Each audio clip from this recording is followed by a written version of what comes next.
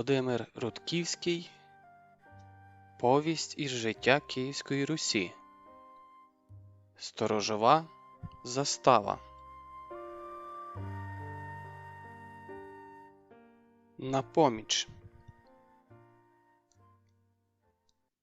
Вивідники повернулися, коли ранкове сонце ледь-ледь визирнуло за верб. Повернулися без страт.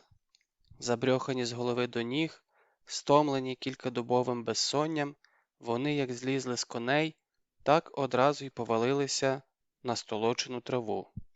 Їх навіть запах кулешу не привабив. Один лише довготелесий Олешко Попович вмолов глибоку миску. Тоді загадав всюдисущим хлопчакам вилити йому на голову кілька цибер холоднющої колодязної води, пирхнув, як вдоволений кінь, і подався до креслатого берестка, що височів край Городищенського урвища. В його тіні, за столом із товстенних дошок, стиха перемовлялося про щось двоє людей. То були старший над Римівською сторожовою заставою Ілля Муровець та найвідоміша у Римові людина – дід Овсій. Говорив здебільшого дід Овсій. Невисокий, з обличчям, посіченим численними шрамами та роками дід, проте мав все ще зіркі очі, які помічали найменший недолік. А ще дід мав такий гострий язик, що його боялися навіть ті, хто вже нічого не боявся. Подейкували, що навіть сам Ілля Муровець остерігався ставати йому поперек дороги. Забачивши Олешка, дід Овсій зупинився на півслові, зміряв його з голови до ніг глузливим поглядом, а тоді сповістив на все городище. «З'явився, не забарився!» І, звертаючись до Муровця, додав: «Казав же я тобі, Ільку, що цього жевжика тільки за смертю посилати. 3 дні тинявся з хлопцями невідомо де, а ми, бувало, за 2 вправлялися». Муровець втомлено зітхнув. Дід не пропускав нагоди показати задавакуватому Олешкові його місце. І всі знали чому. Дід вважав, що Олешко не гідний руки його улюблениці Росанки. Проте Попович не належав до тих, кого можна було збити з пантелику. «Еге ж, вправлялися», – охоче згодився він. Тоді примружив око і ущипливо додав: «А заодно й половців за собою приводили». «Що?» Ніби якась сила відштовхнула діда у повітря. Він обіг навколо столу і зупинився навпроти Олешка, войовниче завдерши голову. Ілля Муровець не зміг приховати усмішку. Надто вже дід Овсій нагадував старого войовничого горобця, що стрибав перед писком здоровенного собацюри. «Що ти сказав? Повтори, що ти сказав?» – вимагав дід, замахуючись на Олешка. «Це ми половців приводили, так?» «Ану, горобці, тихо!» – гучно ляснув по столу своєю величезною долонею Муровець. «А ти, Олешку, мав би хоч трохи поваги до старших». По Олешковому обличчю ковзнула вдоволена посмішка.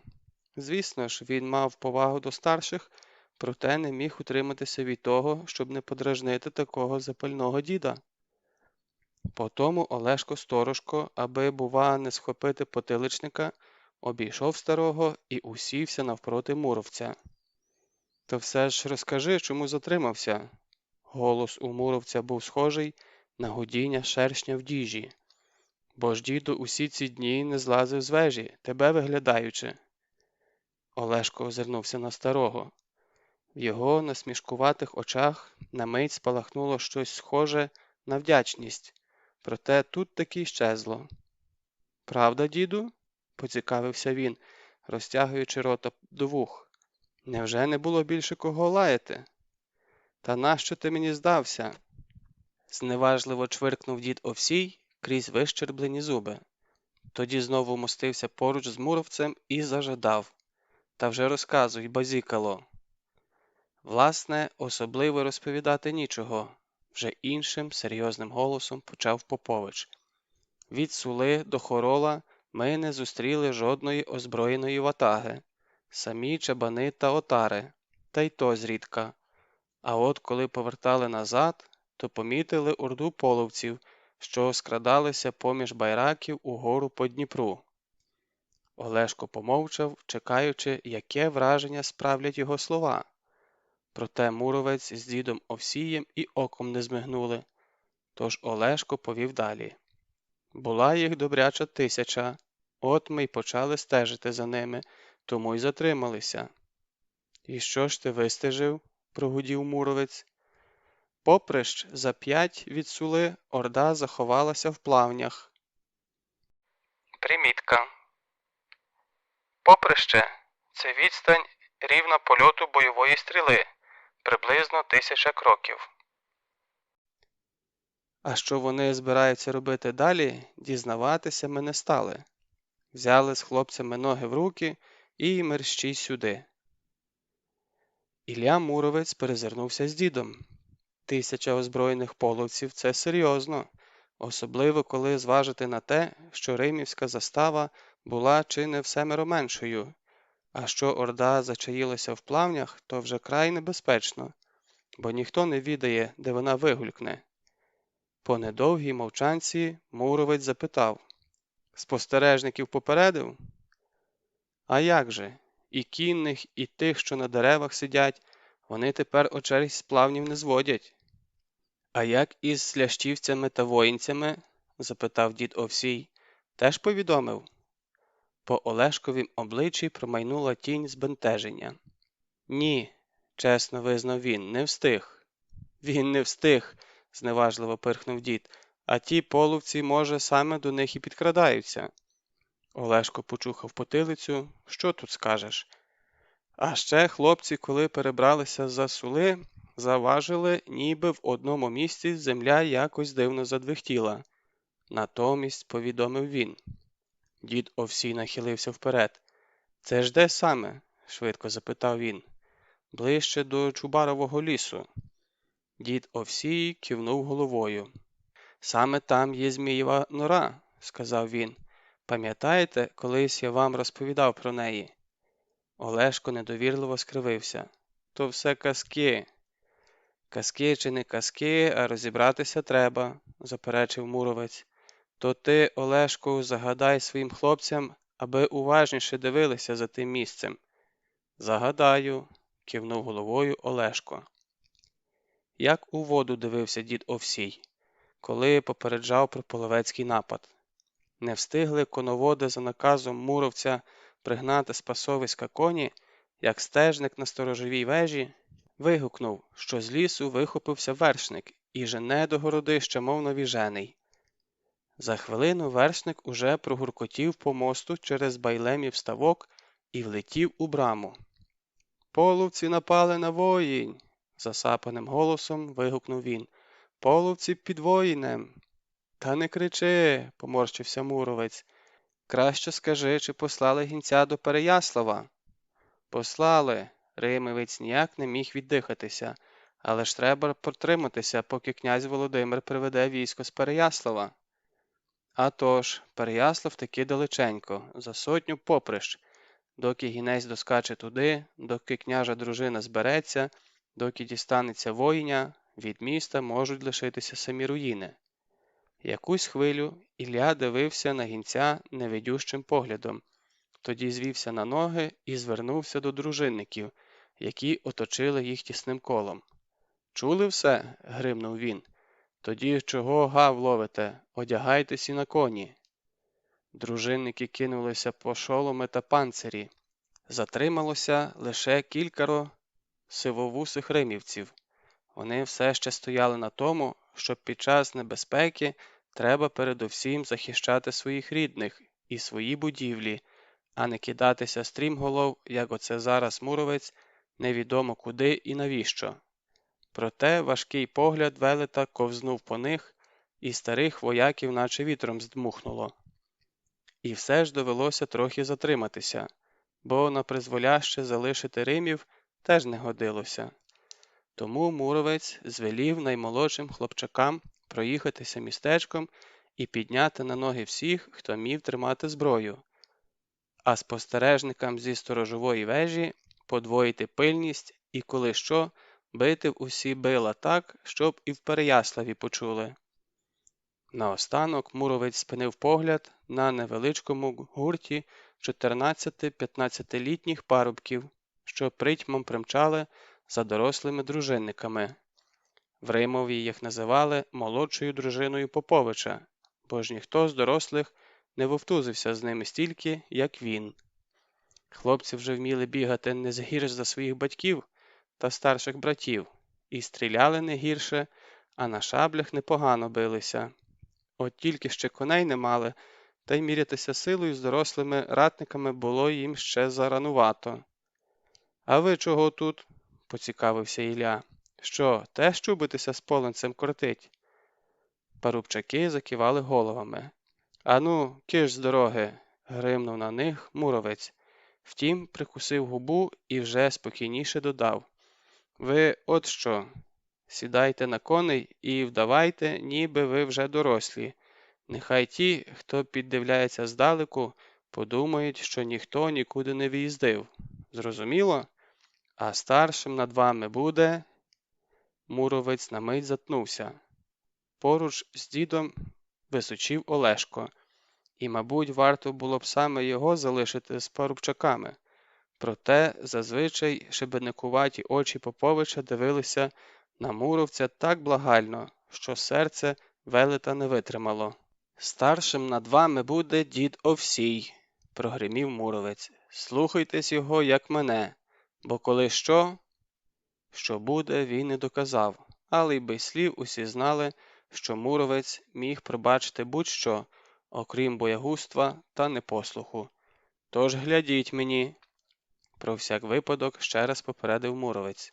«Та їдь уже, їдь», – втрутився дід Овсій. «Нічого зайве лякати хлопців, я сам за всім простежу». В тому, що дід таки простежить, сумніву не було. Жодне сторожове містечко над Сулою не мало такого зіркого і відливого діда. А що буде по тому, як дід щось запримітить, теж неважко було здогадатися. За його наказом старші хлопчаки та дівчата злетять на коней і почнуть гасати туди-сюди, щоб у ворожого спостережника склалося враження, що римівці запримітили орду і спішно готуються до оборони. Якщо й орда таки вирішить напасти, то найменші діти разом із старими жінками кинуться до човнів і розчиняться в присульських болотах, а парубчаки з дідами стануть з луками за огорожею. А римівська огорожа така, що за нею й один утримається супроти десятка нападників. Муромець кивнув головою. «Гаразд», – сказав він дідові і обернувся до Поповича. «Ти чого це стоїш, як засватаний? Чи, може, тобі особливе запрошення потрібне?» Олешка мов язиком злизало. Замить він уже жваво бубонів до свого коня, загнуздуючи його.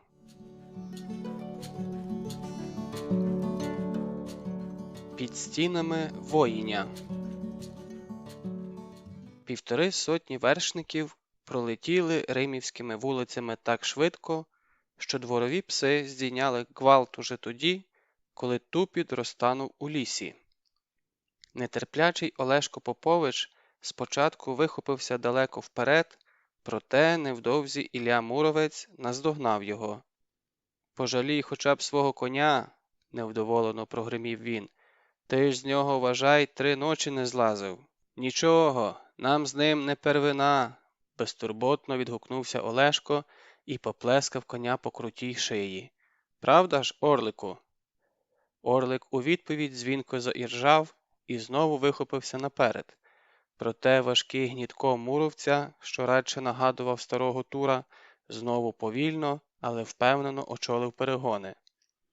Біля першого лісового закруту на них чекало зо 2 десятки вершників з Вишнівки, невеличкого селища, зачаяного серед майже неприступних боліт. «Що, вдома не сидиться?» – насмішкувато вигукнув Попович. «Чи комарі вигнали?» «Та з комарами ми якось дали браду», – негайно відгукнувся старший над вишнівцями опецькуватий Козьма Боровик. Але ж сам відаєш, що наш князь загадав при небезпеці не відсиджуватися за тином, а йти на поміч сусідові. Козьма був любитель побалакати, тож Муромець лише кивнув йому і погнав Гнітка далі. Коли до воїня лишалося, може, одне поприще, вони наздогнали ватагу лящівців. О, зрадів старший над ними, кремезний, зарослий по самі вуха, михтоть хижий. Тепер ми точно відтягнемо на себе добрячу половину половців, і воїнці зможуть протриматися до підходу князя Мономаха. Протриматися, кажеш? Муромець невдоволено поворушив носом. А що, коли за цей час інша орда налетить на мій Римів чи твою лящівку? Хижий важко зітхнув. Та в мене самого душа не на місці, признався він. Але що ми можемо вдіяти? Гадаю, щось таки та зможемо, нетерпляче повів плечем Муромець. Пропоную таке. Ти з михайлівцями їдь на поміч воїнцям. Засумнівався хижий. Мої вже вивідали, що за закрутом на воїн зачаївся великий половецький гурт. Мабуть, чекає на нас. Тим краще. Значить, ти їдеш ніби на поміч воїню, а перед тим закрутом зупинишся, начебто щось запідозрив і пошлеш уперед чоловік з 10 на розвідку. А сам, зрештою, зійдеш з дороги і вдариш на тих половців зі спини. А як боїшся, то не сходь з дороги і вдавай, ніби чекаєш на мене. Я боюся, побуряковів хижий, ти ще мене погано знаєш. От і добре, кивнув головою Муромець, матиму змогу дізнатися краще. І він перший звернув на ледь помітну лісову дорогу, що в'юнилася нагору в обхід воїня. За ним цугом подалася решта римівців. Їхалося легко. Уночі випав гарний дощ, тож пісок був щільний і твердий. На ньому навіть поступу важкого Гнітка не було чутно. За якесь поприще ліс порідшав, і до римівців долинув невиразний гул. З кожною хвилиною він наростав. Спинилися край узлісся, порослого бересклетом. Муромець зіскочив з коня і на пригінці рушив до краю стрімчака. Перед ним відкрився безмежний степ з блакитною стрічкою Дніпра посередині. По обидва його боки хвилями ходили пишні очерети, а густі байраки переходили в такі ж густі діброві. Так, тут половцям нічого не вартувало підкрастися і зненацька випірнути під самими воїнськими стінами, що вони і зробили. На просторому лузі між старицею Сули і воїнем терлувалося безліч метушливого люду. Проте, схоже, воїнське городище цікавило їх чи не найменше. Частина заплави була огороджена високими паколами, за якими застигло з десяток навантажених повінця великих дніпровських вітрильників. Саме тут, у захищеній від половецьких набігів воїнській гавані, збиралися човни, що з товарами спускалися вниз по Тясмину та Сулі, аби потім піднятися вгору по Дніпру аж до Києва і, можливо, далі. Саме тут ставали на перепочинок київські купці перед далекою дорогою до Царграду. Часом у гавані збиралися такі великі багатства, що половецькі ханки і просто степові розбишаки втрачали голову. От і зараз до огорожі пливла чи не половина орди, що вигулькнула під воїнем. Пливла голяком, поклавши на маленькі очеретяні плотики зброю та сакви на здобич. Передні вже розхитували палі, а дехто навіть прослизнув за огорожу і тепер прямував до вітрильників. А що кожен охороняло не більше одного-двох сторожів, то було зрозуміло, чим закінчиться цей напад. На березі безладними купами громадилися полишена степовиками одежа. Решта половців засипала стрілами ворота, не даючи воїнцям прийти на допомогу охоронцям вітрильників. Так, тут усе було зрозуміло, тож Муромець перевів погляд ліворуч. Вивідники хижого таки не помилилися. Один з половецьких гуртів скупчився край битого шляху, що вів на Лящівку та Римів. З іншого боку закруту, за якусь сотню кроків від нього, нерішуче переминалися на конях 10 лящівських дружинників. Перекриваючи собою всю дорогу, вони так насторожено витягували шиї, що навіть Муровець повірив, ніби вони щось запідозрили. За їхніми спинами решта лящівців з'їжджала з дороги і розчинялася в гущавині. Тут теж усе було ясно. За кілька хвилин лящівці вдарять у спину засідці, і римівцям, аби не відставати від них, також треба було не баритися. Але куди краще вдарити? Муровець перевів погляд праворуч. Серед загальної метушні край вербової балки виділялося кілька степовиків у багатих половецьких халатах. Мабуть, то була ханська старшина. Час від часу то один, то інший прикладав долоні до рота і щось вигукував. Не інакше віддавав накази своїм людям. За спиною пишно-одіжної старшини переминалася на конях сотня дебелих половців. «Ого, скільки їх набігло!» – почувся за спиною голос Поповича. «Не 1000, а добрих 1,5 набереться». «Потім порахуємо», – нетерпляче повів плечем Муровець. «Ти краще скажи, де нам зручніше вдарити». «Звісно, де?» – розважливо відказав Олешко, втішений тим, що сам Ілля Муровець цікавиться його думкою. «Битися одразу з усіма нам не під силу, а от відтягти на себе частину половців, як каже той хижий, ми таки зможемо. Гадаю, що он з тієї відноги». Він кивнув праворуч. «Дуже зручно засипати стрілами і тих половців, що пробираються до гавані, і тих, хто товпиться перед воїнськими ворітьми». «Це ти гарно придумав», – похвалив його Муровець. А тоді рішуче, наче припиняючи всі суперечки, ляснув себе по коліну величезною долоною і вирішив. «Отже так, спершу ми наскочимо на он ту старшину, тільки треба це зробити так несподівано, щоб вони не встигли прийти до тями». В Олешкових очах спалахнув непідробний захват. «А й справді», – вигукнув він, – «ви, дядьку Ільку, придумали ще краще. А коли так, тоді ми звернемо на оту дорогу і скотимося їм на голову, мов камінь». «Дорога, кажеш?» – засумнівався Муровець. «Ні, вона не підійде. Полинці нас на ній одразу вгледять. А от коли пробратися поза он тими берестками та бузиною, нас ніхто й не помітить. І спустимося ми якраз за спинами тої засідки, що виглядає нас від Лящівки. А ти тільки-но завважиш, що старшина їхня готова дременути, негайно бери з 50 хлопців і лети туди, де оті голяки залишили свої бебіхи. Стань біля них і зроби все, аби вони з води вже не вибралися. Зрозумів? Оце буде весело», – зрадів Попович.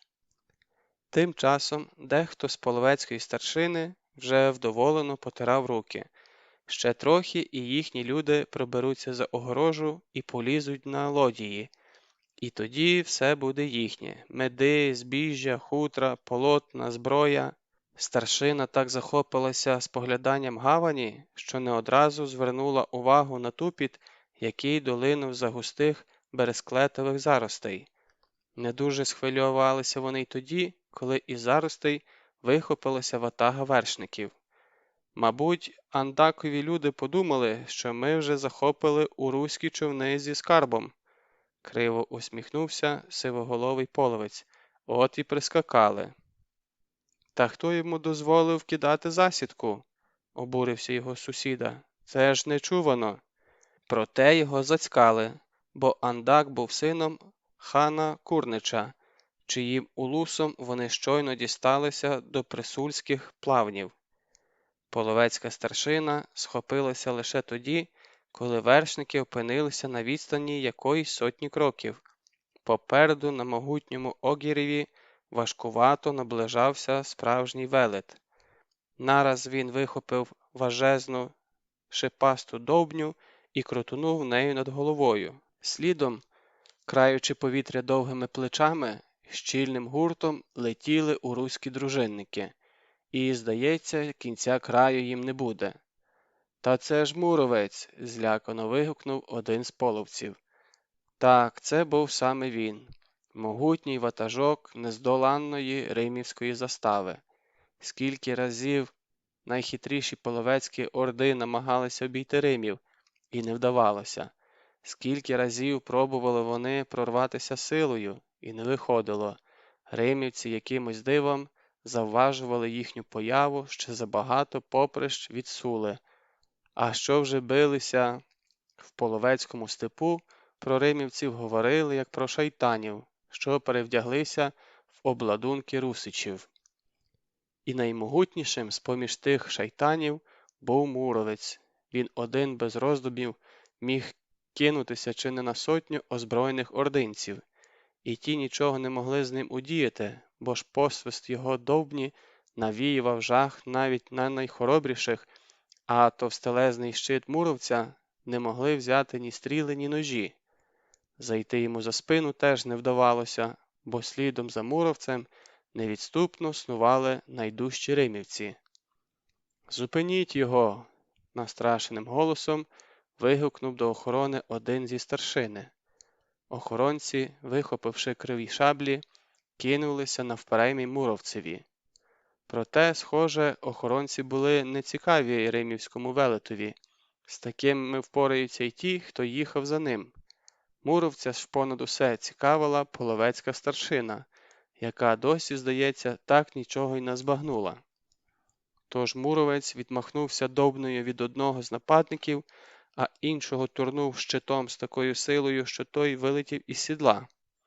Третього разом з конем збив на землю Гнітко. Старшина прийшла до тями лише тоді, коли Муровець опинився всього за якихось 20 кроків від неї. Той, хто віддавав наказ охороні, зненацька вереснув тонким голосом і рвонув за поводи з такою силою, що кінь звівся дибки. Затим розвернувся на місці і за мить щез в прибережних верболозах. За ним так само блискавично розвернулася решта. А тоді Іллю Муровця надзвичайно дивувала здатність половців щезати зненацька. От і зараз їх було стільки, наче жаб у болоті, а тепер жодного. Тільки сухо тріщали очерети впереміж з передсмертними зойками тих, хто не зміг ухилитися від блискавичного руського меча. Нараз за верб вилетіла ватага лящівців на чолі з Хижем. Він був без шапки. На плечі густо запеклася кров, чи то його, чи половецька. Хижий порівнявся з муровцем і опік його шаленим поглядом. «Римівці, чого стоїте?» – хрипко видихнув він. «Гайда за ними!» Муровець люто глянув услід втікачам, з якою радістю він гнав би їх аж до Дніпрових порогів, де стоїть стійбище головного половецького хана, чи до самого моря, в якому нічого, крім солоної води, немає. Проте був наказ князя Володимира ні в якому разі у половецький степ збройно не вихоплюватися. «Отямся, Мехтодю!» – не стільки йому, скільки собі відказав Муромець. «Невже забув, що в заручниках у них Мономахів син, княже ж Святослав? І варто нам збройно вихопитися за Сулу, як з нього першого знімуть голову. Ти цього хочеш?» «Та я що?» – охолонув Хижий. «Я ж просто так!» З пересердя він сплюнув собі під ноги і повернув коня до воїнських мурів, під якими все ще нерішуче переминалося з 5000 половців. Ті вже встигли завважити, що їхня старшина кудись щезла, проте, що саме спричинилося до її втечі, ще не втямили. А от захисники воїня виявилися кмітливішими. Нараз стулки важенних воріт широко розчинилися, з них вихопилася сотня вершників і відчайдушно запрацювала мечами. Ошелешені такою несподіванкою, половці майже не боронилися. Обминаючи муровця з товариством, вони рвонулися слідом за своєю старшиною. Затріщали очерети, зачвакали в болотяній твані копита, і знову все стихло. Тепер погляди всіх дружинників були звернені до широкого плеса, усіяного голими половцями. Уподовж берега гасав Попович з кількома десятками римівців. Вони галасували не своїми голосами, улюлюкали на половців, мов на зайців, і раз по раз, не цілячись, посилали стріли у тих, хто намагався вибратися на берег. Заваживши, що натовп русичів збільшився у кілька разів, половці облишили думку дістатися до одежі. Нараз вони дружно, мов зграя шпаків, розвернулися від берега і наввимашки подалися до рятівних очеретів. Олешко кинувся їм на переріз, проте копита його коня одразу увійшли в грязьку землю. Олешко злетів з сідла, з опалу зробив кілька кроків і опинився по пояс у твані. «Втечуть!» – вибираючись на сухе, у розпачі простогнав він. «Ну, допустимо, втечуть далеко не всі», – заспокоїв його один з воїнських дружинників, на мить опинившись поруч з Поповичем. «Там болото таке, що й наші не завжди можуть вибратися. Тут хіба що плоскодонки допоможуть». А захисники воїня тим часом уже виводили на воду свої легкі рухливі човенці. Шалено працюючи веслами, вони подалися услід втікачам, що вже ховалися в таких рятівних, як їм здавалося, очеретах. Та за якусь хвилю звідтіля почали лунати розпачливі зойки і крики про допомогу. І вона надійшла. Веслярі один за одним з розгону врізалися в очерети, а невдовзі звідтіля почало долітати насмішкувате. «Рукою, рукою хапайся, йолопе! Та не бійся, не вб'ю я тебе! Тримайся, я зараз!»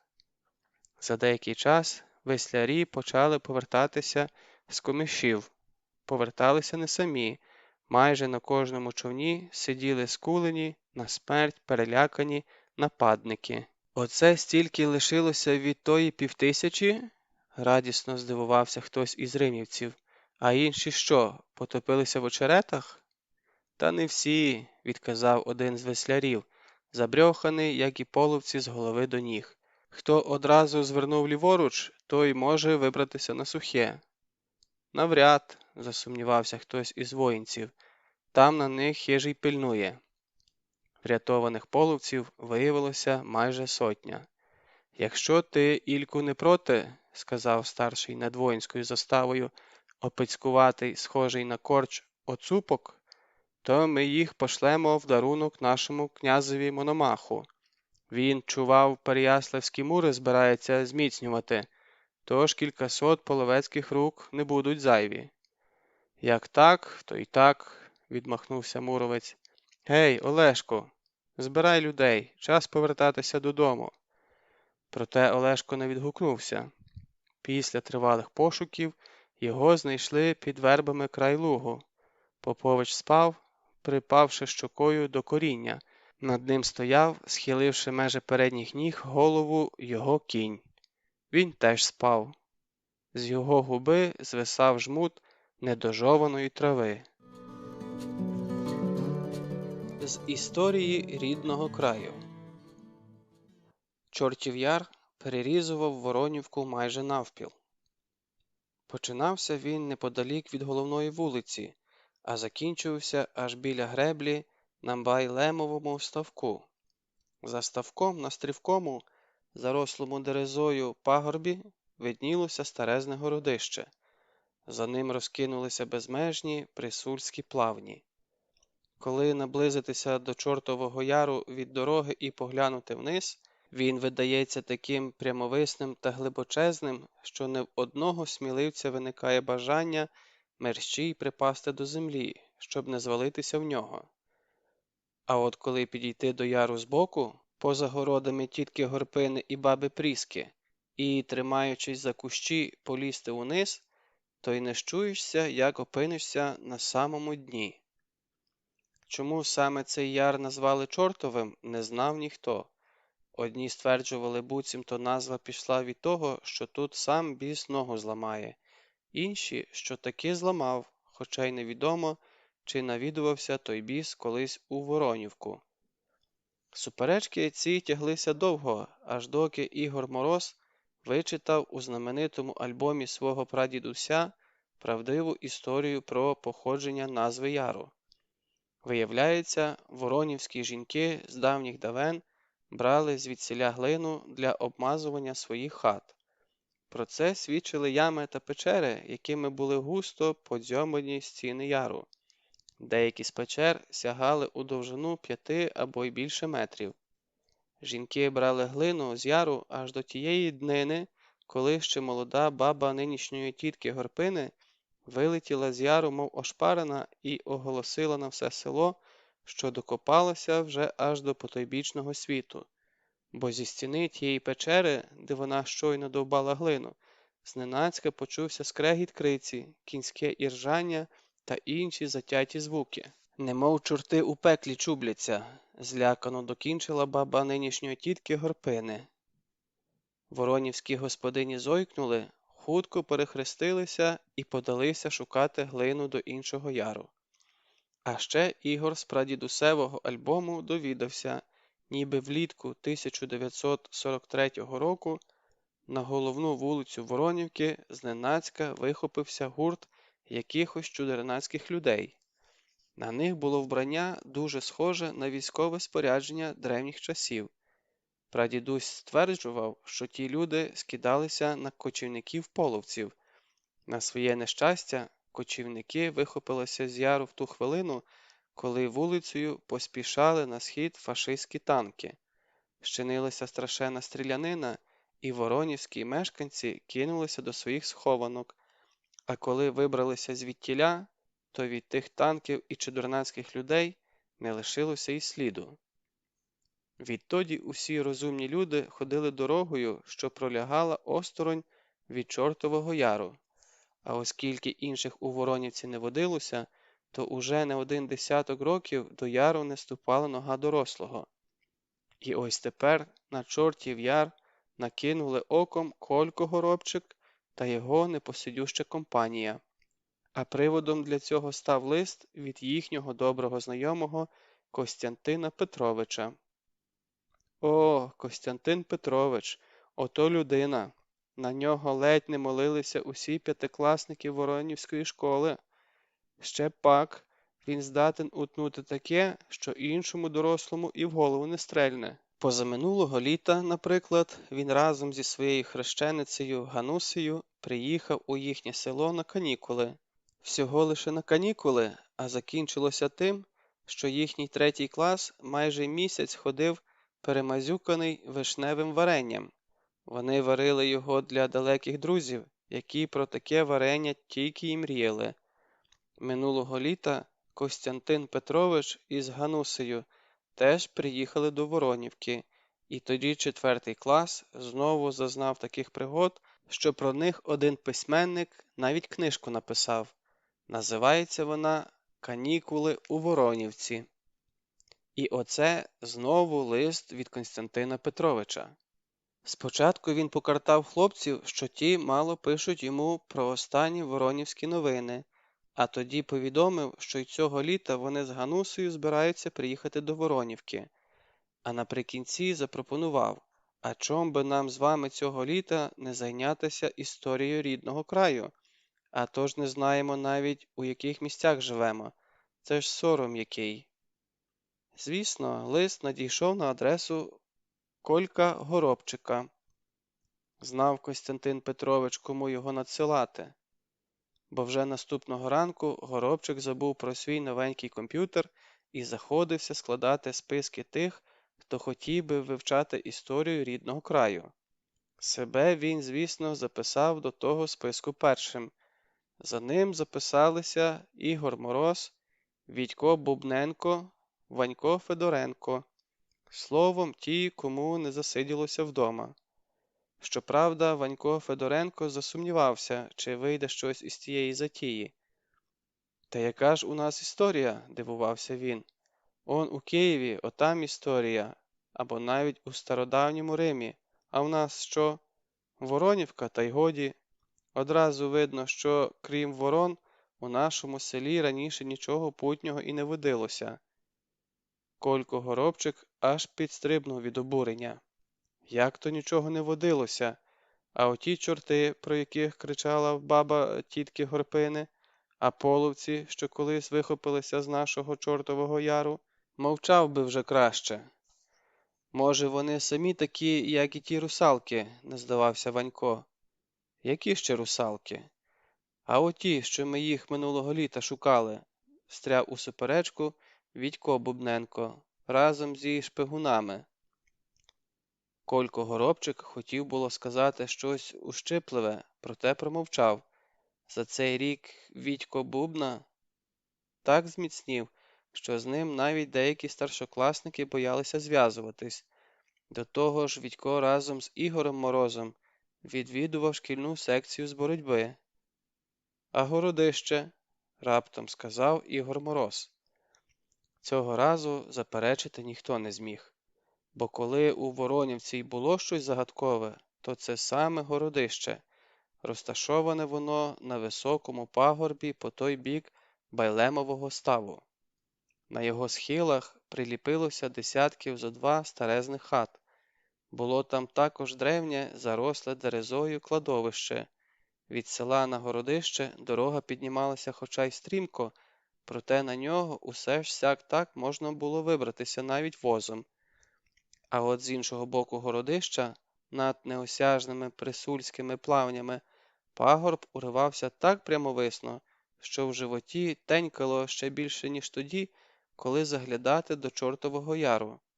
Посеред Городища, наче якийсь загадковий знак, вросла у землю величезна гранітна брила, а ще довкола нього час від часу знаходили то наконечник стріли, то заіржавлений уламок меча. Проте, кому вони належали, хто тут бився і з ким, цього ніхто з воронівців не знав. Щоправда, колись історією Городища займався місцевий учитель Семен Пилипович Врадій, але він уже давно помер, а його сім'я кудись переїхала. «Треба ту сім'ю розшукати», – запропонував Ігор Мороз. «Може, хоч якісь папери у них залишилися?»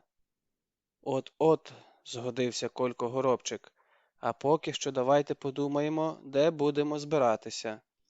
«Звісно, де?» – втрутився Вітько Бубна. «У школі, де ж іще?» «Краще в клубі», – запропонував Ванько Федоренко. Його батько працював там кіномеханіком. «Пхе!» – скривився Горобчик. «Це все не цікаво. Нам би знайти щось інше, таке, якесь історичне або й доісторичне місце. Печеру б якусь вирити, чи що?» «А навіщо її рити?» – здивувався Вітько Бубна. «Он у Чортовому яру ними хоч греблю гати». «Це ти гарно придумав», – похвалив його Горобчик і подався додому. Там він заліз у інтернет і заходився розшукувати відомості про їхню Воронівку. Та оскільки нічого путнього знайти не вдалося, він подався до сільської бібліотеки, де, кажуть, зберігалося кілька старовинних книг з історії. Ігор Мороз поліз на горище, щоб знайти початок прадідусевого альбому. Він же пообіцяв розшукати адресу сім'ї Семена Пилиповича Врадія. Ванька Федоренка батьки під обидві руки повели до лікарні, щоб полікували йому зуба. Тож Вітькові Бубні не лишилося нічого іншого, як взяти заступ і спуститися до Чортового яру, аби підправити якусь із печер. Дивні звуки. Цілий тиждень Вітько не вилазив з Чортового яру. Часом навідувався Ігор Мороз і ставав поруч до роботи. У Ігоря був кепський настрій, бо він ніяк не міг знайти початок прадідусевого альбому. Щоправда, йому пощастило розшукати рідню Семена Пилиповича. Однак виявилось, що вчителеві внуки встигли пустити дідусеві записи на паперові кораблики. Одного разу прибіг захеканий, проте страшенно вдоволений собою Колько Горобчик. Під пахвою він тримав невеличку теку. «Ось!» Урочистим голосом почав він і тицьнув теку Вітькові під ніс. Бачиш, оце половець, а оце руський воїн. Я прочитав у бібліотеці, що тут, понад нашою сулою, вони дуже часто билися. Вітько довго розглядав малюнки. З якої книжки ти їх видрав? Нарешті запитав він. Ти що, бібліотекар? Образився Колько. Він вихопив з Вітькових рук малюнки і знову подався до села. На 7-й день печера була гідна того, аби в ній збиралися найкращі знавці історії рідного краю. Довжиною вона сягала метрів з 10, а щодо висоти, то навіть Костянтин Петрович, якщо він, звичайно, приїде, міг би стояти в печері не згинаючись. У глибині печери Вітько видовбав кілька закапелків для майбутніх історичних реліквій, а оскільки там постійно панували густі сутінки, то Вітько приніс батькового ліхтаря. Проміння у нього було таке яскраве, що при потребі можна було освітити не лише закапелок, а й половину Воронівки. Підлогу Вітько вимостив кількома оберемками пахучого сіна. Від крамниці притарабанив ящика з-під сірників, той мав слугувати за стіл. По боках ящика Вітько поклав на кілька цеглин 2 тесані дошки, то були лавки уздовж столу. На одній стіні висіла книжкова поличка. На ній Вітько поставив кілька фантастичних збірників, посібник з боротьби та батькову книжку про догляд за кіньми. Його батько працював конюхом, і гордий Вітько не раз галопом пролітав вулицями Воронівки, полишаючи за собою пилюку, собаче валування та заздрісні хлоп'ячі погляди. Підручник з боротьби – то дарунок тренера Вітькові Бубенку, як майбутньому чемпіонові. Книжки з фантастики Вітько збирав сам. Йому страшенно подобалося читати про подорожі в минуле на машині часу. Натиснув на потрібну кнопку, і замість сучасної Воронівки перед твоїми очима вже шумлять первісні праліси. Або постане древній Київ над широким Дніпром, чи навіть Рим над... яка ж там річка? От є на що подивитися, от є де розгулятися таким хлопцям, як він, Вітько Бубненко чи його друг Колько Горобчик. До речі, Колько Горобчик учора на протилежній стіні прилаштував шматок дикту, на якому наклеїв кілька малюнків із життя давньої Русі. Там були і печеніги, і половці, і великокняжі воїни у залізних обладунках і кульчугах.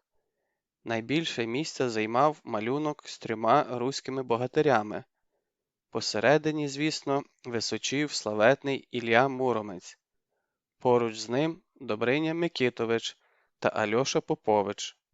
Вони колись у Києві жили, пояснив Колько, приклеюючи цей малюнок до дикту.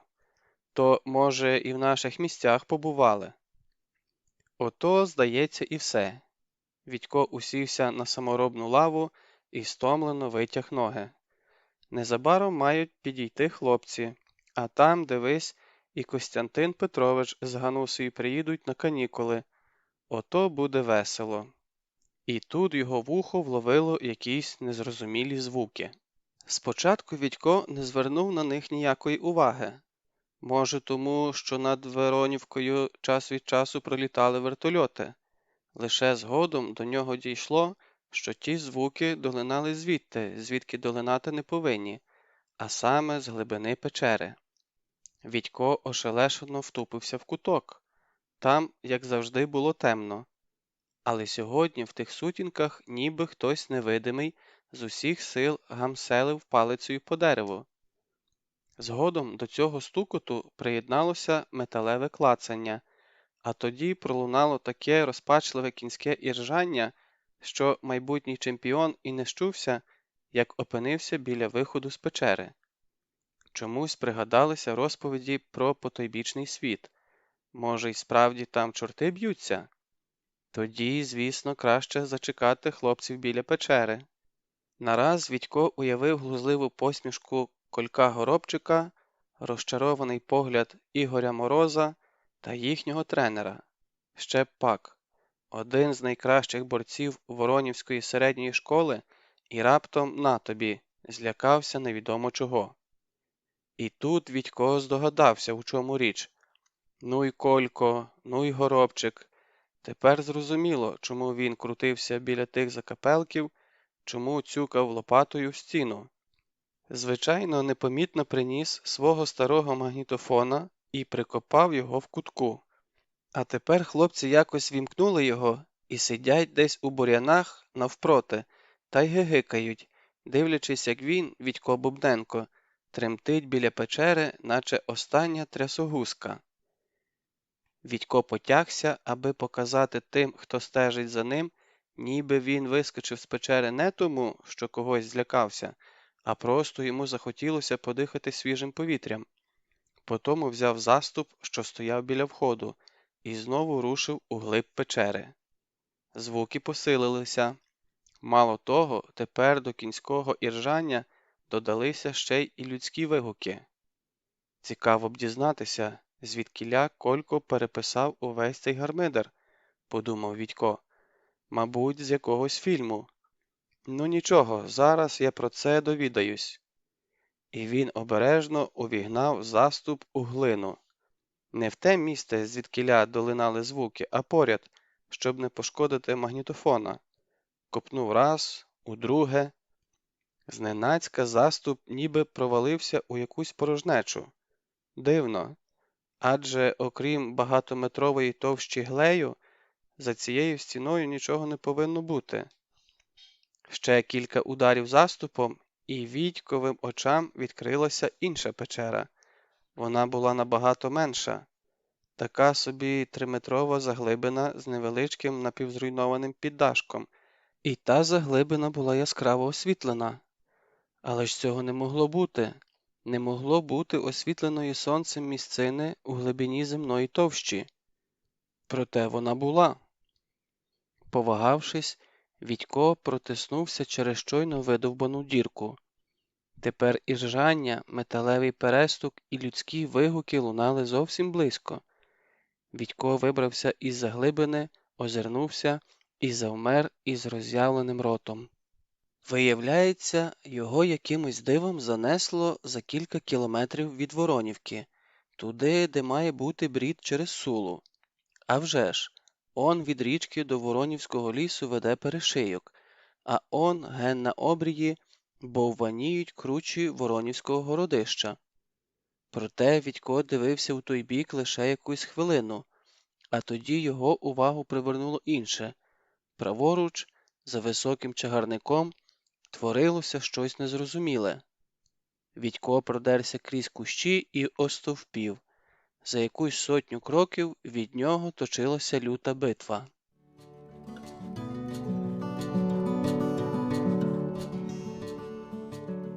Половець. Один боронився від цілого гурту. Високий широкоплечий юнак у вбранні давньоруського воїна дзигою крутився на сірому коні межи низькорослих, але кремезних нападників. Його довгий широкий меч зі свистом розтинав повітря, і вже 3 чи 4 покотом лежали поміж лугових купин. Неподалік гасали перелякані коненята, низькі, волохаті. Та все ж нападників було набагато більше. Прикриваючись щитами, вони оточували високого юнака щільним півколом. Нападники притискували його до болота. Давньоруський воїн, як і раніше, наносив могутні удари, проте видно було, що вирватися з такого оточення йому буде важкувато. «Кіно знімають чи що?» – подумав Вітько. «А ми ж нічого про це не знали, навіть сам Горобчик не знав». Ба й справді, схоже було, що знімають якийсь історичний фільм. Ці кремезні низькорослі нападники, як 2 краплини води, скидалися на половців, і давньоруський воїн був схожий на того, що з Горобчикових малюнків. Але де ж ті, що знімають цей фільм? Де оператор зі своєю кінокамерою? По телевізору Вітько не раз бачив, як знімають фільми. Де режисер, що хвилюється і кричить гучніше за всіх? Де, врешті, інші актори? Щоб краще їх побачити, Вітько звівся на повен зріст і вийшов за чагарів. Проте акторів він не побачив. Ні акторів, ні операторів, ані режисера. Зате побачили його самого. Один з половців, озирнувшись у його бік, зненацька заверещав пронизливим голосом, звів дибки свого коня і учвал погнав його на хлопця. «Злякати хоче», – промайнула думка.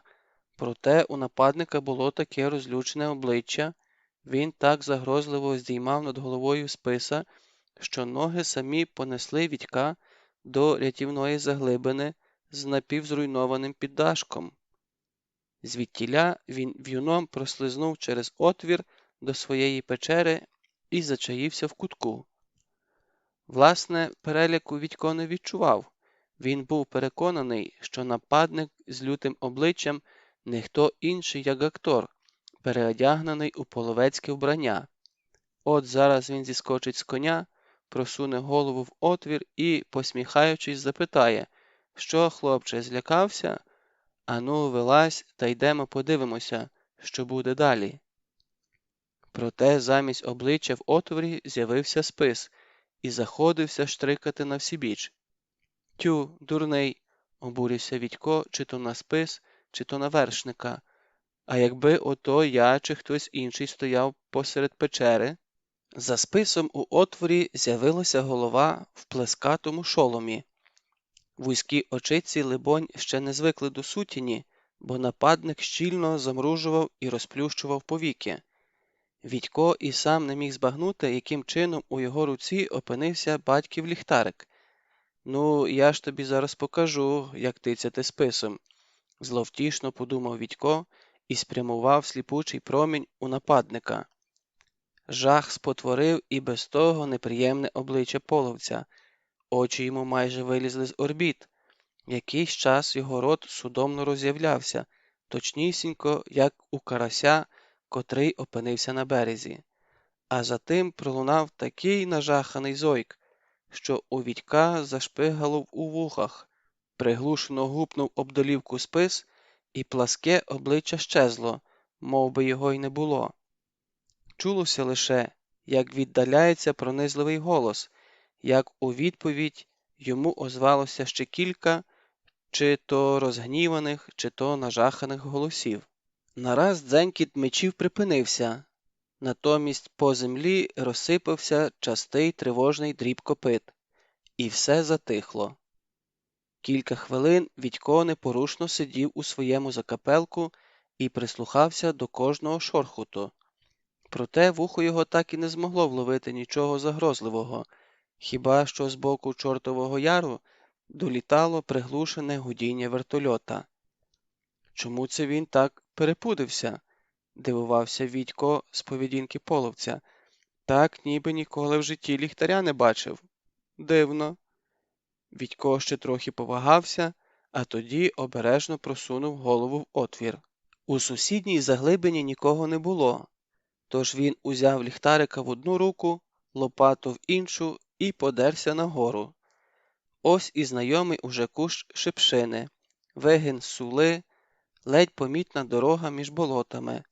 На самісінькому обрії бованіє городище. Але що це?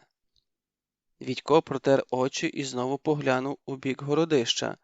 Він звик бачити над урвищем з десяток хат, та й годі. А тепер перед Вітьковим зором на краю городища підводилася справжня фортеця з темними стінами, гостроверхими баштами і вежею. На стінах, схоже, метушились якісь маленькі, мов комахи, постаті. Вітько розгублено озирнувся. На перший погляд усе було звичне і знайоме. Проте лише на перший. Трава, здається, була вища і соковитіша. Дорога, що вела від Сули до Воронівського лісу, начебто ніколи не знала тракторних траків, та й сама Сула була куди повноводніша. Позад нього почувся легкий шурхіт. Щось промайнуло в повітрі, Навколо Вітькової шиї обвився зашморг, і дужий ривок звалив хлопця на землю. От тобі історія рідного краю, тільки і встиг подумати Вітько.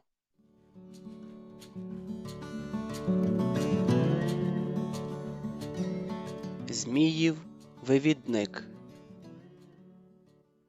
Коли Вітько прийшов до тями, виявилося, що він, мов теля, припнутий до крислатого берестка.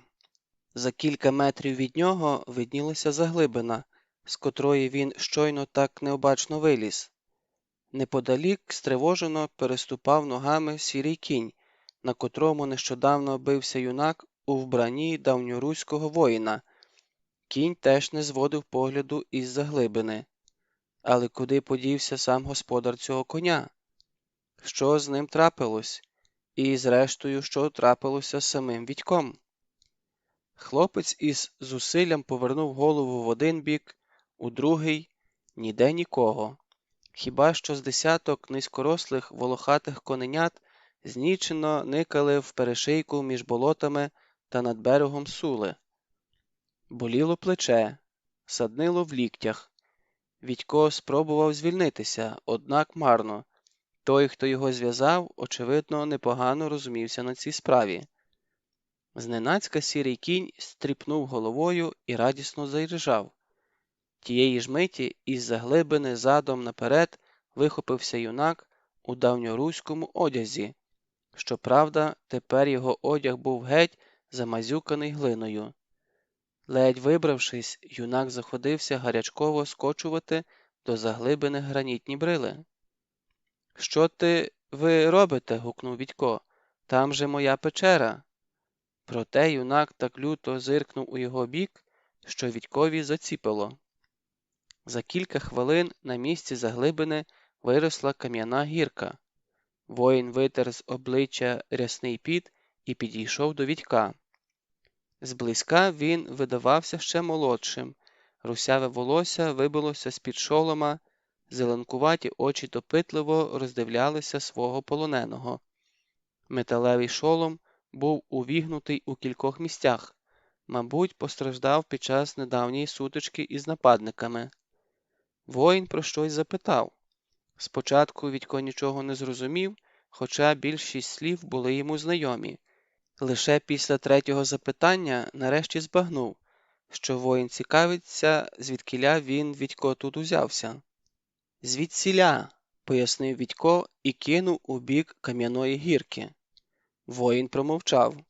Схоже, згоджувався з Вітьком. Тоді поцікавився, хто його сюди прислав. «Ніхто», – відказав Вітько, – «я сам сюди вибрався». Воїн насупився. «Брешеш», – сказав він. «Та не брешу, слово честі, не брешу», – вигукнув Вітько. «Я печеру розчищав, щоб у ній можна було вивчати історію рідного краю. Аж тут зі стіни почулись якісь дивні звуки, розумієте? Я копнув лопатою, дивлюся, дірка. Ну, я через неї і вибрався сюди». Воїн уважно слухав Вітька. Скидалося на те, що йому теж не все було зрозуміло з мови полоненого. Нарешті, помахом руки, він зупинив Вітька. «Все ясно», – сказав він. Точніше, Вітько здогадався, що саме це сказав воїн. «Ти прийшов у країну зі Змієвої нори». «З якої Змієвої?» – щиро здивувався Вітько. «Ніякої Змієвої нори я не знаю». «Зате знаю я», – відказав воїн, – «і бачив. Саме через цю нору, – він кивнув у бік гірки, – я щойно пробрався з нашого у ваш світ. Той Змій так лютував, аж земля здригалася». «То, мабуть, був вертоліт», – висловив здогад Вітько. «Це що, так звати твого Змія?» – здивувався воїн. «Та ні, це вертоліт, та й годі. Ним літають». Глузлива посмішка промайнула на обличчі воїна. «Звісно, літають, бо у Змія ого які крила. А от ти, бачу, чогось не доказуєш. То чи не Змієвим вивідником будеш?» «Я?» – вражено запитав Вітько. «Я вивідник? Та вже ж не я. Ну, гаразд, у Римові розберуться. там одразу дізнаються, хто ти і звідкіля прибув у нашу країну. Воїн підвівся і заходився ловити низькорослих коненят. Коненята хоркали і не давалися. Врешті воїн упіймав одного і підвів до Вітька. Відв'язав хлопця від дерева і наказав: «Сідай, поїдемо до Римова». І знову прив'язав. Тепер уже до луки сідла. Тоді свиснув на свого сірого коня, і той слухняно підбіг до нього. Їхали без поспіху.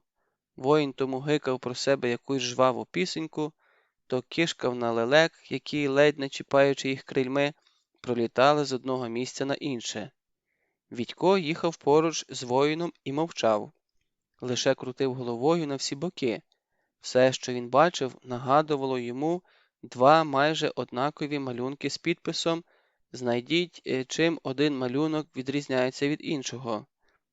Зрештою, вони під'їхали до вузенької хиткої кладки, що була перекинута через нешироку річечку з мулким дном. «Ця річка називається Портяна», – несподівано для самого себе сказав Вітько. Воїн припинив мугикання і зауважив: «Звісно, Портяна. А ще що ти знаєш?» «А далі буде Іржавиця», – відказав Вітько. «Така ж маленька, як і Портяна, а коли лісом піднятися нагору і повернути праворуч, то буде Воронівка». І Вітько махнув рукою у той бік, де щойно за вербами сховалася фортеця. У душі він плекав надію, що після цих слів воїн стане прихильнішим до нього, а затим і взагалі переконається, що він, Вітько Бубна, ніякий не чужинець на цій землі. Проте воїн глузливо зиркнув на нього, так, нібито спіймав на якійсь брехні. «Воронівкою у нас і близько не пахне», – відказав він. «Там Римів. Бачу, не все ви знаєте у своїй змієвій країні». Олешко і дід Овсій. З лісу вихопився чималий гурт озброєних вершників. Сонце тисячами люстерок спалахувало на їхніх шоломах, і від того сліпучого полиску чи, можливо, від кінського тупоту у повітря знялися зграї качок, що до того мирно плавали на розводдях. Вершників набагато обігнав міцний білявий хлопчина, майже Вітьків ровесник. «Живий!» – радісно вигукував він. «Живий, Олешку!» І, не втримавшись, з розгону припав до грудей молодого воїна. Той поплескав його по плечу і м'яко відсторонив. «Та вже ж не мертвий, Литьку!» – відказав він. «А коли не мертвий, то, звісно, що живий. А ви куди оце розігналися?» «Тобі на поміч!» – сказав один з вершників, сивовусий, проте все ще кремезний дідуган. На відміну від решти вершників, він був у простій полотняній сорочці і таких самих штанях. «Тут Литько такого наплів, що думали все, клямка, не побачимо тебе більше». Він витер чоло і полегшено зітхнув. Очевидно, хвилювався не менше за Литька. «Еге ж, не побачите», – жваво заперечив Олешко. «Ви ще мене, діду Овсію, не раз клясти будете». «Це ж за що?» – здивувався дід. «А за те, що я у вас ще одну грушу обтрушу». Дід Овсій посерйознішав. «Я тебе потрушу», – погрозив він, – «ноги повисмикую». Вершники зареготали. «Ану, цитьте, скалозуби», – гримнув на них дід Овсій і знову звернувся до Олешка. «Ти мені краще скажи, навіщо парубків своїх відпустив?» «А що б ви, діду, самі вчинили? Вони ж намучилися, бо, як не є, 3 ночі не спали. То я їм кажу: їдьте, хлопці, а я того. Там, діду, я малину гарно надибав, та, на жаль, на всіх не вистачило». Олешко всміхнувся. «Отож пасуся собі, аж глядь, у кущах над самісінькою сулею щось ніби заворушилося. Не сподобалося ти мені. Рушив я було туди, аби розвідати, що й до чого, аж половці мені назустріч». Дід Овсій з докором похитав головою. Твоє щастя, що Ледько саме вибрався на вежу і все побачив, а то була б тобі малина. А це хто з тобою? Ой, діду, ні за що не вгадаєте. Власне, це він мене і вирятував. Тебе? Недовірливо перепитав дід Овсій. Оцей богатир? А де ж його меч? Гай, діду, мечем і дурень оборониться. А щоб від однієї твоєї появи половці розбіглися, як миші. Чули про таке? А від нього чкурнули, аж курява за ними здійнялася. Дід Овсій посмикав себе за сивого вуса, так начебто не знав, що на це сказати. Брешеш ти все, нарешті вирішив він. Такої думки, схоже, були й інші воїни. Вони з недовірливими посмішками зиркали то на довготелесого, одягненого в панцир Олешка, то на його зіщуленого бранця. Це я брешу? Олешко вдав, ніби страшенно обурився. Ну, то слухайте. Б'юся я з тими половцями і відчуваю, що цього разу буде мені сутужно. Аж тут ось цей. Він підштовхнув Вітька. Визирає за куща. Один з половців рвонув було за ним, та за хвилю повертається сам не свій. Очі вибалушені, пика перекошена, ніби сів голим гузном на їжака. І так репетує, що моїх воріженьків як вітром здуло. Олешко примруженими очима обвів своїх товаришів.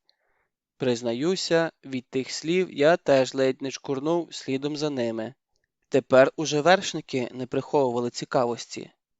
А що той половець кричав? Не втримався Ледько, наймолодший з-поміж вершників. Змія згадував, мовляв, змій на нього напав. Вершників ніби громом чворохнуло.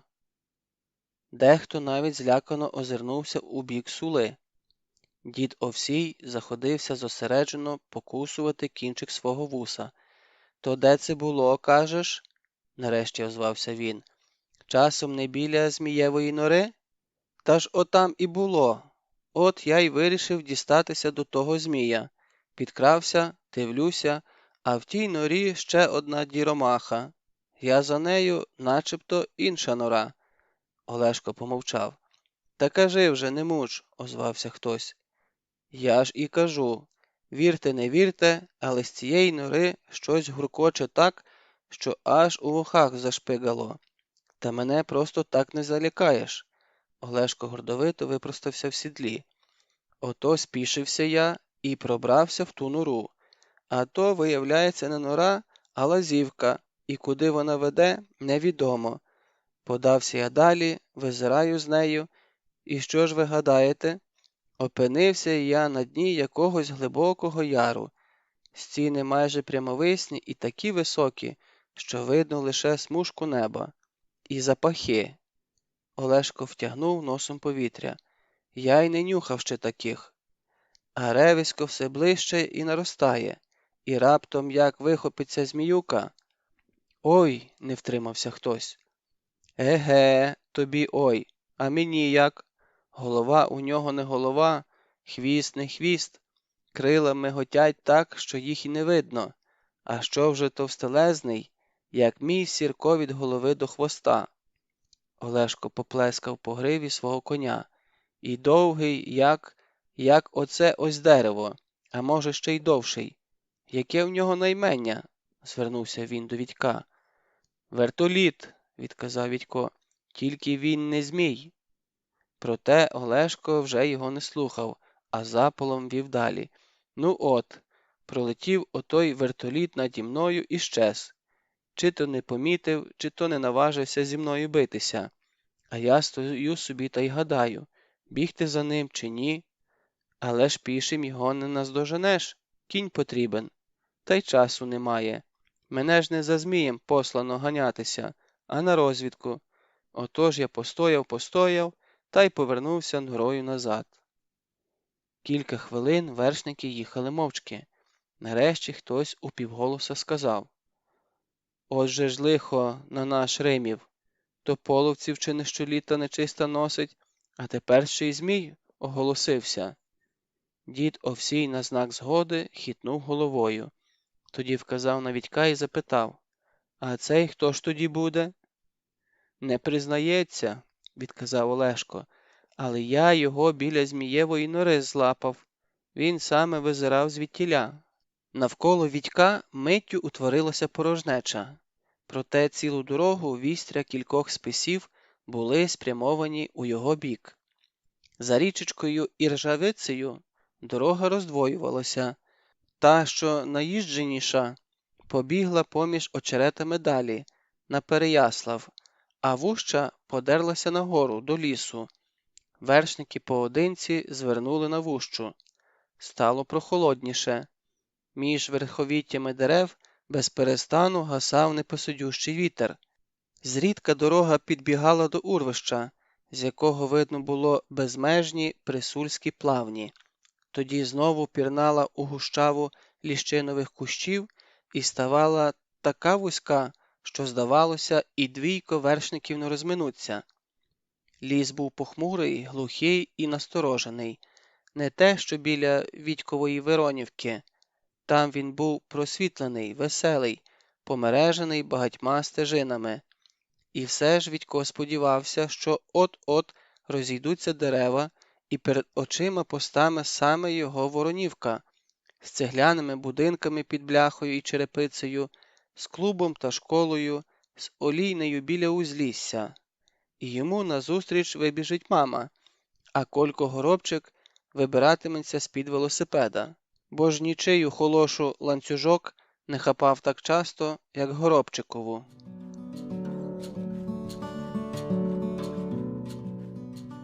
Римівське городище. Вершники врешті вибралися на узлісся. У Вітька щось ніби обірвалося всередині. Його Воронівки не було. Не було ні рівного ряду цегляних хат, ні школи. Не вибігла назустріч мама, не вибирався з-під свого велосипеда розколошканий Колько Горобчик. На знайомих пагорбах і у логовинах розкинулося зовсім інше село. Воно було всуціль оточене високим, майже на людський зріст, тином з масивного пакілля. За тином виднілися дахи приземкуватих будівель. На лузі перед загорожею паслися корови. Одне теля наблизилося до вершників і замукало, мабуть, намагалося щось розповісти. Віддалік промчав табун коней. Вершники проминули ворота і без поспіху рушили уздовж майже безлюдної вулиці. Кожне обійстя нагадувало невелику фортецю. Біля того місця, де мала бути його хата, Вітько мимоволі притримав коня. Олешко підозріло поглянув на нього і поклав долоню на руків'я меча. «Чом зупинився?» – запитав він.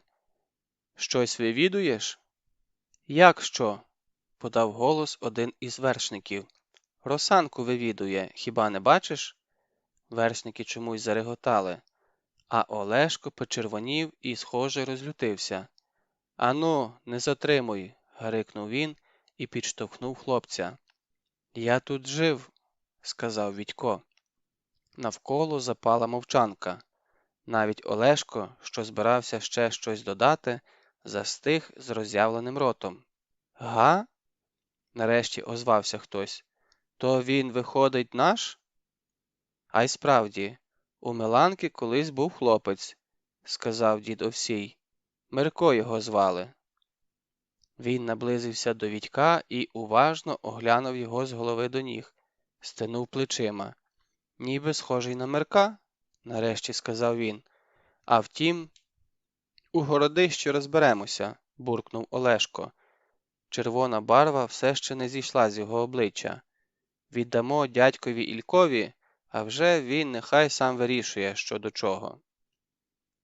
Римівське городище не йшло ні в які порівняння з Воронівським. Перед Вітьковими очима постало не заросле бур'янами кладовище, а справжня фортеця. Глиняні вали вивищували і без того круті схили. З них густо стирчали загострені паколи. Важка брама виблискувала до сонця металевими смугами. З трьох боків фортецю оточували плавні. З четвертого боку, від Римова, городище відмежовувалося широким ставком з мулкими берегами. У найвужчому місці через ставок була перекинута гатка. Копита процокали по товстих дошках. Через підйомний міст вершники вервечкою в'їхали до фортеці і опинилися посеред просторого дворища. З усіх боків до нього підступали приземкуваті будівлі з колод, криті дерном. Ближче до урвища здіймалася на 4 стовпах вежа. Неподалік від вежі стирчала величезна, майже у 2 людських зрости, гранітна брила.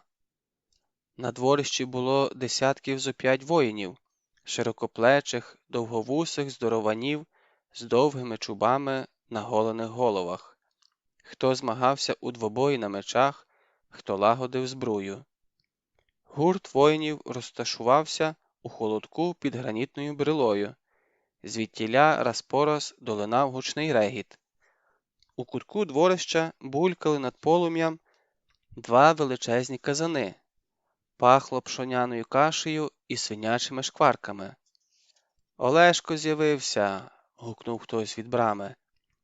Воїни заусміхалися, дехто вітально підняв руку. Видно, Олешка тут любили. Лише один воїн, здається, не звернув на прибульців ніякої уваги. Це був справжній велетень. Навіть найвищі воїни, порівняно з ним, мали вигляд хирлявих хлопчаків. Йому було років з 30 чи й трохи більше. Велетень годував гнідого коня, такого ж масивного, як і сам. Кінь задоволено розмахував хвостом і час від часу вдячно хоркав. «Їж, гнідку!» Голос у велетня був глибокий, наче долинав з колодязя. «Їж, друже, поки є що!» «Боже помагай, дядьку Ільку!» Привітався Олешко і зіскочив зі свого коня. «Ви, здається, куди зібралися? Еге ж?» Велець повільно повернув до нього суворе, засмагле обличчя. Якусь хвилину мовчав. «Та спочатку ніби збирався», – сказав нарешті. «А як почув, що ті полинці наскочили на тебе, то роздумав». Олешко посміхнувся. Відько лише зараз зауважив, що, на відміну від дорослих дружинників, Олешко був стрижений під макітру, як казали у Відьковій Воронівці, а замість довгого вуса носив невеличкі чорні вусики. «Гадали, що сам упораюся?» – сказав він. «І добре зробили». «Та ні, подумав, що, мабуть, тими полинцями й близько не пахне». «Дядько Ілько спочатку їхали з усіма», – прошепотів один з хлопчаків, що притиснувся ближче до Олешка. «Свого гнідого навіть галопом гнали. А коли уздріли з узлісся, що з тобою все гаразд, то плюнули з пересердя та й повернули назад». Олешко скрушно похитав головою. «Ет, дядьку Ільку», – сказав він, – «багато ви втратили. Там, знаєте...» Нагодувавши коня, дядько Ілько з торбиною в руці підійшов до прибульців. «Що там, не знаю. Знаю лиш те, що по тобі добряча ломака плаче». Олешко вдав, ніби дуже здивувався. «Це чому ж?» – запитав він. «Чом своїх хлопців відпустив, а сам залишився?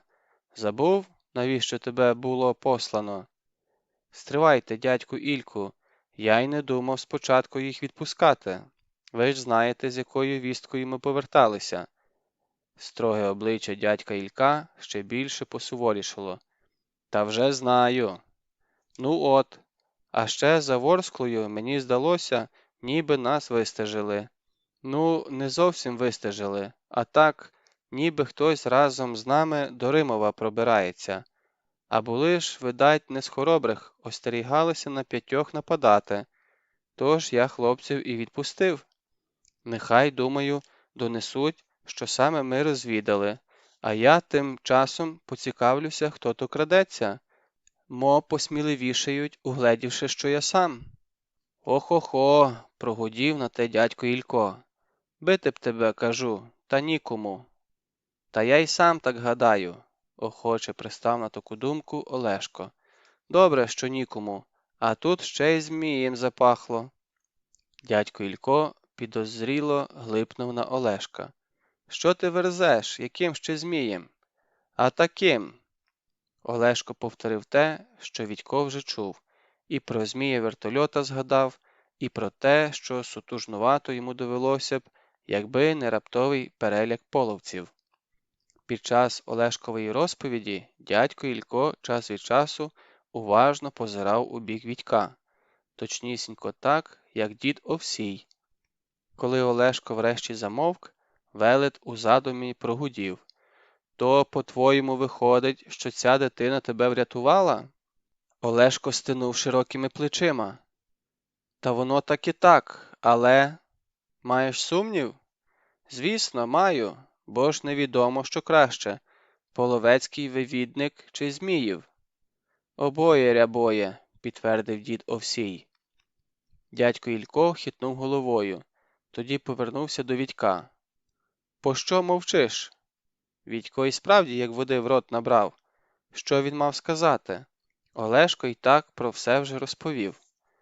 Та воно ж мале, нараз подав голос сивовусий воїн зі шрамом через все обличчя. Воно ж ледь на ногах тримається, сердешне. Еге ж, підтримав його інший, голомозий. Та який з малого вивідник, де ви таки бачили? І мови нашої, мабуть, не знає. Ні, мову він знає, заперечив Олешко. І розмовляє теж, хоч і химерно якось, проте зрозуміти можна. А ще, каже, начебто жив отам, де зараз тітка Миланка. Дивно, прогудів велет. А ви, дядьку, що про це все скажете? Звернувся він до діда Овсія. Розібратися треба, гмукнув той і підкрутив кінчик вуса. Хоч би як там було, але ж злапали його саме біля Змієвої нори. У тому то й справа, згодився дядько Ілько. Але як ти з ним розберешся? Був би він дорослий, то інша справа. Отож бо й воно, сказав той, у кого шрам ішов через усе обличчя. Ми ж не половці, аби дітлашню мучити. І не змії кровожерні. Тієї миті від брами долинув веселий голос вартового. Тікайте, хто в Бога вірує, тітка Миланка біжить. За хвилю у брамі з'явилася висока, простоволоса жінка. В руках вона тримала щось схоже на сапу. Ого! Стиха мовив хтось із дружинників. І справді, треба розбігатися. Де він? Ще здалеку загукала тітка Миланка. Де мій Мирко? Який Мирко? Загомоніли воїни, що надійшли пізніше.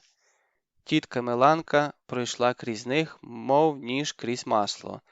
Перед Відьком зупинилася. Довго вдивлялася в нього і раптом впала на коліна. Це він, тихо сказала вона. Синку, знайшовся. Зачекай, сестро, зупинив її дядько Ілько. Тут, знаєш, треба розібратися. То й розбирайтеся, відрізала на те тітка Миланка. А ми додому підемо. Підемо, ладо моє. Зачекай, кажу, вивищив голос дядько Ілько. Тут, кажу, багато таємного. То свічку засвіти, коли темно. А Мирко мій 5 літ удома не був. Відійди, чуєш? Гримнула вона на воїна, що заступив їй дорогу. Того наче вітром здмухнуло. Ну й сестра в тебе, із шанобливим побоюванням в голосі сказав він дядькові Ількові, коли тітка Миланка з Відьком щезли за брамою. І не кажи, важко зітхнув дядько Ілько.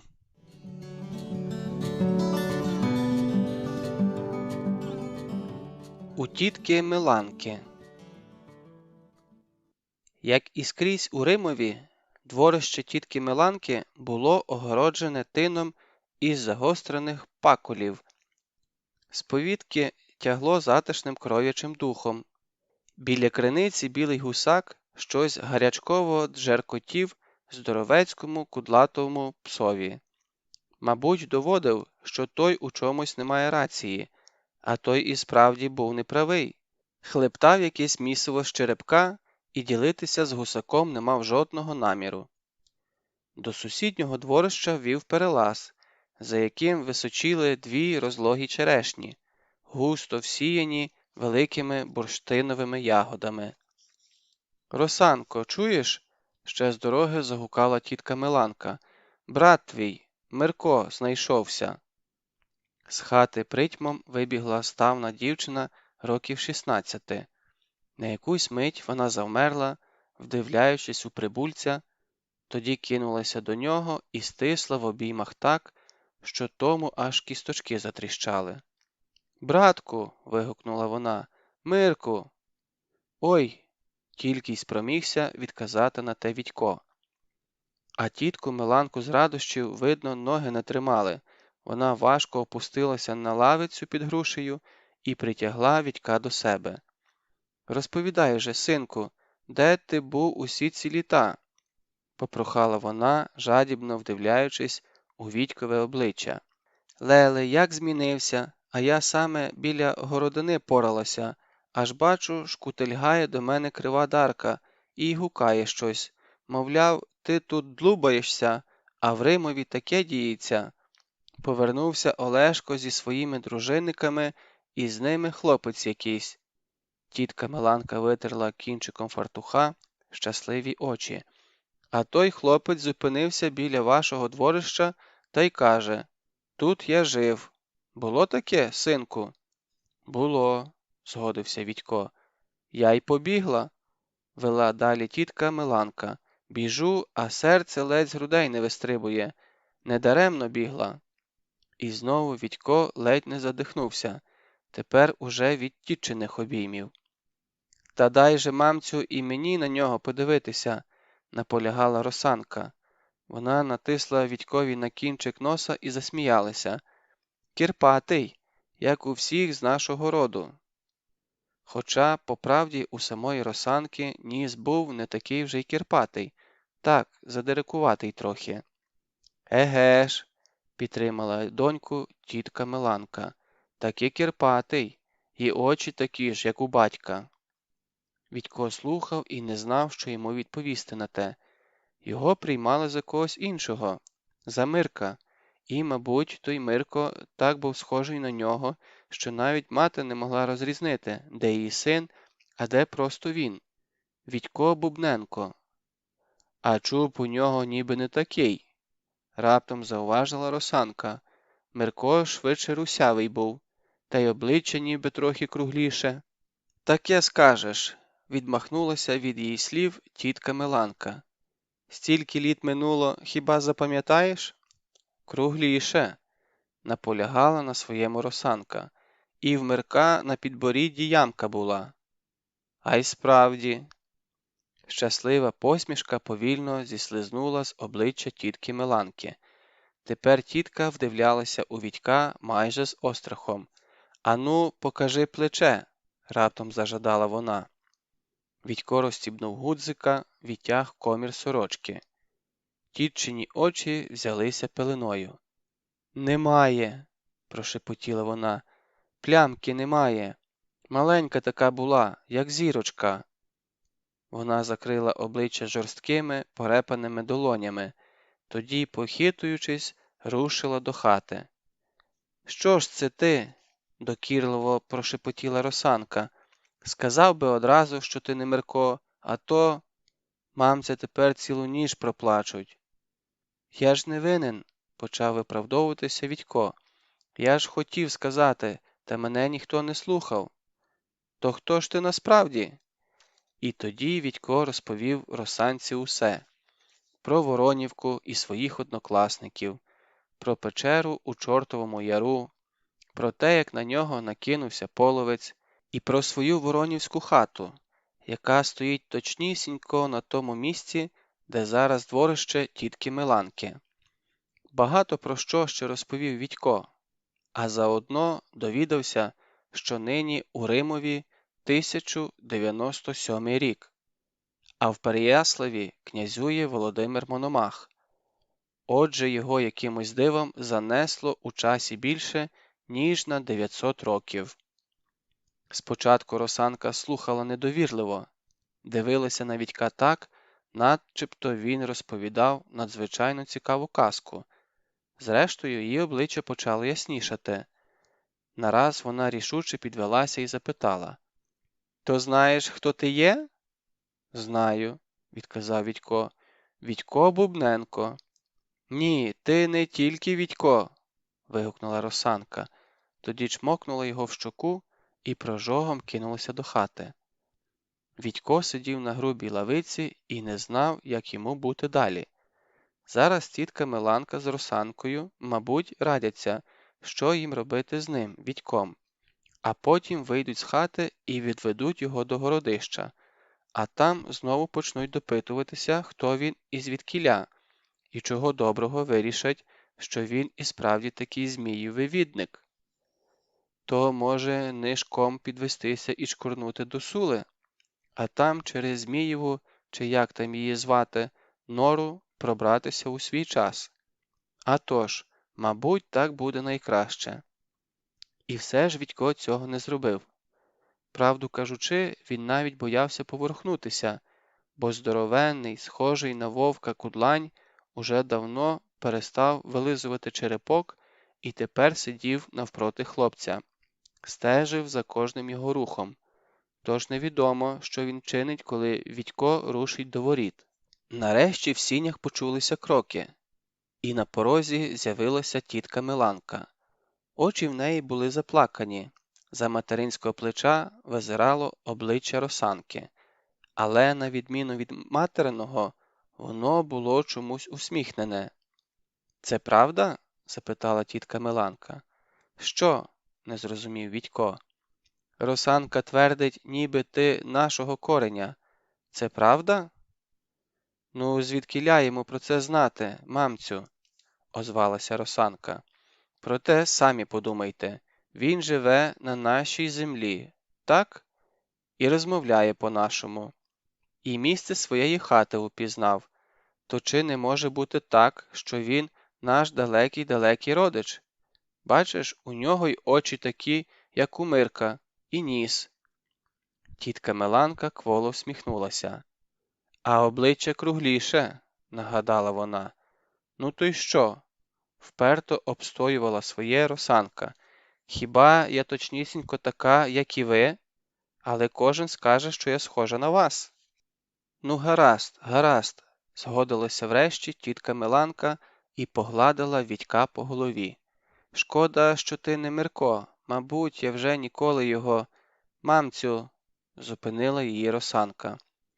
«Постривай». Тітка Миланка витерла очі і повела далі. «Так, не Миронко ти нам, проте й не чужий. Тож будеш за Миронка, станеш мені сином, коли вже так склалося, а Росанці братом». «Мирком», – підказала Росанка. Отак і став Вітько Мирком. Отак і почав жити у Римові. А що йому лишалося робити?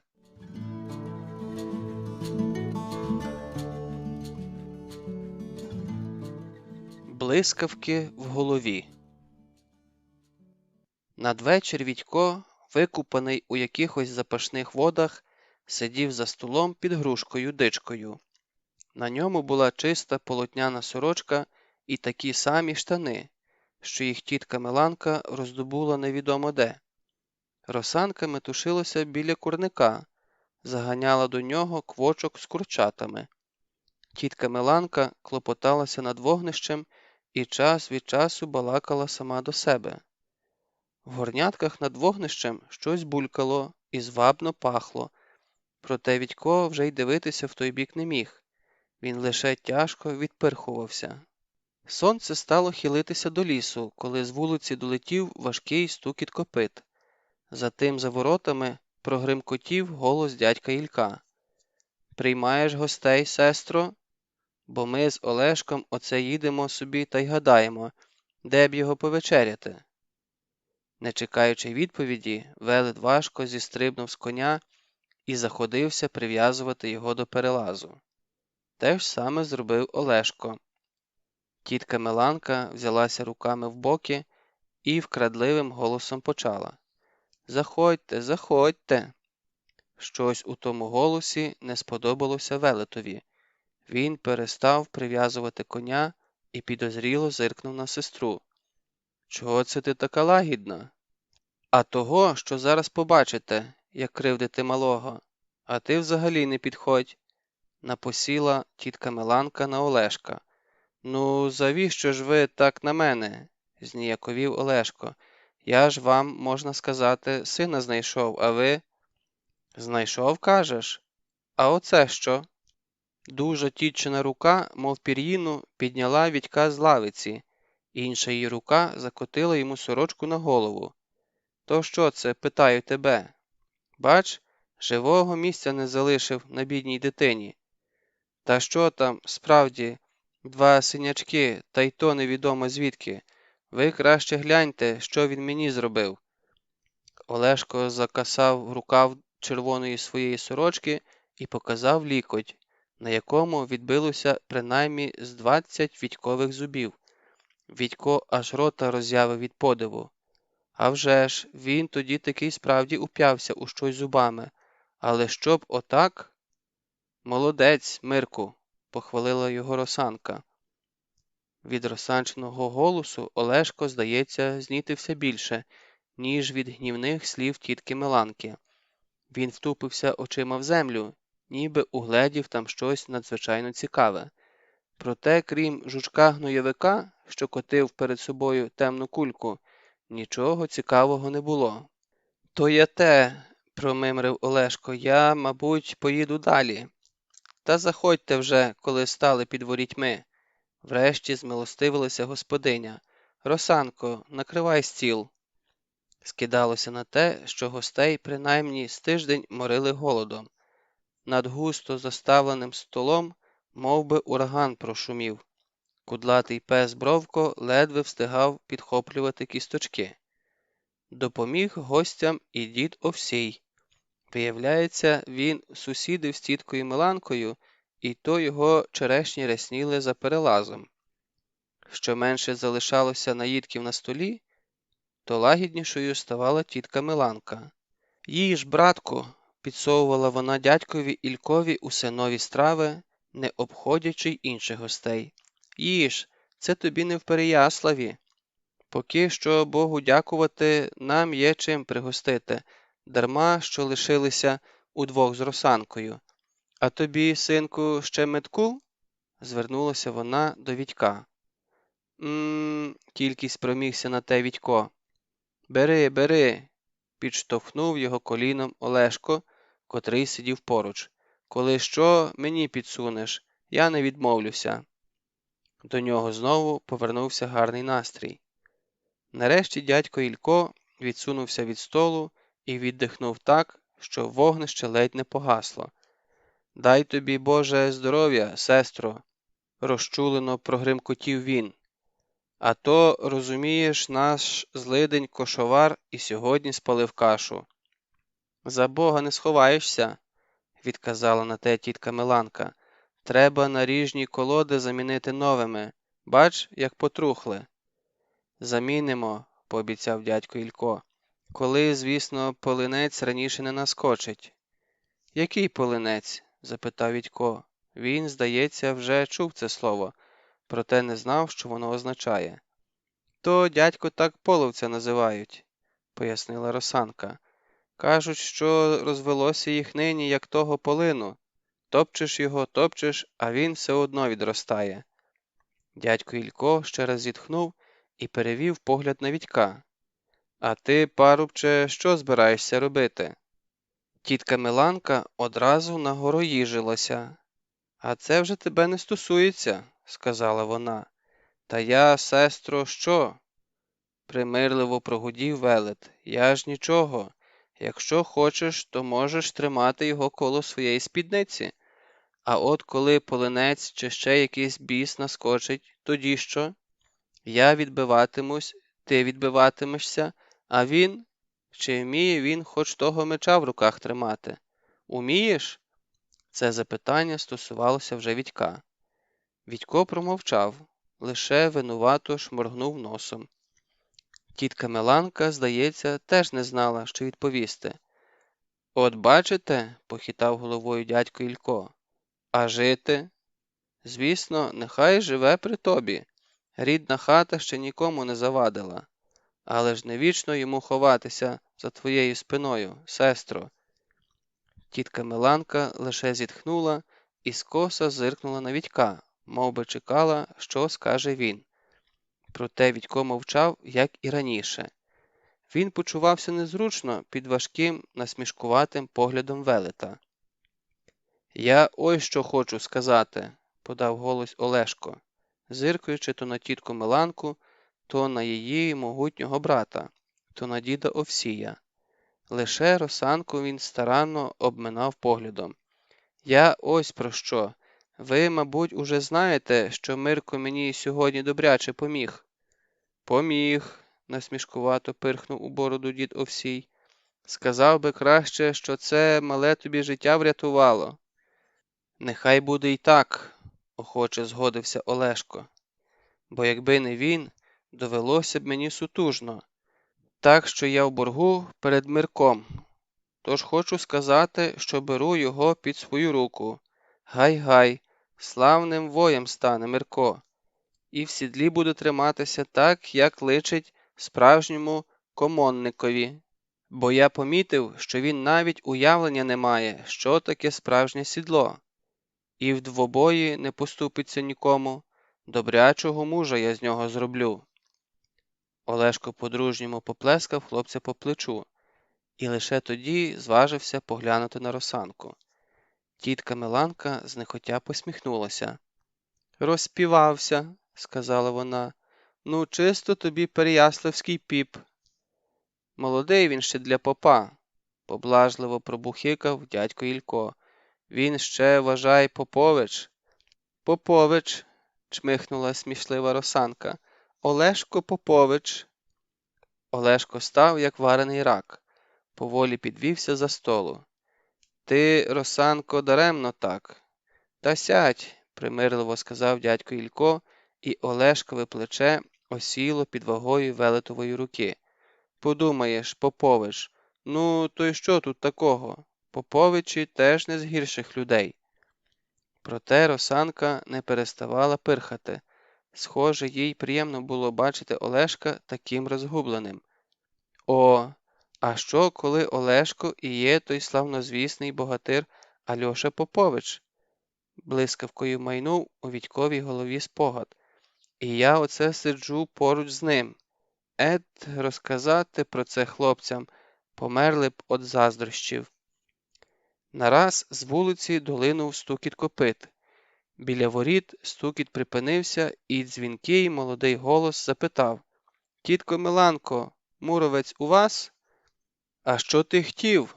Замість тітки відгукнувся дядько Ілько. «Та ви ж самі казали, коли щось трапиться, бігти по вас». Дядько Ілько рвучко підвівся за столу. «А що там таке?» – запитав він. «Полинці з'явилися?» «Та ні, ми просто так, щоб ви не непокоїлися». Невидимі за кущами глоду вершники зареготали і пустили коней в галоп. Муровець погрозив їм навздогін величезним, мов кавун кулаком, і знову усівся за стіл. «Харцизяки бісові!» – пробубонів він. «Їм аби зуби шкірити!»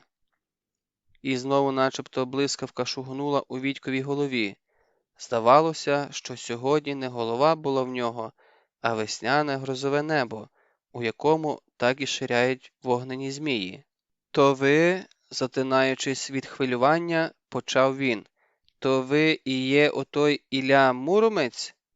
«Та ні, я радше Муровець», – посміхнувся у густі вуса дядько Ілько. «І дідо мій був муровцем, і тато. Вони мури зводили». «А ви до 33 років сиділи на печі», – підказав Вітько. «У вас ноги боліли, чи не так?» «Та ні, хлопче, я зовсім не з цієї причини сидів, що ноги боліли.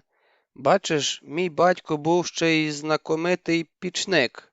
Ото було зведе піч, а тоді й каже: ану, Ільку, лізь туди та погуцикай добре.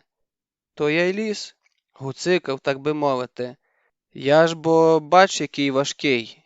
Він вибачливо оглянув своє могутнє тіло, і якщо піч витримувала, то батько допіру аж тоді брав од хазяїв плату за роботу. А якщо не витримувала, такого, Богу дякувати, не траплялося, відказав муровець. А оце вже 7 літ, як князь Переяславський узяв мене до раті, тож тепер мене муромцем іноді кличуть. Свого часу довелося добряче помахати мечем аж під Муромом. Домахався, гірко зауважила на те тітка Миланка. Доки ти там розмахував мечем, половці забили тата з мамою. За столом запала мовчанка. Ну що ти, сестро, винувато прогримкотів Ілля Муровець. Сама ж знаєш, що не зі своєї волі їздив я в таку далеч. Усе ж в руці княжій. А Вітькові надовго відібрало мову. Оце так. Ще сьогодні зранку він був звичайнісінький воронівський школяр, а під вечір став родичем самого Іллі Муровця, славетного ботаря, рівного якому не було і, мабуть, уже не буде ніколи. А хто ж тоді його нова мати, оця тітка Миланка, коли такі славетні люди, як Ілля Муромець і Олешко Попович, сидять перед нею, як двієчники перед грізною вчителькою?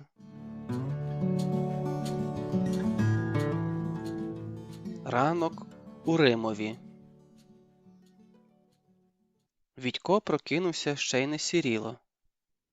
Він лежав із заплющеними очима і чекав тієї миті, коли загуркоче мотор. То сусіда осідлає свого мотоцикла і гайне на роботу, а тоді можна буде ще трохи поспати, аж доки мама проведе пір'їнкою попід його носом і скаже «Вставай, сонько». Проте сусіда чомусь не поспішав. А от півні ті горланили так, як ніколи досі. Неподалік за стіною лагідно мукнула корова. Потім озвалося телятко. Відько від здивування розплющив очі. Цього літа телятка у них не було. І лише тепер до нього дійшло, що він не у себе вдома. Якимось дивом його занесло в інший час. І вже не підійде до нього мама, не полоскоче пір'їнкою біля носа. І соньком не назве, бо матері тут у цьому часі немає. А є тітка Миланка і Росанка. Є Ілля Муровець і Олешко Попович. А мами немає. І зараз, напевно, сидить вона у своєму 21 столітті і побивається за ним, Відьком. А він оце розніжився у чужій постелі. Замість того, щоб прокрастися до Змієвої нори і через неї перебратися назад у свою Воронівку. Відько мерщій одягнувся і вийшов на двір. Навколо клубочився густий і білий, наче молоко, туман. І в тому тумані плавав голос тітки Миланки. Вона вмовляла корову не махати хвостом. Весело розсміялася щось Росанка. А з того боку, де мала бути хата діда Овсія, долітало кахикання і невдоволене буркотіння. «Піймаю, ноги повисмикую», – погрожував комусь він. «Отже ж, песиголовці!»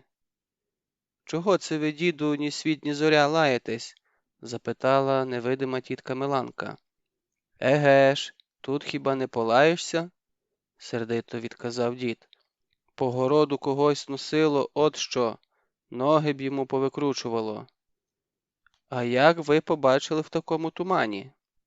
«Та не побачив я.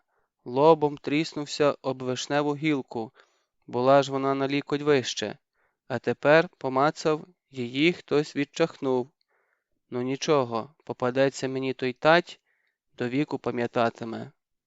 «Доню, тут нікого не було?» – звернулася тітка Миланка до Росанки. «Ти нічого не чула?» «Та Олешко чомусь тинявся», – відказала Росанка. «Попович?» І вона знову розсміялася. «Казав, як гарно йому живеться в Переяславі при князеві Мономахові. Той жив би там». а більше нікого не було. Невже це його робота? Все не міг заспокоїтися дід Овсій. То передай йому, коли піймаю, не подивлюся, що таке здоровило. Та ні, він до ваших черешень ніби не підходив. Ніби, передражнив дід. А ти бачила? От іще, обурилася Росанка. Робити мені більше нема чого. Тим часом туман потроху спадав, і вже видно було дерева та очеретяні стріхи над хатами. З того боку, де мало сходити сонце, повіяло теплим вітром. Щось м'яко тицнуло Вітька під коліно. Він зиркнув униз і ледь не злетів у повітря. Бровко! Проте у пса гарний настрій. Він приязно позирнув на Вітька і голосно, з підвиванням, позіхнув. З туману випірнула тітка Миланка. Вона несла глибокого глечика, повінця, наповненого молоком. «Поспав би ти, синку, ще трішки», – сказала вона. «Чи, може, молочка захотілося?» Вітько не відмовився. Він з насолодою сьорбав з полив'яного кухлика тепле шумливе молоко. Воно було чудове, а от шматок коржа, який відламала йому тітка Миланка, виявився трішечки гіркуватим. Проте нічого, з таким молоком усе можна їсти. Та й недовго Вітько збирається їсти ті коржі, йому дістатися б тільки до Змієвої нори, а за нею на Вітька чекають пухкі паляниці. Але як йому непомітно вибратися з Римова? Бо, здається, тітка Миланка просто так його звідсіля не відпустить. З повітки вийшла руда корова. За нею пустотливо дріботіло таке ж руде телятко. Корова повагом рушила до воріт, а телятко задрало хвоста і чимдуж рвонуло по дворищу. Біля Вітька воно зупинилося і тицнулося м'яким писочком у долоню, просило чогось смачного. Вітько розділив залишки коржа на двоє, одну половину вмочив у молоко і віддав теляткові. Інша половина дісталася Бровкові. Телятко вдячно заметляло хвостиком. Бровко ж вирішив, що такі телячі ніжності йому не пасують. Він лише глянув на Вітька, і в тому погляді Вітько прочитав: «Непоганий ти хлопець, Мирку, чи як там тебе? Мабуть, з тобою варто мати справу». «О, то ви вже познайомилися?» – посміхнулася Росанка і легенько ляснула телятко долонею. «Може, поженемо разом до череди?» Вітько довго не роздумував. Кращої нагоди, аби непомітно вибратися з Римова, все одно не було. Вулицею густою вервичкою тяглися вівці і корови з телятами. Поміж них весело перегукувалися погоничі. До Росанки одразу ж підбігло дівча років 10 і заторохтіло про те, яка ж то вреднюща у них корова Манька. «Мамо слухається, а мене не хоче», – скаржилося дівчатко, а саме так і стріляло у Вітьків бік жвавими оченятами. «Мамі дає повну дійницю молока, а мене хвискає хвостом. Перекидає дійницю і стрибає в шкоду». Корова Манька йшла попереду і бадьоро стріпувала головою. Вочевидь міркувала, як би їй швидше вскочити в шкоду. Уздовж воріт знудьговано накульгував на милиці лисий дідуган. Він висмикнув голоблю з провушин, і череда бігцем подалася на луки, де на неї вже чекало 3 кінних пастухів. За ворітьми дороги розходилися. Одна бігла луками все далі й далі, інша завертала до лісу. Вреднюща корова Манька обрала третю, рвонула під огорожею. Дівчатко з криком подалося за нею, Росанка кинулася їй на допомогу, а Вітько, недовго думаючи, звернув до лісу. Спочатку він ішов повільно, начебто прогулювався, і постійно відчував на собі пильний погляд кульгавого діда. Лише тоді, коли воронівські ворота сховалися за високими шипшиновими кущами, Вітько перейшов на галоп. Невдала втеча. Спочатку біглося легко, по рівнині, затим під гору. Стрибок через рівчак, ще один стрибок, а тепер стало трохи важче. Дорога круто подалася нагору. Відько згадав, що до Змієвої нори дістатися не так вже й складно.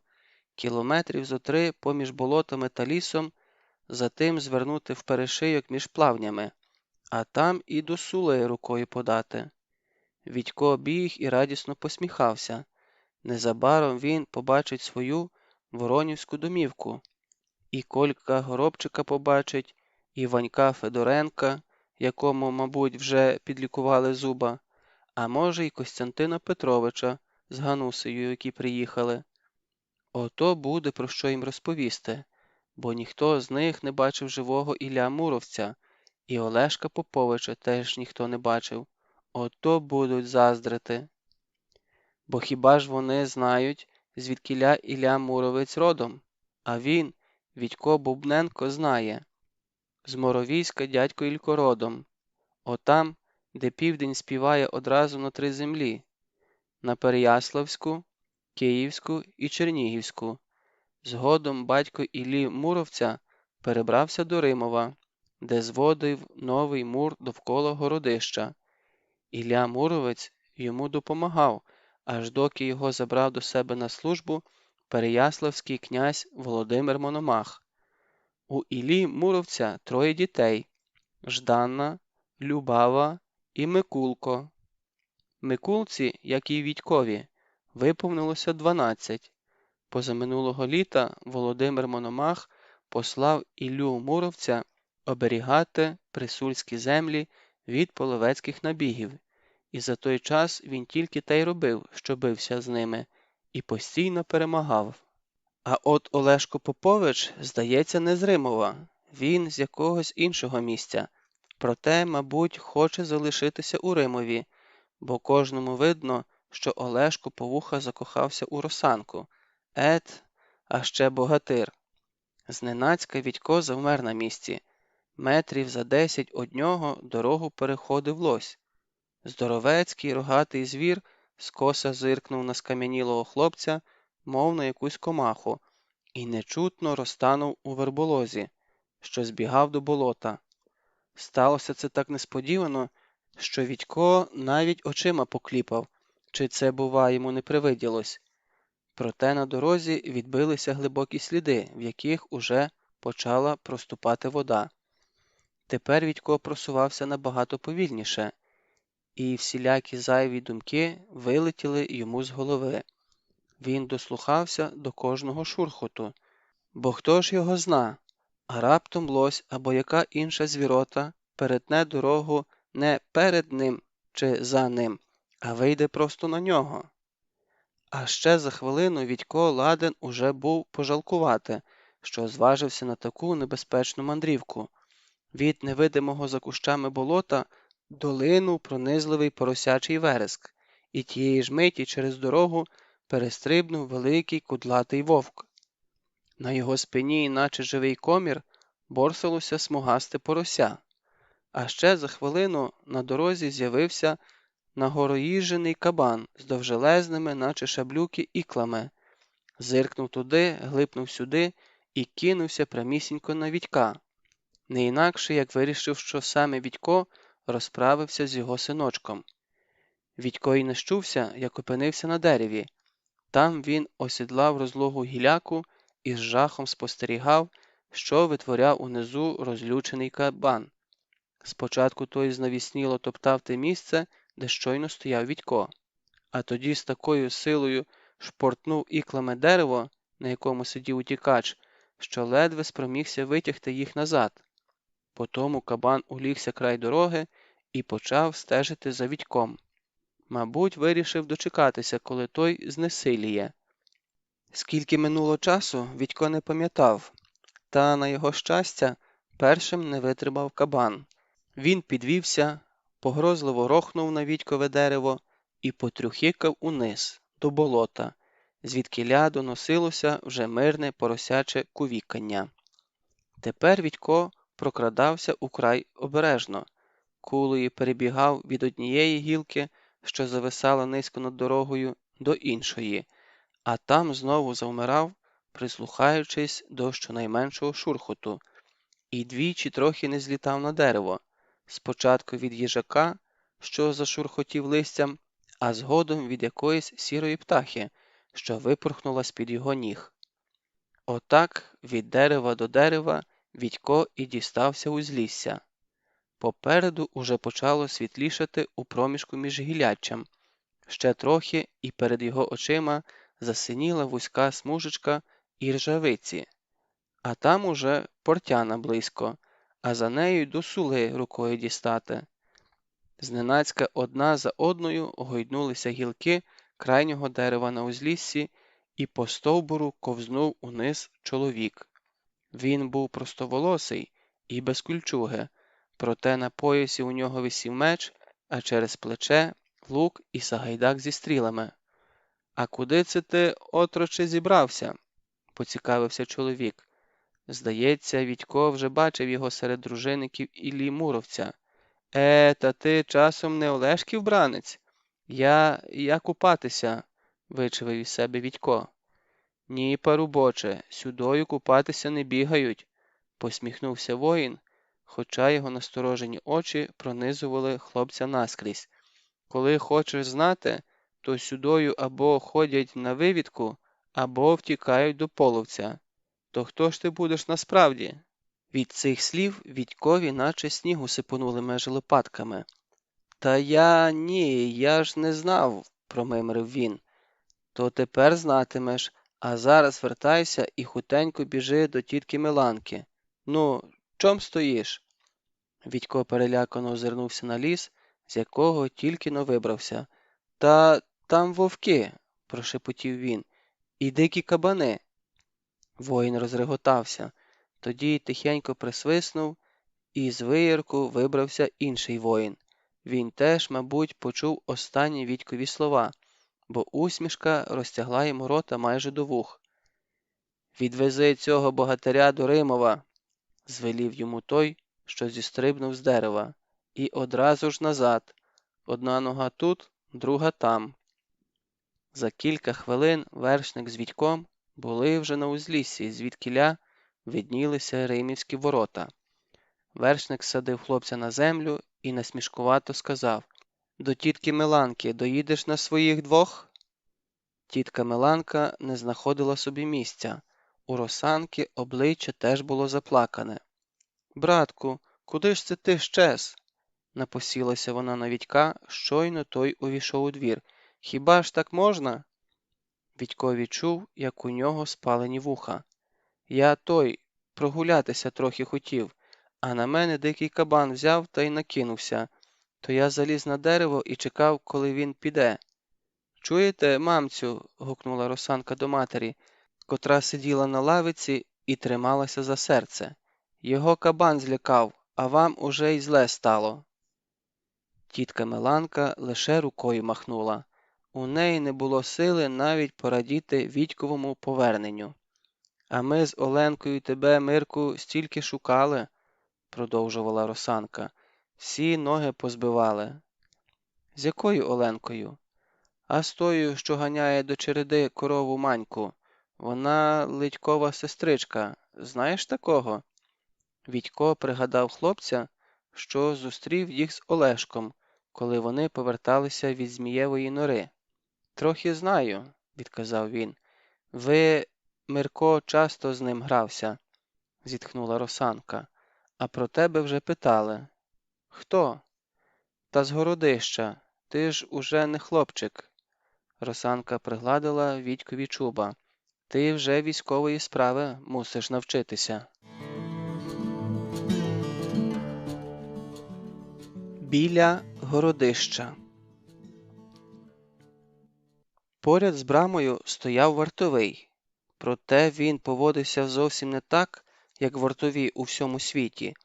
Ті стоять непорушно, наче витисані з каменю чи проковтнули тичку, і, звісно, не зводять підозрілого погляду з кожного, хто проходить повз них. А цей римівський вартовий на Вітька не звернув ніякої уваги, Він дивився у бік від дороги і, мабуть, бачив там щось неймовірно цікаве, бо аж долонями плескав об коліна. «Агов, Олешку!» – гукав вартовий. «Хапай ноги в руки, бо новий дружинник на п'яте тобі наступає». Уподовж муру, важко відсапуючись, тупотіло десятків зо три підлітків. Наймолодші були Вітькового віку. Попереду біг Олешко Попович. Від нього ні на крок не відставав Литько. «Нумо, нумо, Литьку!» – під'юджував його вартовий. «Покажи Олешкові, чого варті римівські вояки».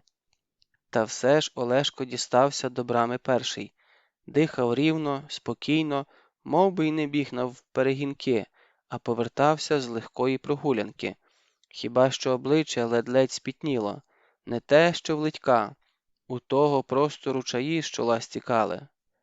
А про інших підлітків, особливо молодших, годі було й казати. Вони хапали повітря, мов карасі, яких викинули на берег.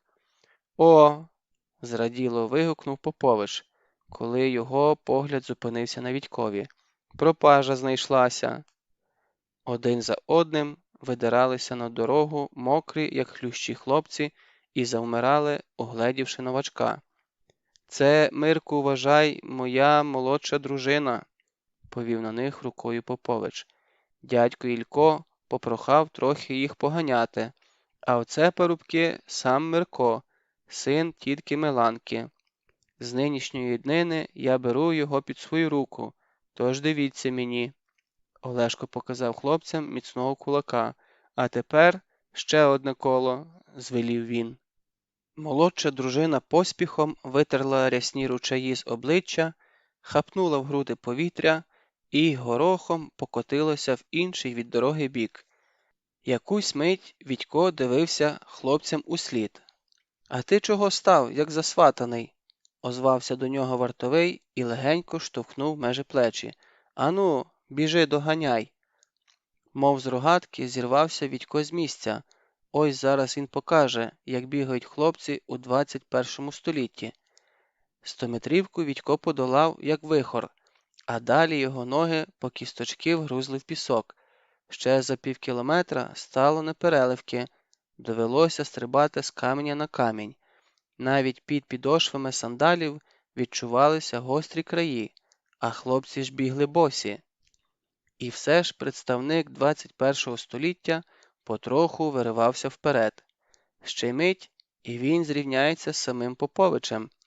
Проте Литько, що біг на кілька кроків позаду, притримав Вітька. «Пізнаєш мене, Мирку?» – запитав він. «Пізнаю», – захекано відказав Вітько. «Ти нас з Олешком перший зустрів біля Портяної». «Та я не про те», – відказав Литько. Схоже, він був дещо розчарований. «Я про те, чи пам'ятаєш ти мене?» Литько трохи скидався на Колька Горобчика, але швидше був схожий на міцного і спритного Ігоря Мороза, тільки ще ширший у плечах. І м'язи он які, так і перекочуються під шкірою. «Ніби щось пригадую», – про всяк випадок відказав Вітько. З хвилину Литько біг мовчки. «То воно й правда, що ти у Змія геть про все забув», – нарешті мовив він. «А ми ж з тобою гусей разом пасли, а потім корів до череди ганяли. Забув?» «Та ні», – обережно збрехав Вітько. «Он бач, а ще що пам'ятаєш?» «Ну як ти йому розкажеш, що вони ніколи разом не пасли ні свиней, ні гусей, і корів не ганяли до череди? Як йому розкажеш, що ти взагалі з іншого тисячоліття? Тоді, мабуть, доведеться визнати, що ти ніякий не син тітки Миланки, і взагалі невідомо хто. Можливо, навіть ворог усьому Римові. То вже краще для всіх залишитися Мирком, що врешті-решт утік від лихого потойбічного Змія». Приблизно на такій думці зійшлися Росанка з тіткою Миланкою, і йому порадили казати те ж саме.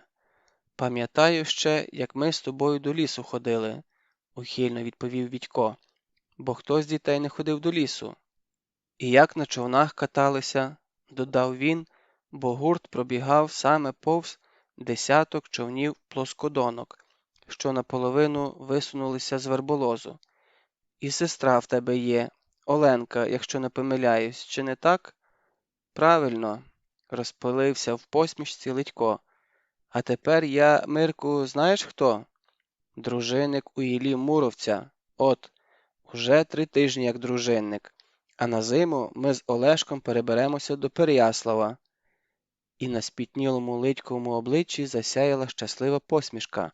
Одразу було видно, що Ледько ще не звик до свого дружинницького звання і дуже тим втішався. Слухай, Мирку, а яка вона, ота зміюка? Зненацька запитав Ледько. Відько подумки перебрав в уяві кілька малюнків із зображенням змія. Бррр. Вихопилося у нього. Жахнючий. Ледько кивнув головою. Певно, згоджувався з Відьковими словами. А не знаєш, куди його краще вціляти, коли він вилізе з нори? В серце, не досить впевнено сказав Відько. І мечем по шиї, а краще довбнею, поправився він, пригадавши, що на кількох малюнках змієві переможці тримали в руках важкі довбні. А далі Відько мало що міг пригадати, і не тільки про змія. Ноги йому налилися свинцевою втомою. Далася в знаки, либонь, невдала мандрівка до Сули. Відько з останніх сил намагався не відстати від інших і подумки вмовляв Олешка, щоб той дав наказ на відпочинок. Проте замість відпочинку вреднющий Попович загадав взяти по каменюці і бігти з нею. Згодом він завів хлопців у грузьке болото, вибратися з якого можна було хіба що перестрибуючи з однієї купини на іншу, а той, хто промахувався чи стрибав не на ту купину, одразу ж по груди, а то й по шию погрузав у гливку смердючу трясовину. Відько ляпнувся в болото чи не перший, і, мабуть, просидів би там аж до свого століття, якби не Ледькова допомога. А потім Олешко ще раз загадав взяти по каменюці в кожну руку і дертися з ними догори.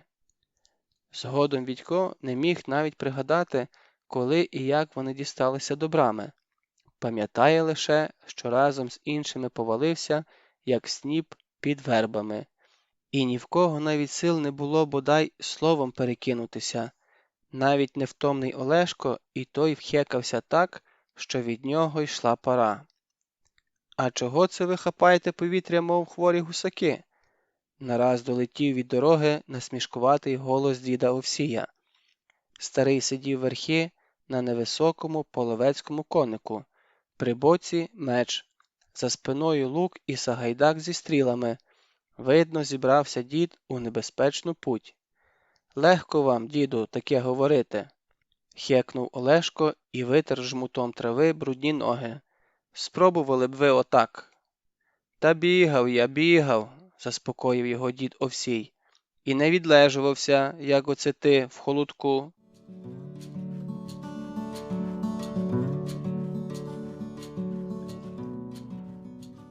Дорогу відрізано.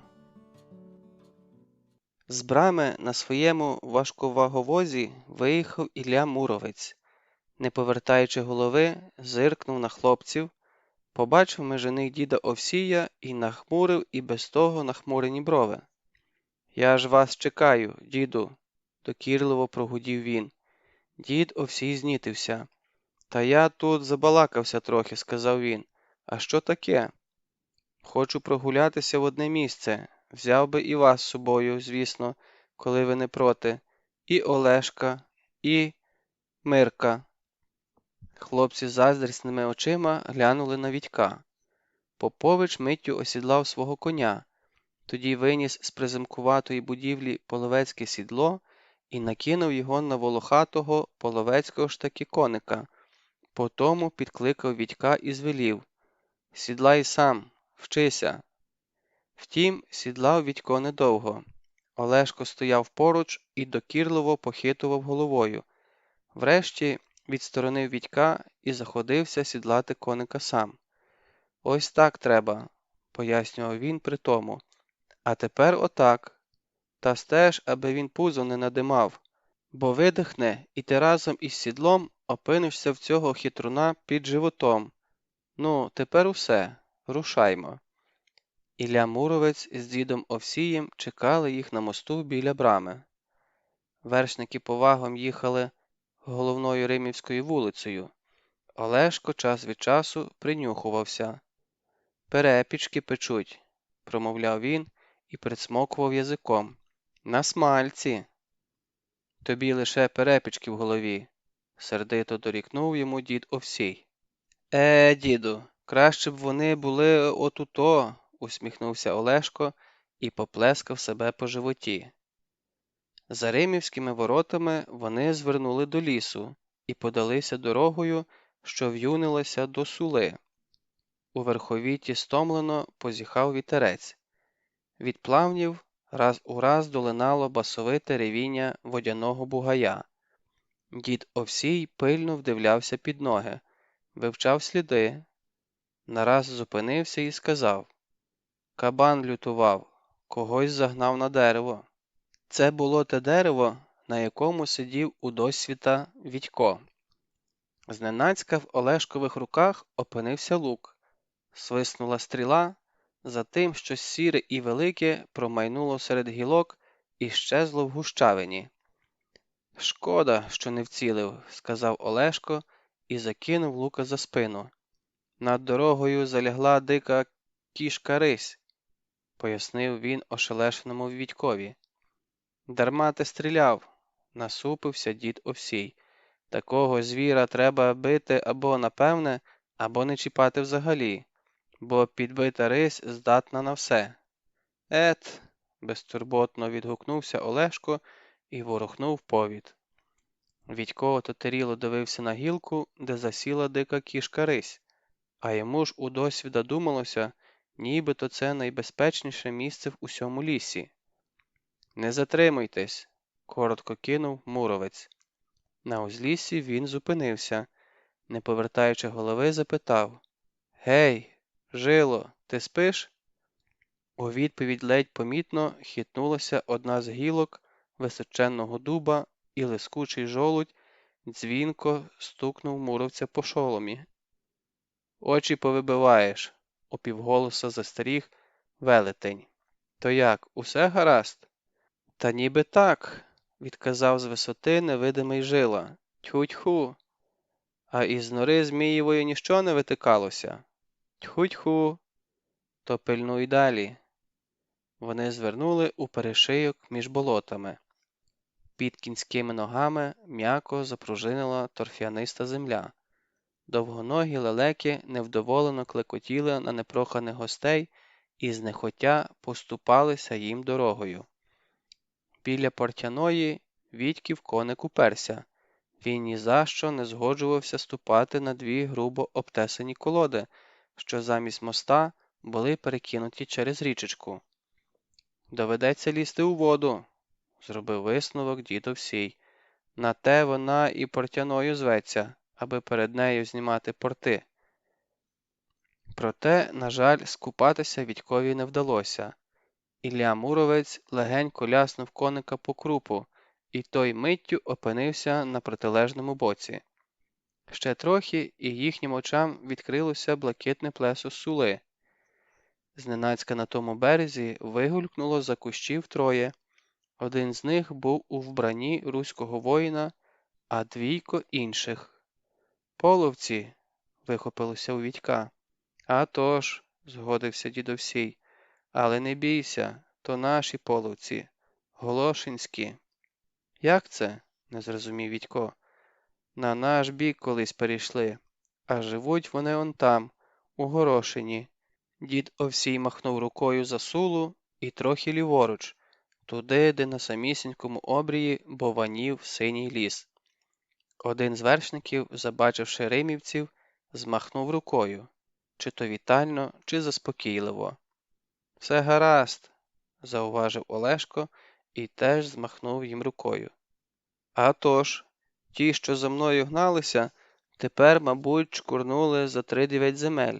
Гадаю, надовго мене запам'ятають». «Невідомо ще кого», насмішкувато гмикнув Муромець. Може, тебе, а може, змія? І першим звернув у той бік, де була змієва нора. Неподалік від неї вершники зупинилися. Дід Овсій довго роздивлявся купу гранітних каменюк, що височила над кущами. Врешті посміхнувся у вуса і сказав: «Але ж і попрацював ти, Олешку, з переліку чи як?» Олешко смикнувся в сідлі, мов би на нього ливнули горщик укропу. «Таке, діду, скажете, кого б це я мав лякатися?» Він зіскочив з коня і заходився підважувати горішню брилу. Брила не піддавалася. «В землю вросла, чи що?» – здивувався Олешко. Ілля Муромець кивнув головою. «Колись і зі мною було щось подібне», – сказав він. «Еге ж, малим ще був, і накинувся на мене лось. То я від нього, мов вивірка, рвонув по сосні. Ледве зняли мене звідтіля. А потім з десяток разів пробував вибратися на неї, і, уявіть собі, жодного разу не вдалося». «Допомогли б краще, аніж ото сміятися», – пирхав Олешко. «Та вже бачу, що без мене не обійдеться». Проте й могутньому Іллі Муромцю довелося добряче потрудитися, аж доки нору було розчищено від каміння. «Ну ж бо, показуй тепер, звідкіля ти вибрався у наш світ», – звернувся Муромець до Вітька. Хлопець зачудовано втупився в нору. Дірка, через яку він перебрався сюди зі свого 3-го тисячоліття, кудись щезла. Хіба що в одному місці глина видавалася трохи темніша, і саме на ній лежав Вітьків заступ з розтрощеним держаком. «Мабуть, я виліз звідсіля», – невпевнено сказав Вітько і показав на темну глину. «А оце ось мій заступ». Дід Овсій підняв заступ, уважно його оглянув і кілька разів провів нігтем по лезу. Схвально прицмокнув язиком. «Добрий копач». «О, а це що?» – скрикнув Олешко. За кілька кроків від заступа, під розлогим шипшиновим кущем, валявся Вітьків ліхтарик. Олешко нахилився і обережно, мов якусь дивовижу, взяв його до рук. Крутив навсібіч і ніяк не міг здогадатися, що воно таке. «Натисни на оцю кнопку», – порадив Вітько. Олешко натиснув, і ліхтарик спалахнув яскравим навіть при сонці світлом. Олешко здригнувся з несподіванки і відкинув його далеко вбік. «Що ти робиш?» – зойкнув Вітько і кинувся до ліхтарика. «Ти ж його розіб'єш!» «Не чіпай!» – вихопилося в Олешка. Проте ліхтарик уже був у Вітькових руках. На щастя, він залишився цілий. Вітько вимкнув світло і старанно витер ліхтарик рукавом сорочки. «Це його злякався той половець, що гнався за мною», – пояснив він. «Закричав так, що я ледь не оглух». Олешко недовірливо розглядав чудернацьку річ. Знову взяв до рук, сказав: «Ніби нічого особливого. Як же воно так світить, га? Світлячків сюди напхали, чи що?» Дід Овсій тим часом припасував до заступа новий держак і заходився довбати глину в тому місці, де вона була темніша. За кілька хвилин залізо скриготнуло об камінь, потім ще раз, і ще. Вітько відчув, як у нього захололо в грудях. Ходу назад не було. Олешко Попович заліз рукою під шолом і почухав потилицю. «Дивина», – сказав він, – «я ж у ту дірку сам лазив». «Тепер же не полізеш», – зауважив дід Овсій. «Це чому ж? Ви самі казали, що Змій тричі визирає». «Казав», – згодився дід. «Та як знати, може, це й був третій раз? А ти що скажеш, Мирку?» – звернувся він до Вітька. Вітько не відповідав. Очима, повними жаху, дивився він на щойно викопану яму. Невже йому більше не доведеться побачити своїх?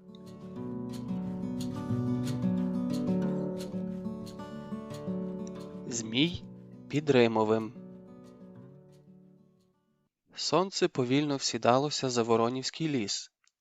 Дід Овсій торкнувся до Вітькового плеча. Час повертатися, хлопче. Що це з тобою? І тут Вітько не стримався. Все, досить. Нехай з ним роблять що завгодно. Нехай вважають ворогом чи змієвим вивідником, але критися йому вже не сила.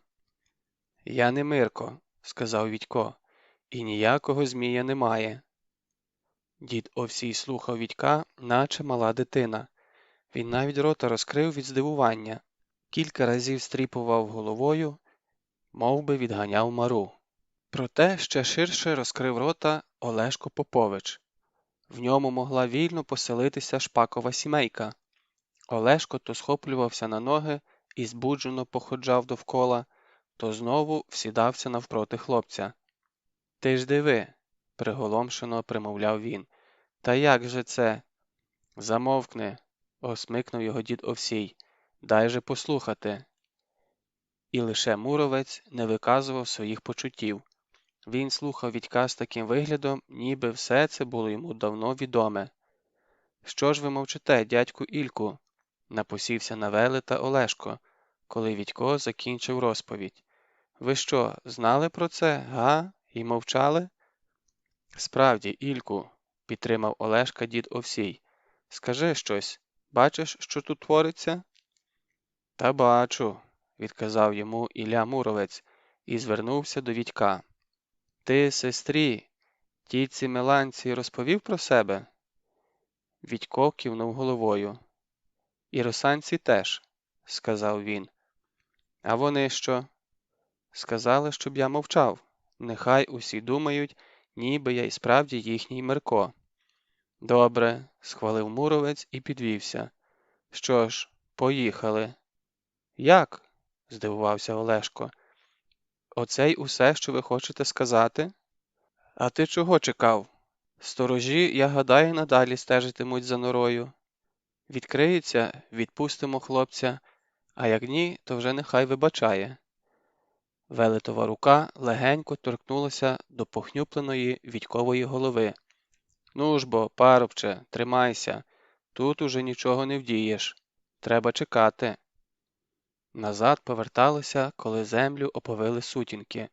Попереду мовчки їхали дід Овсій з Муровцем. Певно, вважали, що Олешко здатен краще розрадити безутішного Вітька. А Олешка аж розпирало від цікавості. «То, кажеш, у тому, як його вертольоті сидить людина?» «Так», – надсилу відказав Вітько. «Як ото я сиджу на возі?» «Дивина, та й годі». Олешко на хвилю замовк, не інакше, як уявив себе усередині того вертольота. «Дивина», – повторив він. «Слухай, Мирку, а у вашому часі хоч щось чули про нас?» Вітько мимоволі посміхнувся. Добре, коли поруч така невгамовна і цікава людина, як Олешко, бо наодинці зі своїми думками Вітькові було б значно гірше. «Чули», – відказав він, – «ще й як чули. І про тебе, і про дядька Ілька». «Чуєте, що Мирко каже?» – загорланив Олешко до вершників, що ледь мріли в сутінках. «Він каже, що в їхньому часі знають про нас». «Ще б не знати», – буркнув Ілля Муровець, – «особливо про тебе». «Тю на вас, дядьку», – відмахнувся Олешко. «Мирку, а скажи-но, а як мене у вас зовуть?» «Альоша». «Калоша?» – спалахнув Олешко. «Та ні», – всміхнувся Вітько. «Альоша. Альоша Попович». «Тю, а чого Альоша, а не Олешко? От понавигадували». Олешкове обличчя спохмурніло, проте ненадовго. «Ну, та що вже вдієш?» – сказав він. «Як повернешся колись у свій час, то скажеш їм моє справжнє ім'я. А тепер дайно ще раз гляну на оту твою річ». Вітько простяг Олешкові ліхтарика і сказав: «Можеш взяти його собі». Олешко недовірливо глипнув на Вітька. «Назавжди?» «Назавжди».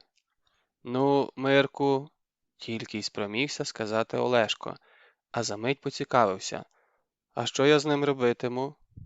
«Ну, що завгодно. Взагалі цей ліхтарик для того, щоб освітлювати вночі дорогу перед собою. О, це те, що нам треба. Ану, спробую. Яскравий сніп світла вперся в темну очеретяну стіну, потому гайнув у піднебесся. Ого. Вихопилося в Олешка. Справжнє тобі змієве око.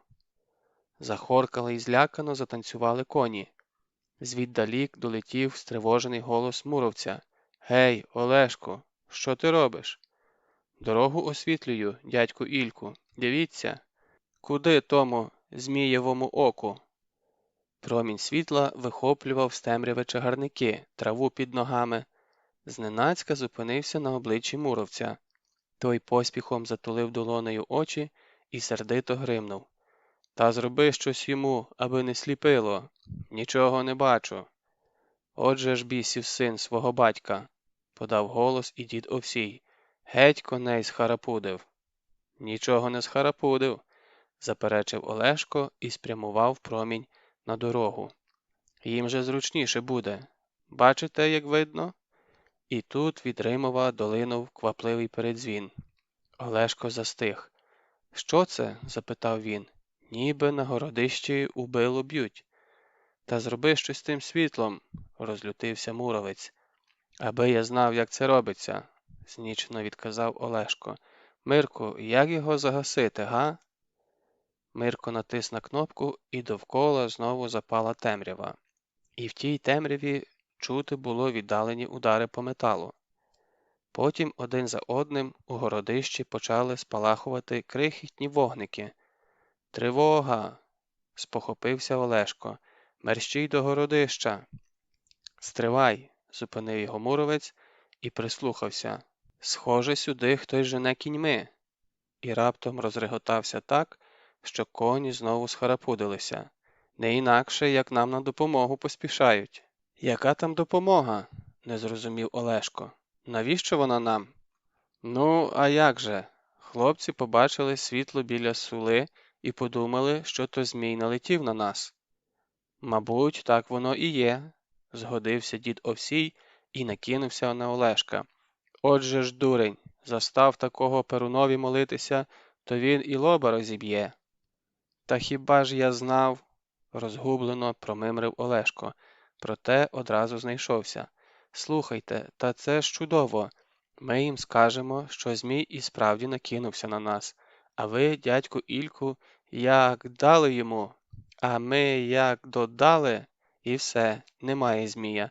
Знову дременув до своєї нори. І Олешко поспішно заховав ліхтарика в кишеню. Мене не вплутуй, попередив муровець. Сам заварив цю кашу, сам і їж. І з'їм, була б каша, а роз завжди знайдеться. З лісу до них наближалися вогні смолоскипів. Тієї ночі у Римові мало хто спав.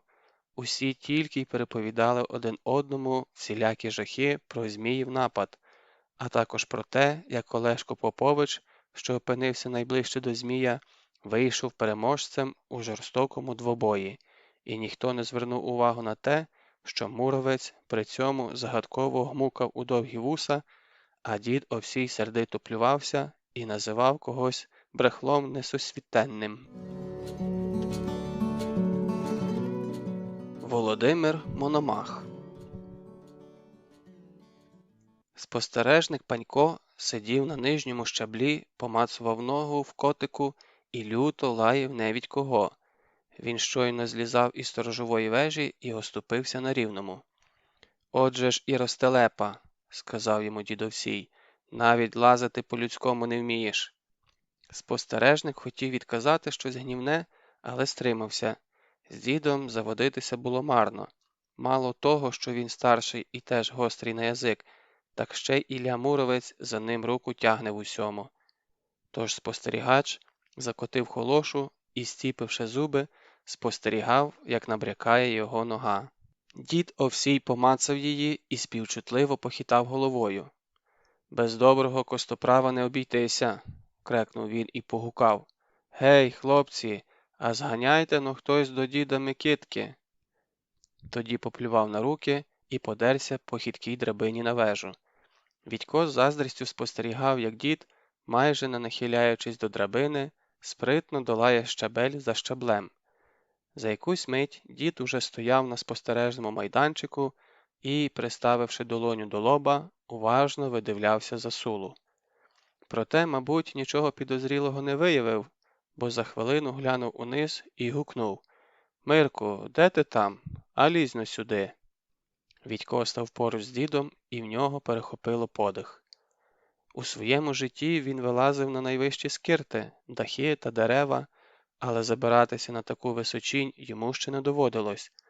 Темно-зеленаві очерети, рясно помережені минулорічними жовто-брунатними качалками, погойдувалися так далеко внизу, що й шурхоту від них не було чутно. Та що там очерети? Навіть качки, що інколи перелітали з одного чистоводу на інший, і ті літали нижче від нього, Вітька. А що вже видко? До самісінької Сули, яка у справжньому Вітькому житті була за 7 кілометрів, коли обходити болото, від Воронівки. «Ну, як? Гарно?» – перепитав дід Овсій. «Клас!» – щиро видихнув Вітько. Нараз сторожова вежа похитнулася від різкого подуву вітру, і Вітькове серце завмерло. «А раптом вона не витримає і впаде», – подумав він і вчепився в поруччя з такою силою, аж побіліли кісточки на пальцях. А от дід Овсій лише вдоволено пирхнув, коли його полотняна сорочка наповнилася вітром і стала схожою на вітрило. «Бачиш Змієву нору?» – тихо запитав він. Вітько придивився. Поміж Сулою і тим місцем, звідкіля він вибрався на цей світ, неспішно роз'їжджало двійко вершників. «Вони там розгулюють на той випадок, коли нора відкриється знову», – півголосом, наче повіряв якусь таємницю, сказав дід Овсій. Вітько відчув, як в його душу хлюпнуло теплом. Отже, не чужий він цим гарним людям. Вони хочуть йому добра. Вони хочуть повернути його додому, до мами і татка, навіть не дивлячись на те, що тітка Миланка і слухати не хотіла про наступне Вітькове щезнення. «Дякую», – ледь чутно мовив він. Дід Овсій ніби не почув. Він не відводив погляду від неозорого степу, що розкинувся далеко за Сулою. Вітько теж деякий час дивився у той бік, проте нічого особливого не завважив, хіба що ген на обрії повільно пересувалося кілька маленьких цяток. Незабаром вони щезли, і Вітько з нечів'я перевів погляд туди, де мала бути лящівка. В його 21 столітті між нею і Воронівкою зеленіли невеличкі діброви, рясно помережені луками та пасовиськами. Але зараз перед його очима постали такі густі ліси, що й просвідку межи ними не було. Хіба що де-не-де, поміж дерев, проглядала вузька звивиста дорога. Такі ж неозорі ліси розкинулися і по ліву руку, де мало бути село Мохнач. Вітько вже хотів знову перевести погляд на Сулу, як раптом завважив на Мохнацькому узліссі якийсь рух. А ще за мить з лісу вихопилося кілька вершників і галопом помчали до Римова. За ними вихлюпнулося ще з десяток вершників. І ще. «Діду», – сказав Вітько, – «гляньте он туди. Що то за люди?» Дід Овсій глянув, і його аж пересмикнуло. «Ільку!» – вигукнув він. «Якийсь гурт вилетів з лісу і чеше до східних воріт. О, ще один! Ціла орда!» «Тривога!» – прогримкотів Ілля Муровець і важким підтюпцем подався сідлати свого гнітка. Його обігнав Олешко. Закалатили била, заїжджали коні, гарцюючи під вершниками. Дід Овсій навдивовижу швидко скотився по щаблях і стрибнув на першого коня, який трапився йому під руку. «Гей, діду, та це ж мій кінь!» – вигукнув спостережник Панько. Проте за дідом лише курява здійнялася. Коли Вітько прийшов до тями, на городищі вже нікого не було. Лише Панько лаявся приглушеним голосом, силячись стати на хвору ногу. «Хлопче, піймай на мені якусь шкапину», – попрохав він Вітька, коли той зліз із вежі. «Там, біля Байлемового ставка, їх кількаро пасеться, бо я не можу, бач, як комизиться клята нога. Панько не помилився. Кілька спутаних коней, час від часу підстрибуючи, паслися на березі ставка. Відько злетів до найближчого, проте руки його, замість того, аби спрямувати коня до сторожової вежі, розвернули його услід за дружинниками. Кінь вдарив копитами по мосту і вихорем злетів нагору. В Римові творилося щось несосвітенне. Ревли корови, мекали вівці, звідусюди долинали сполошені голоси матерів, що одна поперед одної скликали своїх дітей. А ті, хто міг тримати лука чи меча, піші й кінні, старі і парубчаки, чимдуж поспішали хто до воріт, хто до городища. Вони мали стати на місце дружинників. «Мирку, ти куди?» – крикнув Вітькові хтось із хлопчаків. Вітько не відповів. Його сорочка лопотіла на вітрі, і земля ніби сама кидалася під копита коневі. За якусь хвилину він уже наздогнав задніх вершників. Ті саме під'їжджали до воріт, і дехто вже витягував стріли сагайдаків. Попереду римівської дружини височів муровець. З його правої руки звисала на ремені кована довбня. Ліву він приклав до лоба і вдивлявся у щось, видиме лише йому. «Здається, то не половці», – нарешті сказав він. «Ні, то... Та це ж князь Володимир Мономах». «Хух!» – з полегкістю видихнув дід Овсій. Затим озирнувся, його очі спинилися на Вітькові, і дід сказав: «Ну, Мирку, спасибі тобі». «За що?» – здивувався Вітько. «Як за що? За те, що від сорому нас усіх спас». «Я? Від сорому? А тож, бо якби не ти, то князь Володимир оце любісінько увірвався б у Римів. Розумієш? І тоді б ми отримали на хоріхи за те, що прогавили його з'яву, бо на його місці могли бути половці. Та що там князь? Найгірше те, що його гридні злидні дерли б носа і всіх нас називали лопухами, як ото лубенських. А так, дулі їм». І дід не втримався, пригорнув Вітька до кістлявих грудей. «Молодець, хлопче!» «Годі, діду», – обізвався муровець, – «готуймося до зустрічі». Вершники були на 10 кроків від воріт, коли ті відчинилися. Передній, приземкуватий воїн у червоному плащі корзні влетів у браму і на повному скаку зупинив свого білого, як сніг, коня. Його ліва брова здивовано смикнулася вгору. Схоже, він не сподівався, що римівські дружинники так швидко зберуться біля воріт, та ще й озброєні. «Це князь Мономах!» – прошепотів дід Овсій Вітькові. Вітько вражено дивився на вершника. То ось який він, Володимир Мономах, про якого у Римові було скільки розмов. Олешко, наприклад, стверджував, що таких справедливих людей, як Володимир Мономах, на всій Русі ще пошукати треба. От вділили йому київські князі Чернігівської землі, а він взяв та й поступився нею на користь іншого князя, бо той мав на неї більше прав. А що вже хоробрий? З 12 років бере участь у битвах і, як казав дід Овсій, завжди був попереду свого війська. А ще він мудрий.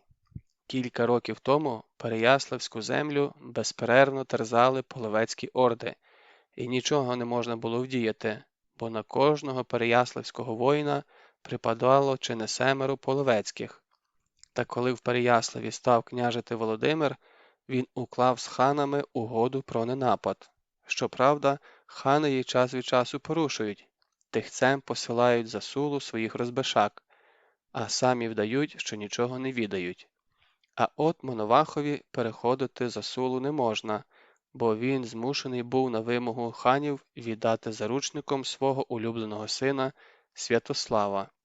І коли що, йому першому половці знесуть голову. А що знав Вітько про нього у своєму 21 столітті? Лише те, що князь носив важку шапку, яка так і називалася – шапка Мономаха.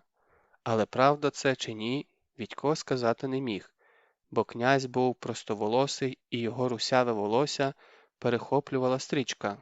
Ілля Муромець поворушив поводи свого гнітка і виїхав наперед. «Здоров був, князю, у нашому Римові!» Мономах відповів не одразу. Він провів пильним поглядом по дружинниках, мабуть, хотів переконатися, що всі вони були при мечах, і лише потому обернувся до муровця. «Вітаю тебе, Ільку Івановичу!» – мовив князь густим, ледь хрипкуватим голосом. «О, діду, і ти тут!» – прояснішав він обличчям, побачивши діда Овсія. Відько побачив, як дід Овсій розквітнув у посмішці. Він теж був радий цій зустрічі. Вони ж бо з князем старі знайомі. Дід сам розповідав, як, будучи ще переяславським дружинником, він навчав молодого тоді князенка Володимира всіляких воїнських хитрощів і як полювати на крупного звіра. І дечому таки навчив, бо нині князь Володимир – один із найкращих переяславських уполювальників. «Добрий день тобі, князю», – сказав він. А от коли Мономах порівнявся з Олешком, його бистрі сірі очі на мить заслала пелена смутку. І Відько зрозумів, чому. Вочевидь, Попович нагадав йому про сина Святослава. Олешко був йому за товариша в дитячих, а потім і в юнацьких забавах. Мономах бачив їх завжди разом. Святослав дуже хотів, щоб Олешко супроводжував його і в Половецькому степу. Проте хани не дозволили, бо мало що можуть втнути двоє переяславців, навіть коли з них ока не спускати. «Добрий день, князю», – схилив перед ним голову Олешко. Князь ледь помітно кивнув. Затим випростався, ще раз обвів поглядом дві шеренги римівців і сказав: «Бачу, що службу свою знаєте». Тоді примружив око і поцікавився: «Тільки як це вам вдалося так швидко зібратися біля воріт?» Обличчя Ілля Муромця розпливлося у вдоволеній усмішці. Зазвичай князь Володимир був скупий на похвалу, тож ці його слова вартували багато. «А мої люди, князю, завважили тебе, щойно ти вибрався з Мохнацького лісу». «Молодці», – Мономах усміхнувся самими очима. «І хто ж це такий гостроокий?» Муромець озирнувся. «Ось цей хлопець, небіж мій», – він вказав на Відька, що визирав за спини діда Овсія. «Небіж?» Пильний Мономахів погляд прикипів до Відькового обличчя. «Щось він не схожий на вашу сім'ю. У вас же всі, мов боровики, а цей на опенька схожий». «Нічого, ще виросте», – запевнив Муровець. А що Мономах все не відводив погляду від Відька, то Муровець прохально блимнув до діда Овсія. «Допомагай», – мовляв. «У дитинстві Ілько теж був такий», – не відмовився дід Овсій від допомоги. І Відько зрозумів, що обидва вони не хочуть, аби Мономах знав правду про нього, бо чого доброго візьме тоді й забере його, Відька, до себе у Переяслав, а там немає змієвої нори, крізь яку Відько міг би повернутися у свій час. «Може бути», – згодився князь. «І як же ти мене завважив?» – звернувся він до Відька. «Мабуть, на дереві сидів?» Відько затнувся. Він був ще непривичний отак запросто розмовляти з князями. «Ні, я з того, зі спостережної вежі». «З вежі?» – перепитав князь і обернувся до Муромця. «Ти що, змушуєш дітей лазити на сторожові вежі?» Обличчя Муромця почало вкриватися червоними плямами. Хоча князь Володимир наказав створити при кожній сторожовій заставі молодшу дружину, проте горе було тому ратникові, який перекладав свої обов'язки на дитячі плечі. «Я...» – почав він. «Це я винен, князю», – перебив його дід Овсій. «Це я попрохав хлопця». Але і йому не вдалося продовжити, бо наперед виступив Олешко. «Коли дозволиш, князю, я розповім, як воно сталося». І, не чекаючи дозволу, повів далі з таким виглядом, наче розповідав цікаву бувальщину. «Тут така справа. Поліз дід Овсій на вежу, аби й собі поглянути, що ж діється навколо. А тут подув вітер і зірвав з голови дідового бриля. Ну, ми й оком не встигло змигнути, як цей он Мирко, він кивнув на Вітька, підхопив того бриля і поліз до діда на вежу. І поки дідо дякували йому за те, що Мирко не дав капелюхові закотитися в болото, і лаяли за те, що видерся на вежу без дозволу, Мирко встиг завважити, як ти, княже, виїздиш з Мохнацького лісу. Казати неправду Моновахові теж було небезпечно, проте Олешко дивився на князя такими чесними очима, що навіть Вітько повірив, ніби так воно й було. А от князь, здається, в чомусь сумнівався. Він перевів погляд з Олешка на простоволосого діда Овсія і насмішкувато приплющив око. «Гарно оповідаєш», – сказав він. «Тільки ж чомусь не бачу того капелюха на дідовій голові. Що, знову вітром зірвало?» Це питання стосувалося вже діда. Та оскільки дід ніколи не говорив неправди, то йому лишалося хіба що опустити голову, аби не стрінутися із насмішкуватим поглядом князя Володимира. Нараз Мономах поглянув кудись за спини дружинників, і його очі перестали посміхатися. «Ну, що ж», – сказав він, – «за те, що вчасно помітили прибульців, хвалю. А от чи залишив ти, Ільку Івановичу, когось на сторожовій вежі перед тим, як кинутися з дружиною до воріт?» Ілля Муромець відчув, як йому по спині сипонуло морозом. «А тож, здається, на вежі зараз нікого немає. Останніми там були дід Овсій і Мирко, але ж вони оздечки, а князь Володимир за такий недогляд соромить так, що не доведи Господи. І є за що. Половець він такий, то його й духу не чути, а за хвильку вже під ворітьми уродився, як оце сам князь». Муромець поспішно озирнувся у бік сторожової вежі, але нічого не побачив, бо її закривало кілька розлогих дерев. «Я, – почав він, – князю, ми з степу очей не зводимо, і над Сулою мої люди ходять, і край лісу є сторожовий дуб, там теж двоє сидять. Що стежать, це добре, але я тебе про сторожову вежу запитую», – зупинив його Мономах. «Чи нагадати тобі ще раз, що на тій вежі мусить денно і нощно стояти людина?» Князь сердито ворухнув густим вусом і, не чекаючи відповіді, від'їхав убік, аби йому відкрилася сторожова вежа. Нараз схвально кивнув головою і сказав: «Що ж, гарно несете службу. Де Муромець, там усе до ладу». Тепер уже всі виїхали на горб. Муромець полегшено зітхнув. На вежі віднілася крихітна постать спостережника. «Це, мабуть, дядько Панько», – винувато прошепотів дідові Вітько. «Виліз на вежу і виглядає мене, бо я пообіцяв йому підігнати коня і не підігнав». «Нічого, зачекає», – відказав дід і не втримався, скуйовдив відчину чуприну. «Сам Бог послав тебе, хлопче, до нас».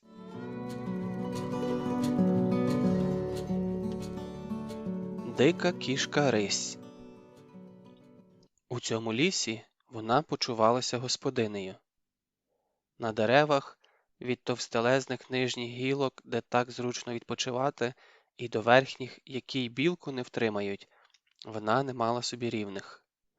Мало кого вона боялася і внизу, на далекій вогкій землі.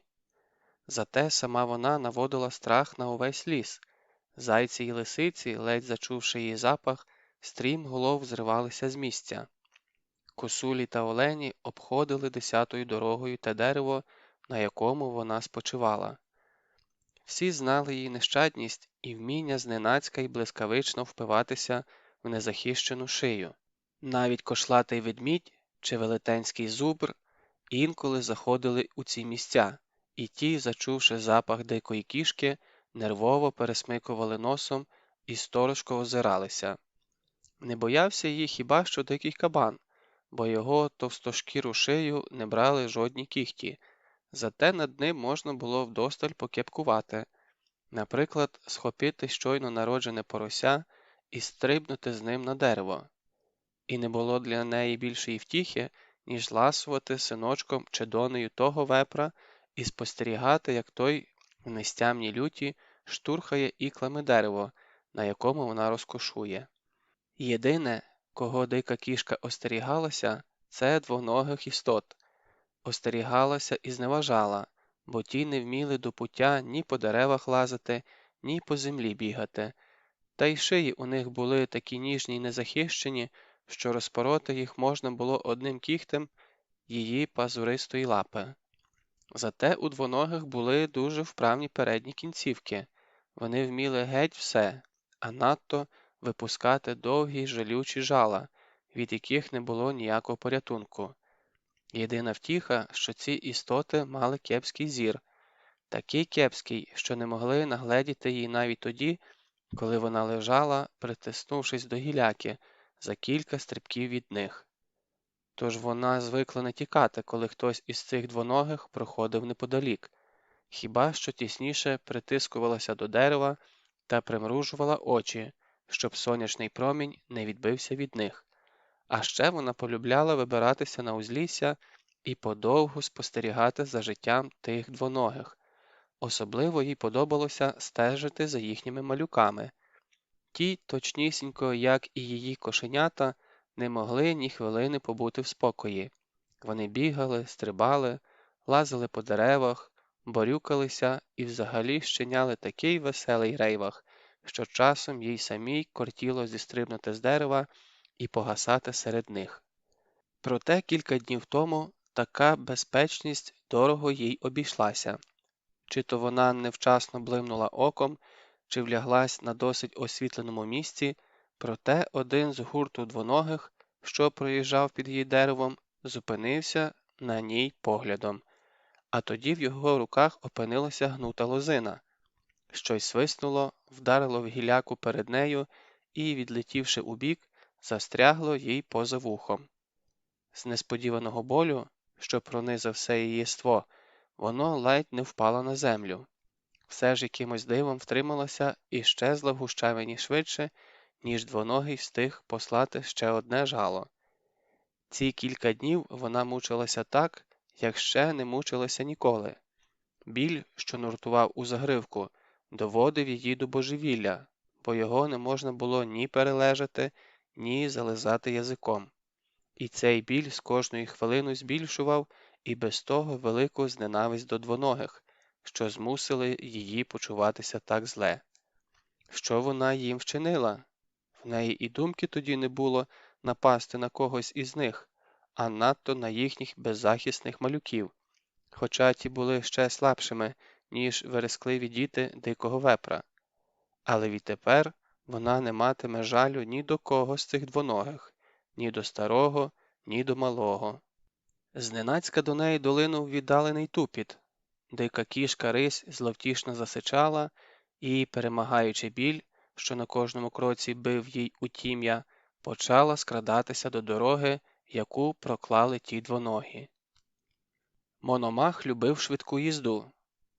Ледь вибравшись за римів, він стиснув коліньми кінські боки, і його білий огір одразу вихопився наперед. Галопом пролетів князь вузькою лісовою дорогою, першим процокотів по мостках через Портяну, затим через Іржавицю і ще з межі пересульських верболозів та очеретів. Коли супровід знову наздогнав його, княжий огір уже щипав траву, а сам князь стояв на високому, підточеному сулою пагорбі. Рвучкий вітер шарпав його червоне корзно, куйовдив прихоплену першою сивиною чуприну, проте князь на те не зважав. Він стежив за двома кінними постатями, що повільно малішали на овиді, і думав про щось своє. Ліворуч за очеретів визирало селище, що складалося з половецьких юрт та глинобитих хаток, яких так багато на Переяславщині. «Як вживаєтеся з Горошинськими?» Не обертаючись, запитав він муровця з дідом Овсієм, коли ті спішилися і теж зійшли на пагорб. «Не чубитеся?» «Та поки що Бог милує», – відказав дід Овсій, «бо коли князю по совісті, то ми хоч і не зводимо очей зі степу, але ці горошинці знають куди більше, що там діється». «Це ж чому?» – поцікавився князь. «Вони хоч і туляться до нас, Все ж мають родаків чи не в кожній орді, тож їздять одне до одного в гостину, і часом дізнаються таке, що нам і не снилося. Молодці, якось неуважно похвалив князь Горошинських, не відводячи погляду від Засульської далечині. І якось дивно було бачити тугу і смуток, що на хвилю застигли в його сірих очах. Муровець скоса зиркнув на свого князя і співчутливо зітхнув. Схоже, князеві не спадала з думки доля його улюбленого сина Святослава. Кілька літ тому Володимир Мономах став князем Переяславської землі, геть пошарпаної ненастанними половецькими набігами. А що спочатку у нього не було дружини, яка б давала відсіч нападникам, то князь змушений був укласти з половцями угоду про мир і дружбу. Половецькі хани охоче пристали на неї, тим паче, що порушення угоди нічим їм не загрожувало. А от Мономах на їхню вимогу змушений був віддати у составу свого первістка Святослава. Тож варто йому було, переслідуючи нападників, вибратися збройно за Сулу, як тоді княжич Святослав міг позбутися голови. Та все ж цей передих дав Переяславській землі багато чого. Половецькі набіги порідшали, а відтак зміцнилися порубіжні села та городища. І головне, князь Володимир зібрав сильну дружину, яка здатна була вистояти супроти степу. Проте перейти за Сулу, аби покарати порушників, князь усе ще не наважується. Батьківська любов поки що переважає княжий обов'язок. За ці роки переяславські вивідники не раз і не два намагалися з'ясувати, де ж то перебуває княжич Святослав. Відомо було тільки те, що він під пильним наглядом. Більш того, його постійно перевозили з одного стійбища в інше, аби Моновахові люди не змогли відшукати його слідів. Муровець перезирнувся з дідом Овсієм. Той кивнув головою, мовляв, пора. Муровець обережно кашлянув. «Князю», – сказав він упівголоса, – «тут така справа. Нарешті нам вдалося дещо дізнатися про княжича Святослава». Мономах рвучко обернувся до нього. «І ти мовчиш?» – майже вигукнув він, і годі було вирішити, чого більше звучало в його голосові – радості чи остраху. «Вибач, князю, проте ми мусили перевірити ці новини перед тим, як посилати до тебе гінця. Та коли вже ти приїхав, – Муровець промовчав, – врешті нехай краще тобі про це розкаже Попович, бо то він приклав до цього руку». Муровець кивнув головою, і на пагорб зійшов Олешко. Мономах кивнув на нього нетерплячий погляд. «Ну, – сказав він, – то що тобі відомо про княжича Святослава?» Олешко на мить схилив голову. «Мало що, князю, – сказав він, – хіба тільки те, що нині княжич Святослав перебуває в Орді під сильною охороною нашого сусіди хана Курнича». «Як він?» – перебив Олешка Володимир. «Ті, хто його бачили, кажуть, що в князя молодецький вигляд, і він може роз'їжджати в Орді, де захоче. Та варто йому бодай поглянути у наш бік, як тієї ж миті поруч з ним опиняється хтось із охорони». «Зрозуміло», – кивнув головою Мономах. «І як же тобі вдалося дізнатися про це?» «Дуже просто, князю», – посміхнувся Олешко. «У діда Овсія є в Горошині старий товариш Горошко, печеніг. А в того Горошка рідні чи не в кожній орді. От він і розповів мені про княжича Святослава».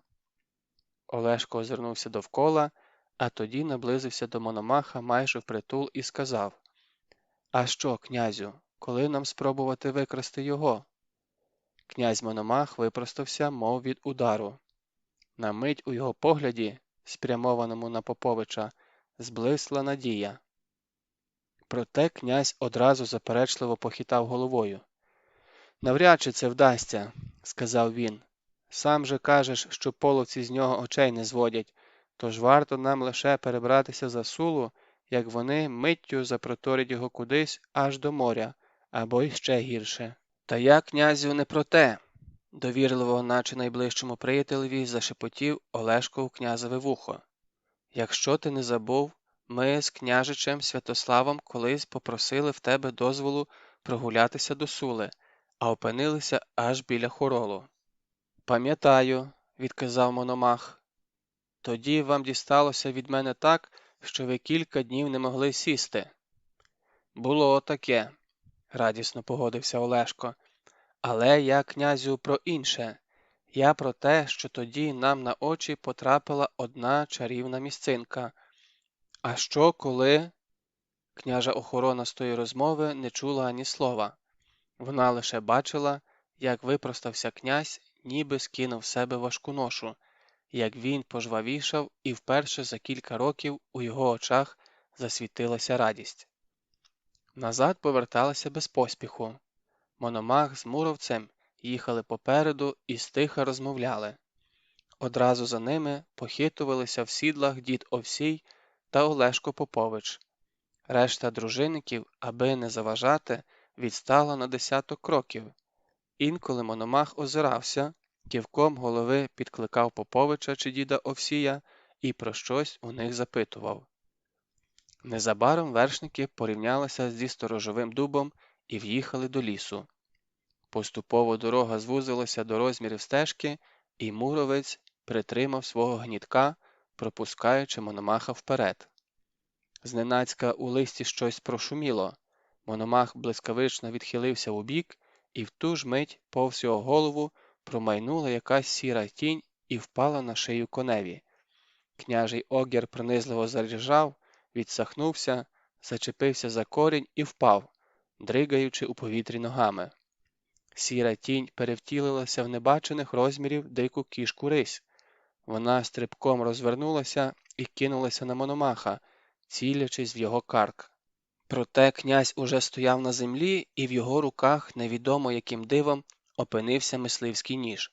Замить усе було скінчено. Дика кішка, судомно шкрябаючи землю величезними, як людська долоня, пазурами, відкотилася набік і завмерла. Мономах, мов би нічого й не трапилося, витер ножа об пучок трави, заховав його в піхви і лише потому глянув на звіра. «Дивно», – сказав він. «Наскільки я знаю, без причини вона на людину не нападає. Втім...» Він носаком чобота перевернув рись на інший бік, і всі побачили накінечник стріли з обламаним охвістям, що стирчав поза вухом. Тепер усе зрозуміло. Біль довів її до нестями. Це ж хто у вас так невміло стріляє? Гм, прокашлявся муромець. А дід Овсій люто глипнув на Олешка. Проте змовчав, лише нечутно прошепотів щось самими вустами. На жаль, всього цього Вітько не бачив. Дід Овсій не взяв його з собою до Сули. «Нічого тобі зайвий раз мозолити князеві очі», – сказав він, – «бо мало що може бути». Тож Вітько так і не зрозумів, чому Попович повернувся до Воронівки, мов у воду опущений. Проте невдовзі він знову став схожий на того Олешка, до якого всі звикли. Хіба що на другий день запропонував Вітькові прогулятися до лісу. Там він вибрав велику галявину і звелів Вітькові попереджати, коли наближатиметься хтось із дружинників, а сам намалював на одній з дубових гілок хижу котячу пику і майже до вечора пускав у неї одну притуплену стрілу за іншою. Із-під руки стріляв Олешко із розвороту, із коліна, із підстрибом і на скаку. Зупинився лише тоді, коли стріли 7 разів підряд вп'ялися прямісінько в котячий писок. «Ну, попадешся ти мені тепер», – пригрозив він. Проте кому саме так і не сказав. Мабуть, тому, що заходився витягувати стріли з дерева. А це було нелегко, навіть незважаючи на те, що стріли були затуплені. Гопак чи карате? Вітькові снилася мама. Вона шукала свого єдиного сина і в кімнатах дивилася, і до повітки зазирала, і вибігала на вулицю. Проте марно. Його, Вітька, ніде не було. А він сам ніби дивився на маму звідкілясь збоку, і в нього аж серце розривалося від жалю до неї. Прокинувся Вітько від того, що його хтось торсив за плече. «Синку, що з тобою?» – стривожено запитала тітка Миланка. «Стогнеш так, що аж душа обривається». «Мамо, шкода», – сказав Вітько і несподівано для самого себе схлипнув. Тітка Миланка тяжко зітхнула. Від брата вона вже довідалася про те, чим закінчився похід до Змієвої нори. «Що поробиш, синку?» – сказала вона. «Мабуть, судилося тобі залишитися у нас. От і мій Мирко десь». І гаряча сльоза упала Вітькові на щоку. А вранці біля воріт засвистів соловейком Олешко Попович. Росанка визирнула з повітки, насмішкувато поцікавилася. «А що це ти розтьохкався із самого досвідку? Гадаєш, як Змія побив, то вже тобі все й дозволено?» «Та я тут Миркового коня привів, щоб не біг Мирко на своїх двох до городища». «А раніше не міг прийти? Він же ще й не снідав». «Та я що? Я його не підганяю. Я тут зачекаю». «Що ти, доню, кіпкуєш з людини?» – подала голос з клуні тітка Миланка. «Краще б запросила Олешка до хати. Пощо йому стовбичити під ворітьми? Заодно й поснідає з Мирком». Двічі Олешка запрошувати не довелося.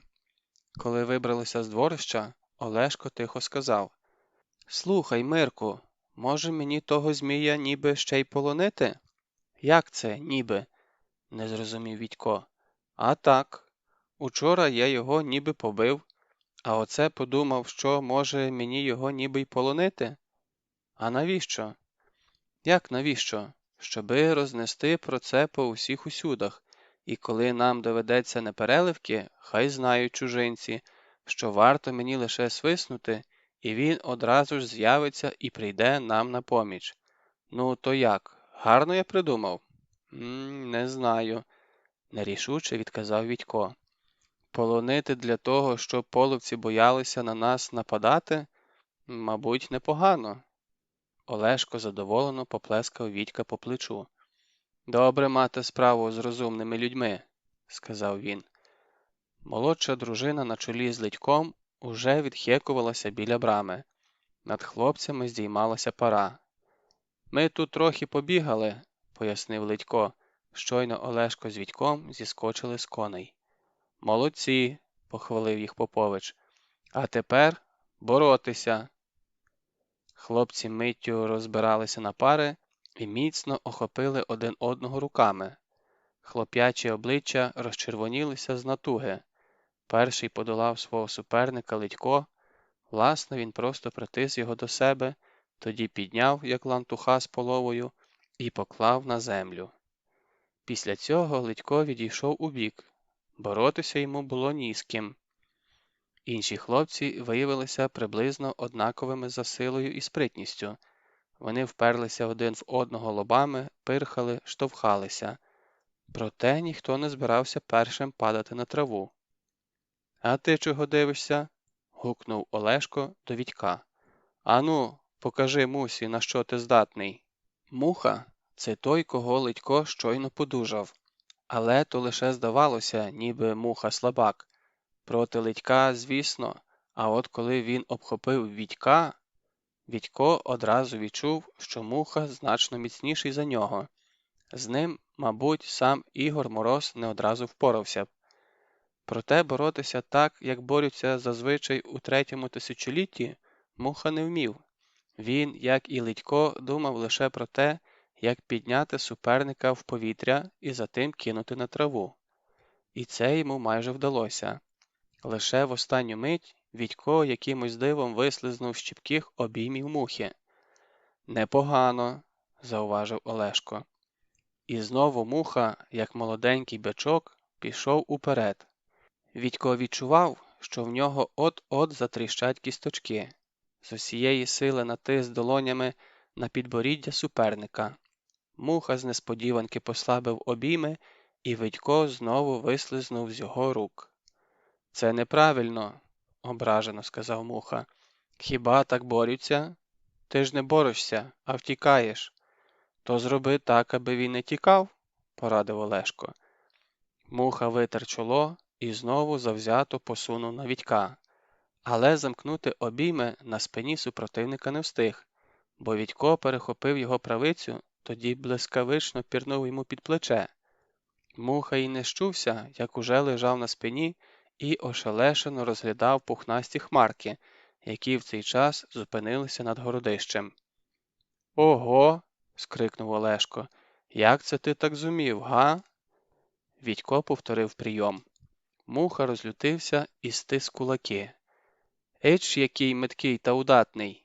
– застеріг його Олешко. «Зачекай з кулаками! Ану, парубки, хто хоче стати проти Мирка замість Мухи?» Першим зголосився Литько. І тут Вітько перевершив самого себе. Литько, котрий теж понадіявся на свої сили, лише п'ятами зблиснув у повітрі. Олешко ляснув долонями об поле. «Го-го-го! Беркіцнувся, наче лантух з обмішками!» – вражено заволав він. «Як це тобі вдалося?» «Дуже просто», – відказав Вітько, втішений такою увагою. «Це прийомчик такий. Називається кидок через стегно». «Прийомчик? А ти не можеш показати його на мені?» Олешко виставив уперед руки, пригнувся і рушив до хлопця. Вітько повторив свій прийом. «Ага, ти мене смикаєш до себе, а я дурний і радію», – сам собі пояснював Олешко Вітькові дії. «А тепер як?» «Ого, теж трохи не беркицнувся», – вдоволено зазначив він, коли Вітько спробував і його перекинути через плече. «Ану, спробуй ще раз».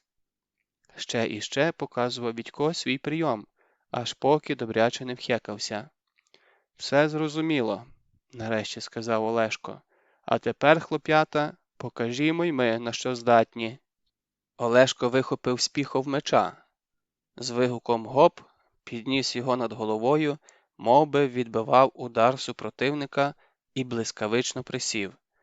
Тоді, мов гумовий, злетів високо в повітря, вигукнув «кий» і з силою викинув уперед праву ногу. Знову прикрився мечем, присів, знову злетів у повітря і, наче косою, махнув уже лівою ногою. «Гоп, кий!» – вигукував щоразу. «Ну як, уміють у вас таке?» Вітько лише стенув плечима. Щось подібне він бачив, але де і коли, нарешті здогадався. «Та це ж гопак!» – скрикнув він. «Це ж танець такий!» «Танець?» – здивувався Олешко. «Який ще танець?» «А ось такий!» – відказав Вітько і пішов навприсядки, як їх навесні навчав учитель танців. Спочатку Олешко витріщався на хлопця, мов на якусь дивовижу. Тоді зареготав так, що ледь не повалився на траву. «Воно й видно, що танець. Ти ж викидаєш ноги, мов би 3 дні нічого не їв». «А навіщо їх викидати?» – здивувався Вітько. Тепер уже й решта хлопців ледь не попадали зі сміху. «Як навіщо? Ти що, чужинця гладити збираєшся, чи як?» «А до чого тут чужинці?» Олешко лише руками розвів. «Ну, Мирку, ти що, не розумієш?» «Ні», – зізнався Вітько. «Тоді уяви собі, що переді мною 2 половці. Один спереду тисне, другий підкрадається збоку. То я від одного прикриваюся мечем, а щоб інший не зітнув мені голову, чим швидше присідаю. Розумієш?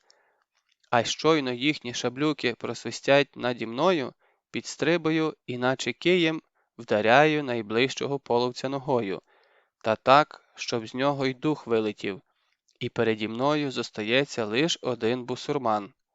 Тепер скумекав, що й до чого?» «Оце класнючо», – захоплено сказав Вітько. «Тож бо й воно, кваснючо, як ти кажеш. Ану, хлопці, повторюйте за мною. Гоп! Гоп, кий!» – загуло меже хлопців. «Гоп, кий!»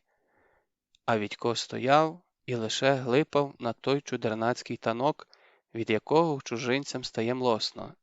Трохи згодом до нього дійшло, що цей танок нагадує йому не лише гопак. Щось інше він бачив, щось таке, але що саме? І тут його наче по голові вдарило. Та це ж карате. Можливо, трішечки не таке, як показують по телевізору, проте ніякого сумніву. Це карате, або точніше, гопак-карате. Ну, то як? Запитав Олешко, чи не всоти, злітаючи в повітря. Кей! Чудово, щиро визнав Відько. Тільки половці ж пішки не ходять, вони на конях сидять. Звісно, на конях, інакше чого б я ото так високо стрибав. Гоп! Коли Кожум'яка здолав головного змія. Хлопці лежали на траві і важко відхекувалися. Веселий танець гопак забирав сил не менше, ніж забіг над байлемовим ставком з важкими каменюками в руках. Через місток неспішно проїхав дід Овсій. Побачивши хлопців, звернув з дороги, присів поруч з Відьком і співчутливо похитав головою. «Нічого, парубки, тримайтеся», – сказав він. «Потім легше стане, по собі знаю». «Ніж ото зітхати над хлопцями, краще б розказали їм щось цікаве», – подав голос Олешко. «А що ж, можна», – згодився дід. «Але про що?» Хлопці поволеньки приходили до тями.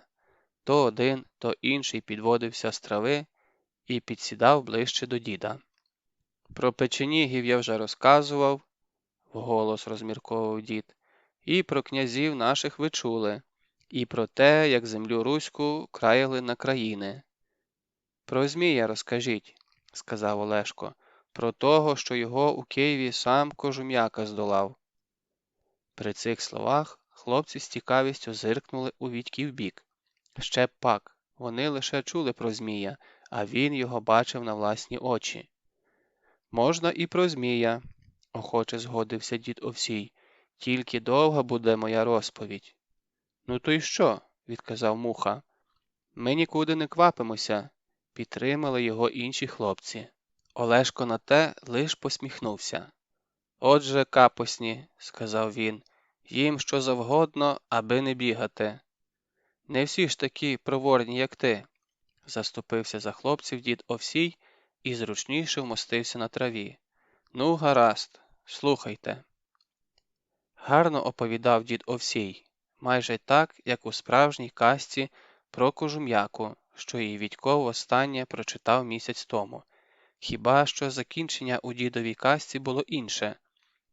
Отож, після того, як Кожум'яка під славним Києвом здолав головного змія, вів дід Овсій, його змієнята з переліку розбіглися хто куди. Дехто в нору сховався, дехто в ліси та болота неприступні подався, дехто взагалі в інших землях опинився. Проте час від часу визирають ті змії та змієняти зі своїх нір. Чи не перевелися ще богатирі у землі руській, чи не знесилилася вона від воїн та чвар? Отоді і виповзуть вони знову на цей світ. І один із тих зміїв оселився біля Сули. Здогадався хтось за Відьковою спиною. Дід Овсій кивнув головою. Схоже на те, і кожні 6 чи скільки там десятків літ визирає зі своєї нори. Винюшкує, що до чого, визирне і заховається, визирне і знову щезне. І так тричі підряд за якийсь місяць, а через 60 літ знову за своє. «І хапав когось?» – запитав Муха. «Та як сказати? От я від батька свого чував, що 100 чи й більше літ тому таке було. Верталася наша дружина зі степу. Перейшли хлопці Сулу і зупинилися. Хто заходився купати коня, хто раків та в'юнів ловити у стариці, а інші з нічев'я затіяли змагання на мечах, саме біля тієї нори. І раптом звідтіля долинув людський крик. Жінка кричала, чи дитина. Та так, що у воїв наших волосся з торчма стало. Напевно, піймала підла тварюка когось. То, мабуть, баба тітки Горпини зарепетувала, здогадався Відько. Їй здалося, ніби чорти в пеклі б'ються. Отаке було. А 60 літ тому батько мій вже на власні очі бачив, що може натворити той змій. Стояв він саме он там. Дід повів бровою у бік спостережної вежі, що височіла над городищем. Спостерігав, що діється на сулі та поза нею. Бо в усі часи, знаєте, багацько було всілякого люду, ласого до руського хліба та худобини. Отож стоїть він на вежі, аж бачить, за сулою ніби курява знялася. Забив батько тривогу, кинулася римівська дружина до коней. А печеніги, бо половців тоді ще не було, вже сулу перепливли. Якраз там, де зараз Змієва нора. Проте далі не рушили. Потупцювали там, потупцювали, іначе їх корова язиком злизала. А чому чкурнули, дізналося батькове товариство лише через місяць, коли захопило в полон кількох печенігів. Виявляється, гналися ті за якимось утікачем. Настигли його саме біля Змієвої нори.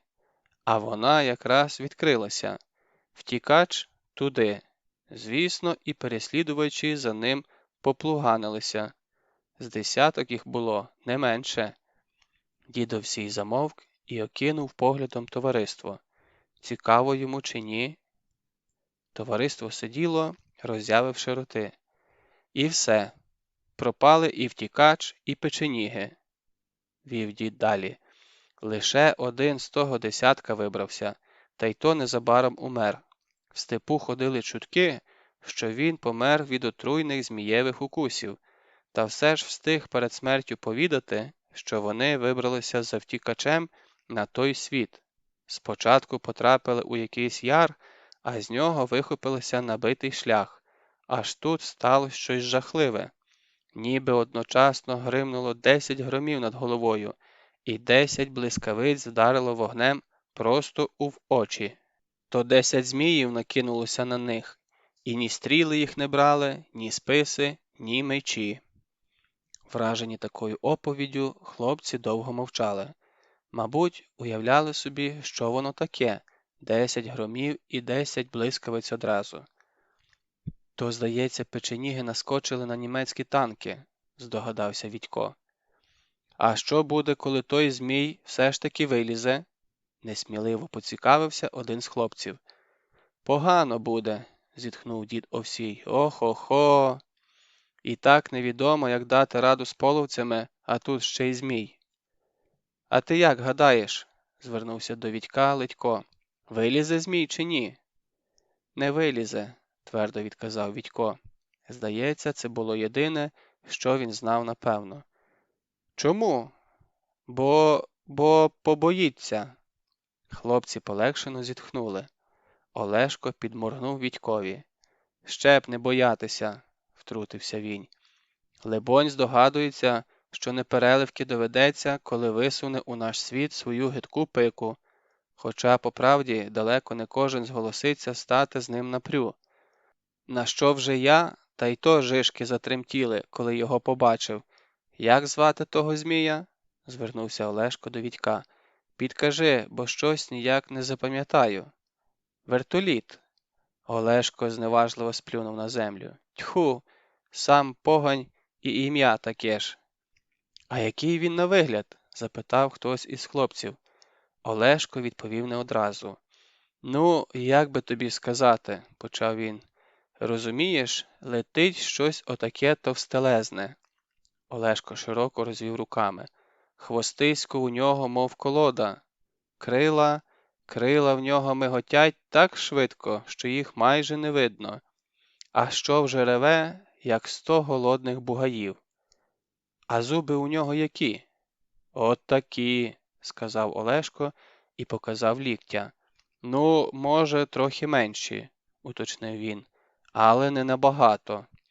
Ого, вихопилося у мухи, а ти зміг би його подужати? Хто його зна? Коли б накинувся він на мене, тоді було б видно. Але він промайнув над яром, куди я виліз, і щез. Хотів я погнатися за ним, але ж був піший. А що ж то за гонитва пішого за крилатим? То я постояв, та й поліз назад. Олешко почухав потилицю. Ну нічого, іншим разом здибаємося, тоді й розберемось, хто кого. Хлопці з захватом дивилися на молодого богатиря. От який сміливець цей Олешко Попович, трохи не став напрю із самим Змієм.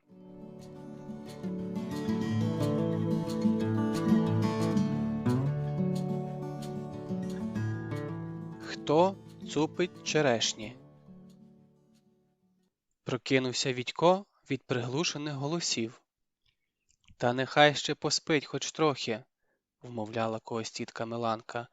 Воно ж сердешне так намучилося за ці дні. Не розніжуй хлопця, сусідко, відказав на те голос діда Овсія. Не на користь йому таке, повір, не на користь. Вітько не став чекати, доки його розбудять. Потираючи очі, він вийшов на подвір'я. Прокинувся, синку, всміхнулася до нього тітка Миланка. Вона саме несла кошовку з яйцями. Прокинувся, відказав Вітько і солодко позіхнув. Ну й добре, а то дідо Овсій хочуть тобі роботу загадати. Дід Овсій стояв коло перелазу. Невисокий, у своєму солом'яному брилі, він скидався на домовика. Еге ж, підтвердив дід Овсій, думаю, оце тим харцизякам з городища віднести трохи черешень. Та вже не ті літа, аби білкою по деревах гасати. То, допоможеш? Довго вмовляти Вітька не довелося. Вже не раз і не двічі задивлявся він на ті черешні, що росли на дідовому дворищі. Високі, з рідким розлогим гіллям, вони були густо всіяні великими бурштиновими ягодами. Такі черешні у їхній Воронівці росли хіба що у пасічника діда Трохима, а смачні ж, як мед. Особливо ті, що потріскалися. Навколо них завжди кружляли хмариська бджіл. До черешень діда Овсія через тих бджіл теж не можна було протовпитися. На щастя, напившись соку, вони ставали лагідні і жалили неохоче. Вітько вже знав, що колись дуже давно дід Овсій привіз із далекого походу на Дунай жменьку кісточок і висадив їх біля своєї хати. Виросли дерева на диво. Ледько казав, що не тільки в Римові, а й у самому Переяславі таких ягід ніхто не бачив. Дід Овсій провів Вітька до дерев, під якими вже стояли два кошики, тицьнув пальцем у найближчу черешню. «Бач», – сказав він сумно, – «цікаво б дізнатися, чия це робота». Дві нижні гілки були геть обчухрані, на них залишилося всього кілька листочків. «Ну, нічого», – погрозливо пробурмотів дід, – «розберуся, хто тут шкоду чинить, ой, розберуся». «А ти починай з вершечка», – наказав він Вітькові. «Бач, птахи там майже все склювали». І справді, на вершечку черешні розбишакувала сім'я сойок. Вітькову появу вони зустріли хрипкими обуреними криками. Одна із сойок навіть намірялася поцілити йому в тім'я. Скидалося на те, що сойки вважали черешню своєю власністю і ділитися нею не збиралися. Вони розлетілися лише після того, як Вітько кишнув на них і замахнувся кошиком.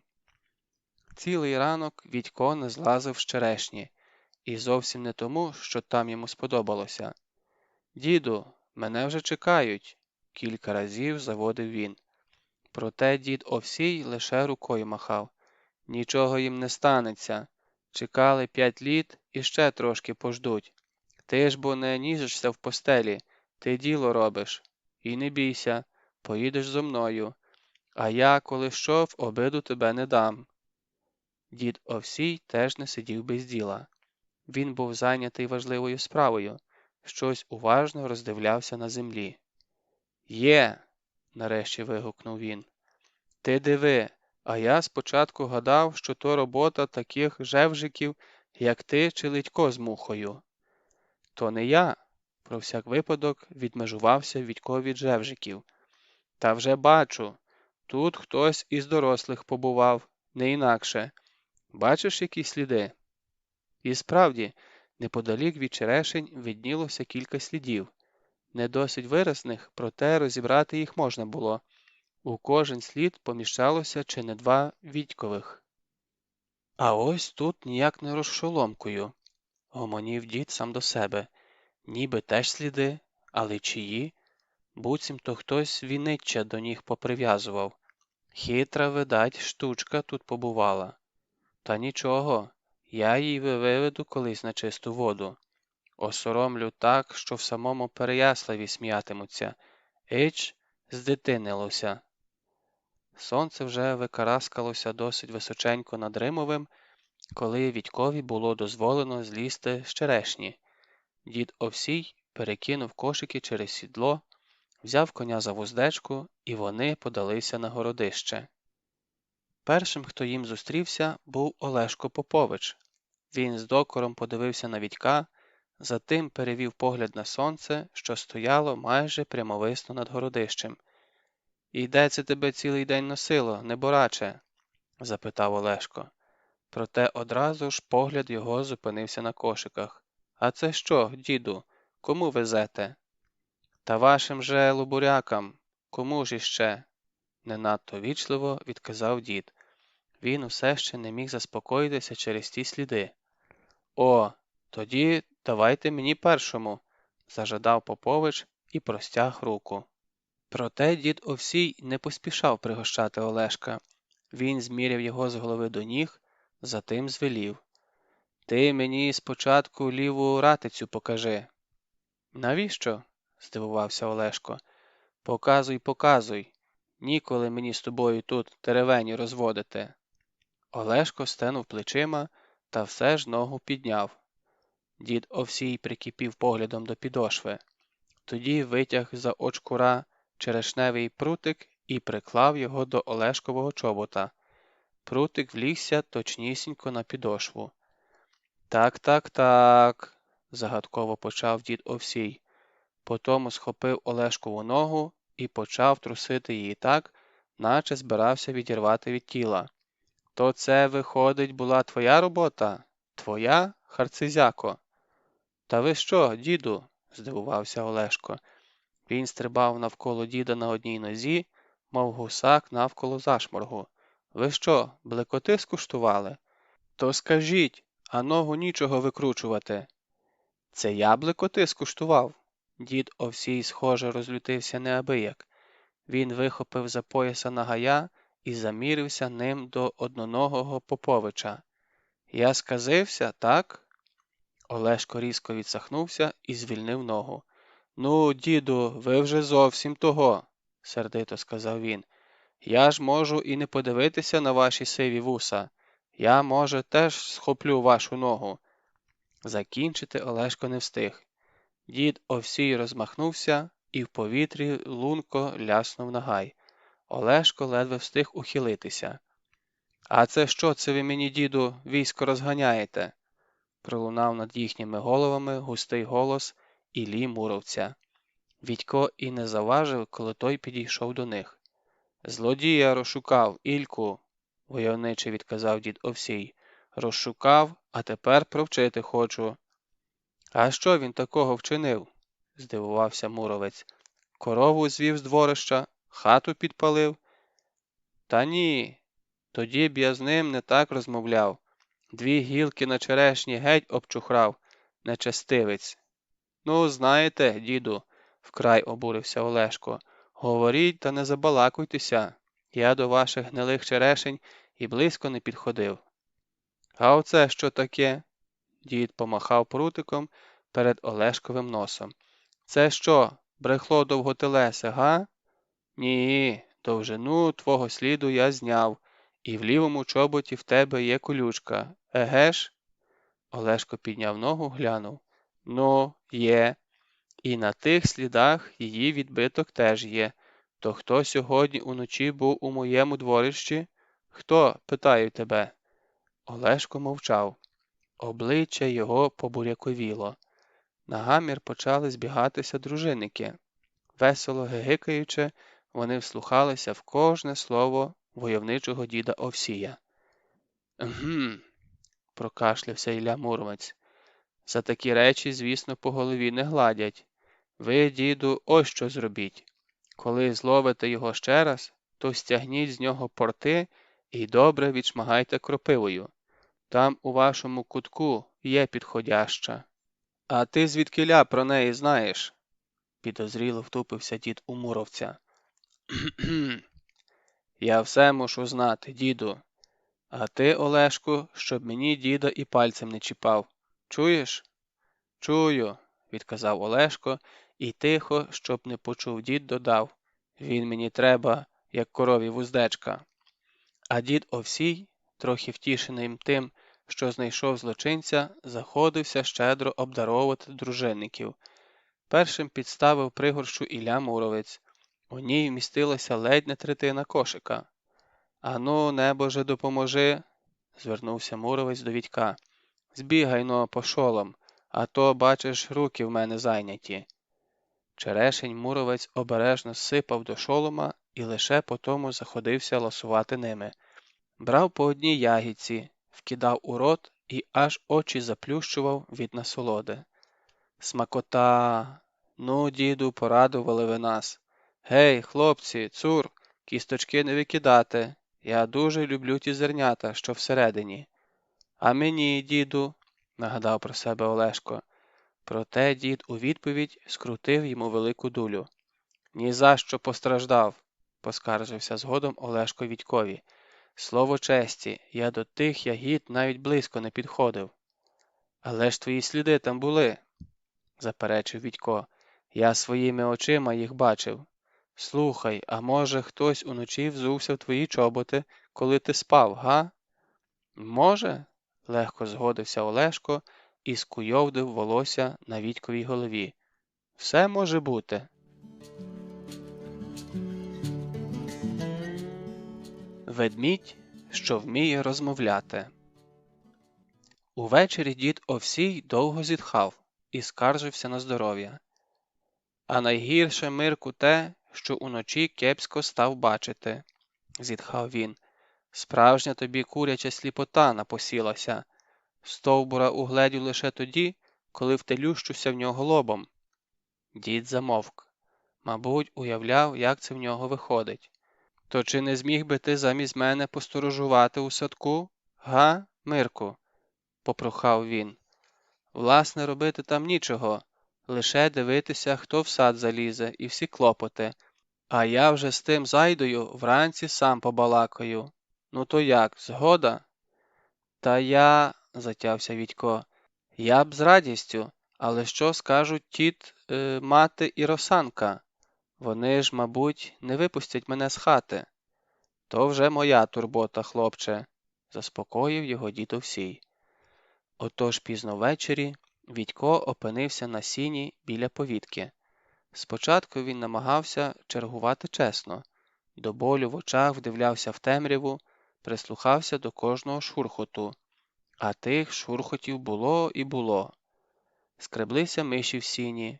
Потім до стіжка підкотився темний клубок і сердито запирхав. Кілька разів з темряви у Вітьки в бік поблискували чиїсь очі, і хлопець пошкодував, що поруч немає Бровка. Той ще з вечора кудись завіявся за наказом діда Овсія. Згодом почало різати очі. Вітько й не щувся, як вони заплющилися самі по собі.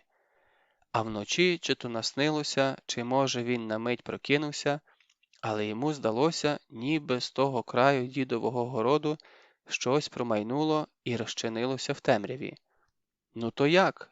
– запитав уранці дід Овсій. «Ніхто не приходив?»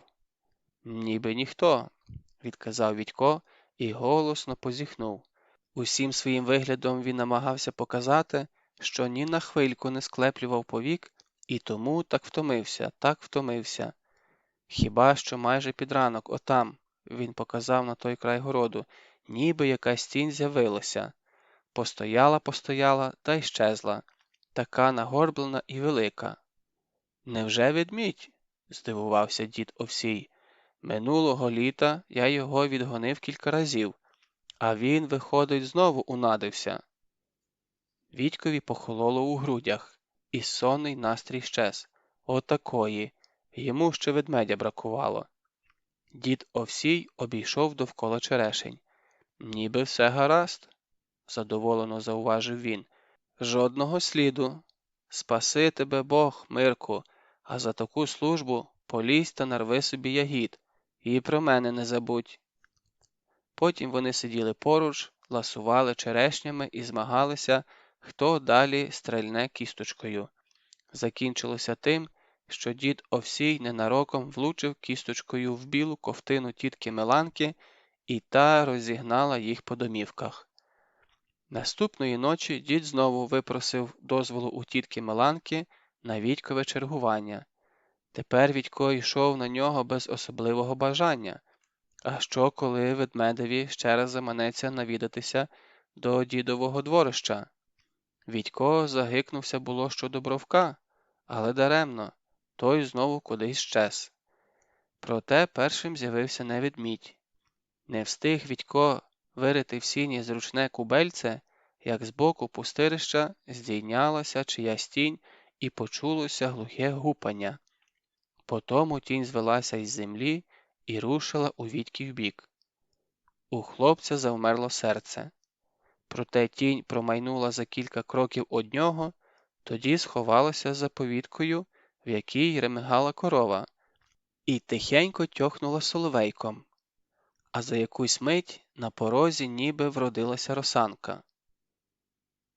«Чого розсвистівся?» – пошепки запитала вона. Вітько перевів дух. Це, виявляється, був Олешко Попович. «Ну чого ти така?» – несміливо мовив Олешко. «Яка?» – задирикувато відповіла росанка і рушила до воріт, де лежала товстелезна колода. «А така, я до тебе з усією душею, а ти…» «Що я?» «Та нічого», – відказав Олешко і зітхнув так, аж Вітькові стало шкода цього дужого і завжди веселого парубка. Якби ж то здогадувалася росанка, з ким вона у це усілася поруч на колоді і з кого так жорстоко кіпкує.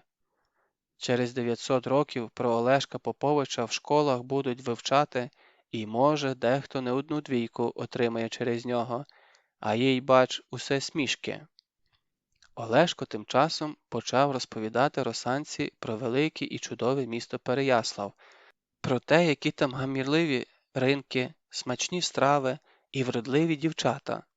І так же розповідав Олешко, так же розливався соловейком, що Вітькові аж засвербіло у п'ятах від бажання побувати у тому славному Переяславі, ще раз поглянути на переяславського князя Володимира Мономаха і скуштувати ласощів з далекого Цареграду.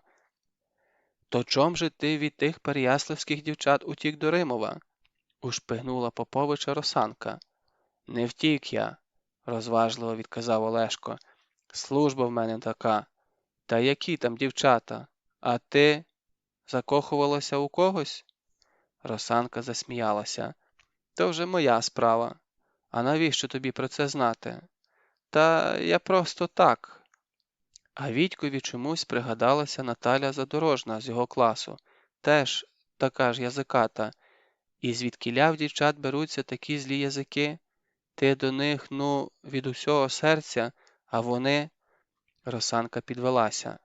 «Холодно вже», – сказала вона, – «та й уставати рано треба». «Посидь ще трохи», – попрохав Олешко. «Ні, пізно вже. Та йти собі, думай про своїх переяславських дівчат». «Бач, яка ти», – зітхнув Олешко. Він звівся на ноги і поволі рушив у бік дідового дворища, за яким починалися нічийні чагарі. «Та куди ж тебе понесло?» – зупинила його росанка. «Хочеш, аби дід Овсій знову ганявся за тобою через оті ягоди? Чи, може, ти їх і справді рвав?» «Та ти що? Хай вони скиснуть йому, оті черешні». То ось тобі хвіртка. І знову навколо Вітька запала тиша. І знову відкотився до стіжка клубочок їжачок. І знову защипало в очах. Та раптом сон відлетів. Над чагарниками звелася чиясь велетенська постать. Як і Олешко, перестрибнула вона через дідів тин. Проте гупнула так, що по земній тверді ніби брижі пішли. Затим постать звелася на ноги і поволеньки, сторожко, зупиняючись на кожному кроці, рушила до дідових черешень. «Ведмідь!» – промайнула у Вітьковій голові сполохана думка. «А що, коли йому не вистачить ягід?» Вітько боявся поворухнутися, боявся навіть зітхнути на повні груди. Усі ж бо знають, який у ведмедів чудовий слух. І навіщо він згодився сторожувати? А ведмідь почувався у дідовому садку господарем. Він повагом походжав між черешнями, підводився навшпиньки, нагинав одну гілку за іншою. «Смакота!» – раптом сказав ведмідь. І від того голосу всі страхи миттю покинули Вітька. Та це ж ніякий не ведмідь, це Ілля Муромець. Вітько звівся на лікоть і стежив, як ходить під черешнями муромець, як важко він підстрибує, намагаючись дістати гілку, і чомусь йому стало шкода цього славетного велета. Ну, не зовсім шкода, а так, трохи. У кожної людини, мабуть, є свої слабини. У Вітька вони теж були, і називалися його слабини київською помадкою. Зрідка ці цукерки, схожі на рожеві, блакитні, зеленуваті грибні шапки, привозили до їхньої Воронівки з райцентру, і Вітько ладен був тоді стояти під дверима крамниці хоч зранку до вечора. Дарма, що мама казала, ніби цукерки шкідливі для зубів. Та, виявляється, такі слабини є й у дорослих, навіть у Іллі Муромця, і називаються ці слабини його черешнями. Проте, які ж то черешні знизу? Ніякого смаку порівняно з тим, що на вершечку. Треба обов'язково допомогти такій славетній людині.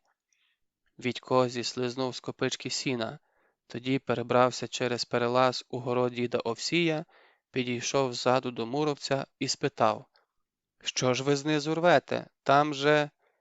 І тут сталося непередбачене. Ніким ще не подоланий велет раптом зойкнув, на мить пригнувся, мовби очікуючи удару, тоді стрибнув убік, мов наполоханий заєць.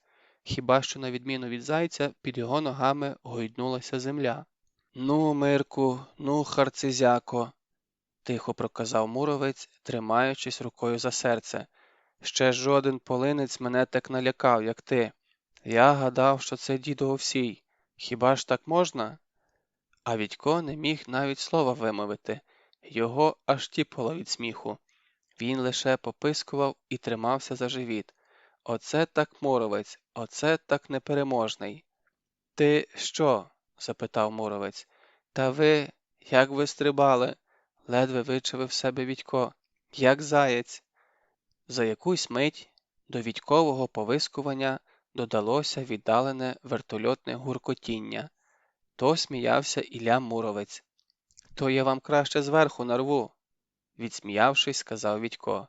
«Еге ж, нарви», – згодився Муромець, «бо я вже боюся до того гілля й торкатися, ледь що одразу ламається». І Вітько без жодного докору сумління подерся на вершечок черешні. Не збідніє дід Овсій від якоїсь жмені ягід. Щоправда, та жменя виявилася розміром з Вітькову пазуху, а за якихось півгодини Ілля Муромець, зручно умостившись під копичкою сіна, кидав у рот черешеньку за черешенькою і радів, як хлопчисько. «Лепсько ми з тобою натягли носа дідові, еге ж? Це йому за всі його потиличники». «То він що, і потиличники вам давав?» – не йняв віри Вітько. «Вам, Іллі Муромцю?» «Ще й яких? Ох, і лютий же був дід Овсій. Ледь що, одразу за кропиву. А коли я підріс, то за голоблю. А що вже окатий, наскрізь тебе бачить. Але я все одно його перехитрив, приглушено загигикав Ілля Муромець і показав Вітькові чоботи, до яких були прив'язані дві добрячі в'язки хмизу. Ніколи діду не здогадається, що це був я. А Олешко? Бачив, як діду його спіймав за ногу? Стрибав, мов той гусак. І знову у нічну темряву полетіло тихе вертольотне гудіння. Коли Ілля Муромець пішов з дворища, Вітько ще довго здригався від стамованого сміху. Так і заснув, здригаючись. Прокинувся він від голосної розмови, що долинала з вулиці. Біля воріт стояв дід Овсій. Перед ним на вороному ваговозі височів Ілля Муромець. «Ну то як, діду, сьогодні вночі ніхто вас не турбував?» – цікавився Муромець. «Та знову той писиголовець Олешко пробирався через обійстя», – поскаржився дід Овсій. «Хоча до черешень, слава Богу, не завертав. І все ж, – дід притишив голос, – хтось іще, Ільку, сюди приходив». «І що, обірвав усі ягоди?» – жахнувся Муромець. «Та не розберу. Ніби обривав, а ніби і ні. Хіба що сліди якісь чудернацькі залишив. Але що за сліди, ніяк не рознюхаю. То нюхайте, діду, уважніше. І коли що, мерщій до мене. Я тому писиголовцю ноги повисмикую. Ич, діда ображати». Ворухнув поводом і поїхав далі, величезний і насуплений. І ніхто не сказав би, що лише кілька годин тому він був геть інший.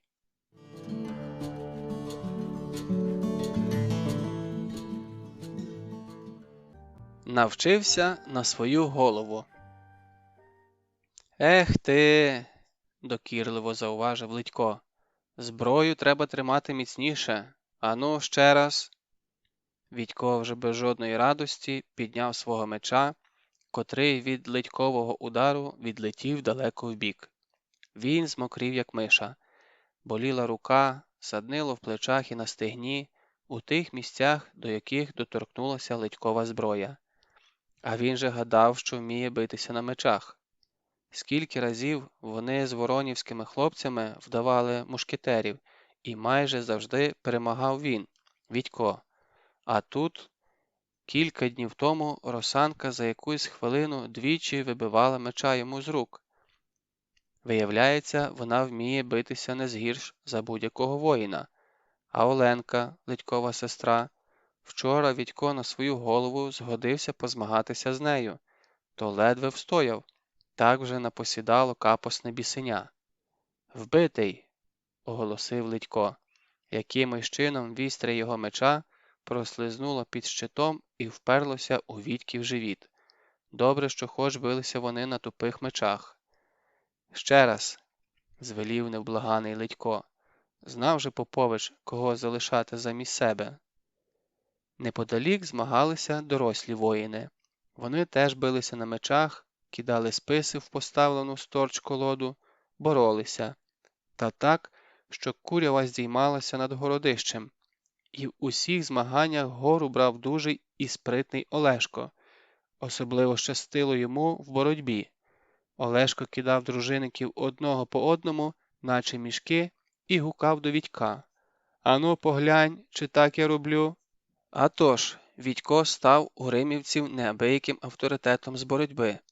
Він уже пересвідчився, що змагатися з римівськими ровесниками в силі чи спритності йому поки що не до снаги, тож уміло уникав захватів та обіймів, від яких часом аж дихання спирало. Допомагали йому оті 8 чи 9 прийомів, яких він навчився в шкільній секції з боротьби. «Вчіться у Мирка», – казав у таких випадках Олешко хлопцям. «Іч, яке хирляве на вигляд, а спробуйте його на землю кинути». Сам Олешко був у Вітька чи не найстараннішим учнем. Один лише Ілля Муромець не брав участі в змаганнях між своїми дружинниками, хіба що інколи зранку зі свистом покрутить свою величезну, ковану залізом довбню, а змагатися на мечах дядько Ілько остерігався. «Ще приб'ю когось ненароком», пояснював він. Рука ж і меч у мене, самі знаєте які. Здебільшого, коли не було якоїсь нагальної справи, дядько Ілько проводив час у переліску одразу за городом тітки Миланки. Там він із задоволенням вергав з коріння молоді дерева, викорчовував старі, орав на своєму велеті ваговику. Отак би завжди, раділа тітка Миланка, а то, як навіжені все гасаєте по своїх моровецьких чи залозних шляхах. Сестро, не згоджувався муровець і патиком щищав вологу землю з рала. Не кажи, комусь же й гасати треба. Та я що? Але нехай цим займається твій Олешко, не відступала тітка Миланка. А ти ж батьком нашим привчений до землі. І виходить це в тебе, братку, так же ж гарно, ні в кого з наших так не виходить. Муровець вдячно посміхався у довгі свої вуса і налягав на рало з такою силою, що над могутнім важковаговиком лише пара клубочилася. Боротьбу Ілля Муровець відверто зневажав, хоча дід Овсій і стверджував, нібито раніше Ілля боровся залюбки, ще тоді, коли особливою силою не відрізнявся. От і зараз Муровець на своєму височенному коні неквапом в'їхав у городище. Кінь покосував на Вітька ласими очима, мабуть, сподівався на гостинця. Проте Ілля поплескав свого чотириногого товариша по гриві і докірливо зауважив. Тебе сьогодні мало годували? Луснеш скоро. Кінь стріпнув вухом. Чи то відмахувався від докучливих гедзів, чи то від господаревих слів. Потому рушив своєю звичною дорогою у холодок під розлогим берестком.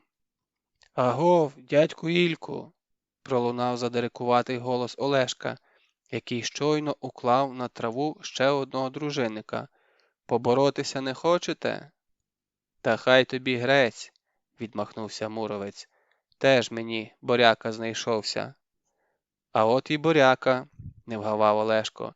Хочете, і вас покладу на землю? Ти? Щиро здивувався велет. Мене? Еге ж, підтвердив Попович. Вас. Є такий, як його, прийом. Мені Мирко його показав. Ну, коли вже Мирко став твоїм навчителем, звеселився Муровець, тоді, звісно. Він зліз з коня, розправив плечі і кілька разів змахнув, наче вітряк, важкими ручищами. Що ж, показуй, чому навчило тебе те хлоп'я, прогудів він і став супроти Олешка. Проте Попович одразу показувати Вітьків прийом не квапився. Він спритно уникав дужих обіймів муровця і, мов гець, кружляв навколо велета. Попович чекав свого часу. Нарешті, коли муровцеві урвався терпець і він рішуче ступив уперед, аби злапати верткого Поповича, Олешко блискавично пірнув йому під руку, розвернувся, підставив своє плече, і муровець незграбно, немов зашпортнувся об колоду, гепнувся на траву. Дружинники лише охнули. Згодом пролунав обережний сміх. Якусь хвилю муровець лежав непорушно, мов би усвідомлював, що з ним трапилося. Тоді підвівся із землі. Ну, я ж тобі зараз, поволі проказав він і рушив до Поповича. Олешко позадкував. Мабуть, йому дуже не сподобався вираз обличчя подоланого велетня. Дядьку, ми так не домовлялися, застережливо мовив він і раптом кинувся навтьоки. Глухо загуділа земля. То Ілля Муровець рвонув за втікачем. Тричі обігли вони навколо гранітної брили, обігнули сторожову вежу і знову опинилися посеред дворища. Звідсіля Олешко стрілою помчав до щільного гурту дружинників, сподіваючись, що котрийсь із них зупинить розлютованого велета. Проте гурт розлетівся навсібіч, наче зграя сполоханих куріпок. А Ілля вже важко гримкотів за брамою і ні на крок не відставав від свого молодого і необачного супротивника. Я ж тобі зараз, долинуло до дружинників. Незабаром супротивники щезли у зарослому лозами видолинку, а за якусь хвилю звідтіля долетів приглушений Олешків зойк і кілька гучних, немов би то сплескувала хвостом здоровенна риба, вилясків. Коли Відько, обігнавши дорослих, першим скотився у видолинок, він побачив Іллю Муровця, що з винуватим виглядом височів над Поповичем, а той, болісно морщачись, намагався розігнутися. Правицею він обережно доторкувався до того місця, що було нижче спини. «Ну хіба ж так можна?» – простогнав Олешко. «Ви ж, дядьку, трохи перепічки з мене не зробили». «Так я ж не хотячи», – виправдовувався Муровець. «Розлютив ти мене, Олешку». Попович побачив Відька і вимучено посміхнувся. «Ех ти», – сказав він, – «навчив на мою голову». «Не на голову», – заперечив Муровець, – «не на голову, а на інше місце, на те, звідкіля ноги ростуть». Відька розібрав сміх. Хлопець ледве стримувався. Він навіть затулив рота долонею, щоб не захихотіти, бо хто його знає. А раптом Олешко розлютується так, як щойно дядько Ілько, і тоді невідомо ще, що заболить у Відька. Проте перший засміявся не він, а сам Попович. «Ну, дядьку, я ж не знав, що ви так бігаєте. Думав, коли що, дам драла і спробуйте мене догнати. А воно, бач, як вийшло». Тієї миті дорогою пролетів вершник. З його коня летіли клапті піни. «Половці!» – хрипко репетував вершник. «Половці підходять!» Груші на вербі. Ілля Муровець присів на оцупок дубової колоди. Олешко примостився було поруч з ним, проте одразу ж скривився і звівся знову на ноги. Мабуть, сидіти йому було незручно. Дружинники щільним колом оточили гінця. Звістка про раптову появу степових нападників їх аніскільки не стривожила. Навпаки, обличчя дружинників були збуджені. «Нарешті», – сказав хтось із них, – «а то коні вже застоялися». Один лише дід Овсій не приховував тривоги. «Чого доброго через них і жито осиплеться», – бубонів він. Гінця Відько знав. Це був Жила, той, хто не пустив його до Змієвої нори. «Ну, розказуй», – звелів Жилі Муровець. Гінець розповів, що в степу, поміж Пслом і Сулою, сторожові роз'їзди виявили кілька великих половецьких орд. Одна з них нишком пробирається у бік Кримова і, схоже, буде тут не пізніше завтрашнього дня. «Розвідують», – висловив припущення дід Овсій. Ілля Муровець на знак згоди кивнув головою. «Готуйтеся до битви», – коротко звелів він дружинникам. «І треба розіслати гінців по довколишніх селах». Заметушився, завирував Римів і його околиці. У всі кінці вихором полетіли озброєні вершники. Над хатами здійнялися дими, запахло смажениною і свіжим хлібом. Олешко звелів Відькові не відходити від нього ні на крок. Кривлячись, сів у сідло. Вони виїхали за браму, піднялися до селища і поволі рушили вулицею. То з одного, то з іншого дворища долинав квапливий металевий передзвін. Чоловіки точили зброю, якийсь древній дід, перехняблений на правий бік, уже випробовував свою шаблю, косив нею будяки біля воріт. Побачивши Олешка, припинив війну з бурянами і хитнув головою. Олешко ввічливо уклонився старому. «Що там чувати?» – запитав дід. «Далеко ті нечестивці?» «Недавно ніби близько були», – відказав Олешко. «Та як почули, що ви взялися за шаблюку, чкурнули геть». «Тьху!» – образився на те дід. «Язик у тебе як калатало». Олешко зареготав і натяг повід. Коли вони від'їхали, Санько сказав: Слухай, Олешко, я давно хотів тебе запитати. Ото всі дружинники ходять з довгими чубами, а ти ні. Чому це? Бо ще не доріс, безтурботно відказав Олешко. От стукне мені 20 років, тоді вирощу такого чуба оселедця. А навіщо він тобі? Ну, як же? Це ознака того, що я княжий дружинник, а не якийсь казнащо. Ці чуби, Мирку, ще наш давній князь Святослав зі своїми дружинами носив, от. А ще він сережку у вусі мав. І ти теж матимеш? Я ні, бо таку сережку носять лише князі. А навіщо? Ну, як ти не розумієш? Це ж так просто. От уяви собі, повз тебе їдуть оружні люди, то одразу видно, хто князь, хто його дружинники, а хто ще до них не доріс. Вони повагом наближалися до дворища тітки Миланки. Біля воріт Олешко зупинився, попрохав. Мирку, поклич на Росанку, хочу попрощатися з нею. Вітько зіскочив зі свого коника і щез за ворітьми. Повернувся за хвилину. Її немає вдома, сповістив. Кудись пішла. Олешко спохмурнів. Жаль, сказав він. Ну що ж, бувай здоровий. Можна я з тобою поїду? Попрохав Вітько. Олешко відповів не одразу. Він думав про щось своє, мабуть, про Росанку. Гаразд, сказав після деякої мовчанки, але недалеко, тільки до Портяної.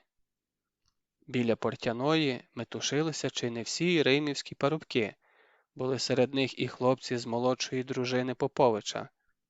Швидко припливли, похвалив їх Олешко. Доки ми з тобою, Мирку, огинали болото лісом, вони всілися на човни і навпростець через нього. І справді, більшість хлопців була на човнах-плоскодонках. Вони раз по раз перепливали на них чисті плеса з купами накошеного очерету і щезали в глибині плавнів. Що вони там роблять? Поцікавився Відько. О, у них в болоті справжня фортеця, відказав Олешко. Звідтіля вони обстрілюватимуть поганців. Так і піде, ми його в лоб, а хлопці жалитимуть збоку. А що, коли половці накинуться на них? Не накинуться.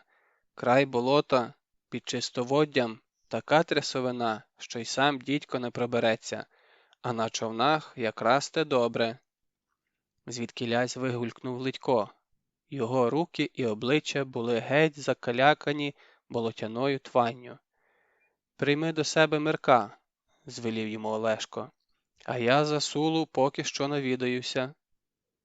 І я з тобою, знову попрохав Відько. Мирку, скінчилися наші з тобою ігри, відказав Олешко. Я навіть Литька з собою не беру на таке діло. Ич, як він набурмосився.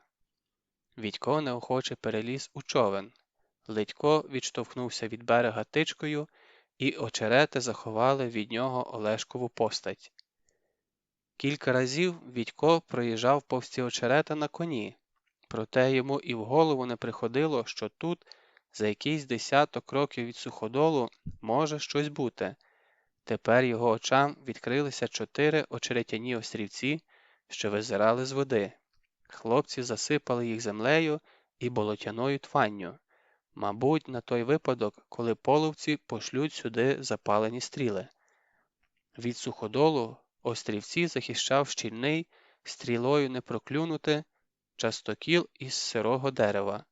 Частокіл був обставлений ще й і товстими снопами зеленого очерету.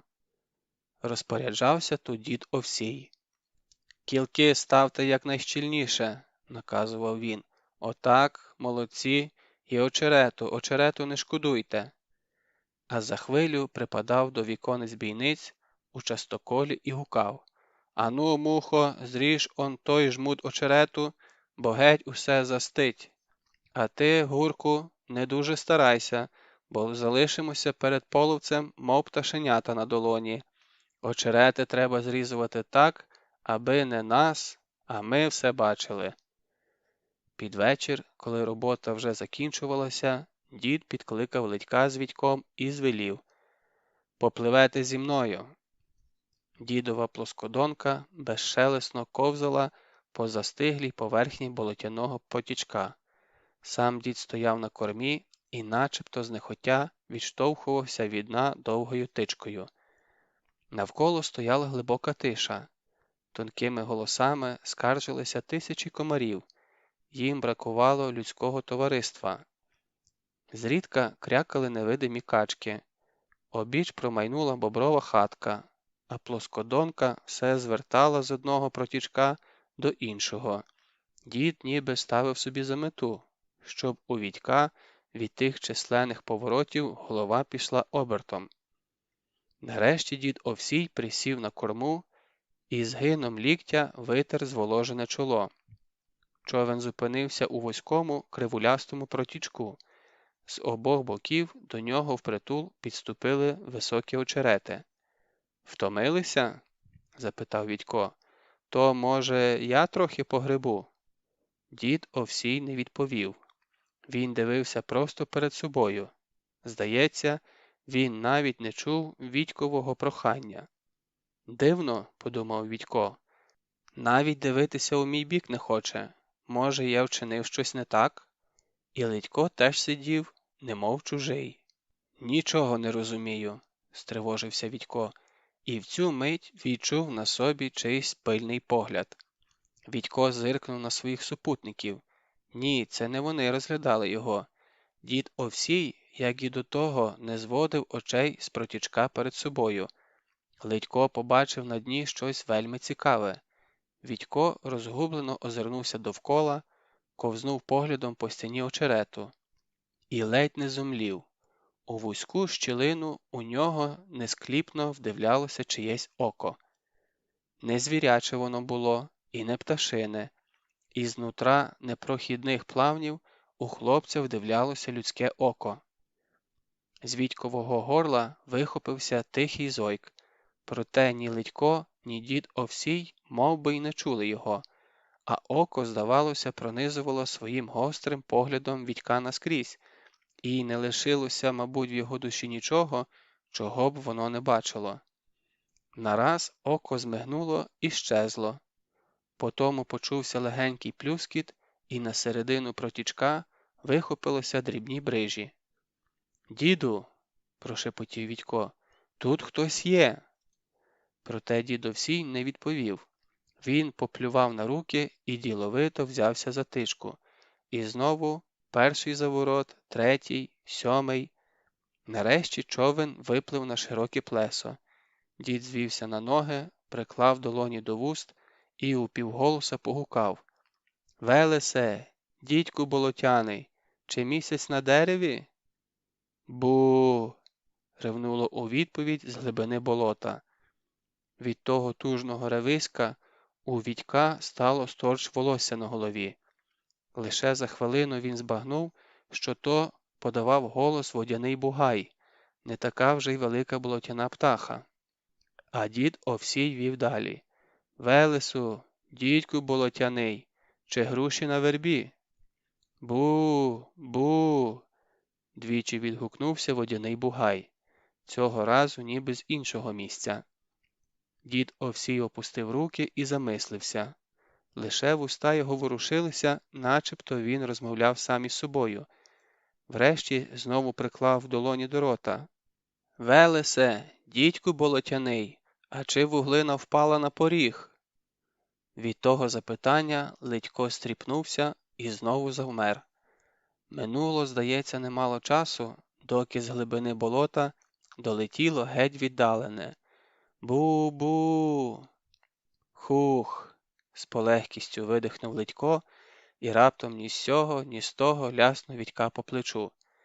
«Спаси тебе, Боже, Велесе!» – подякував дід Овсій дідькові болотяному і взявся за тичку.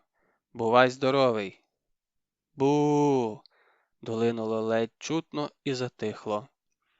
А потім дід ще довго кружляв чистоводами та протічками, аж доки вони нарешті вибралися на берег. Неподалік у сутінках маячіла сторожова вежа Римівського городища. «Ану киш додому!» – звелів хлопцям дід Овсій. «У мене тут є ще деякі справи». І знову відштовхнувся тичкою від берега. Хлопці підтюпцем подалися нагору до Римова. Ледько мовчав, як і раніше, хіба що кілька разів зиркав у Вітьків бік і таємниче усміхався. «Слухай, Ледьку, що там ревіло?» – врешті не витримав Вітько. Відповів Ледько лише біля крайніх хат. «Дух то був болотяний, Мирку, не доведи Господь чужинцеві чи зраднику потрапити до його лабет. Від дідькового погляду ніщо не сховається». Вітько згадав людське око в очереті і мимоволі здригнувся. «І він? А тож, захотів побачити тебе. Ти ж, Мирку, вже стільки часу тут живеш, а він тебе ще й не бачив. Тож коли випадково злапає коло болота, бути страшній біді. От дід Овсій і вирішив показати йому тебе». «То він що, знайомий з самим дідьком болотяним?» – вражено запитав Вітько. «Не знаю, Мирку», – відказав Ледько.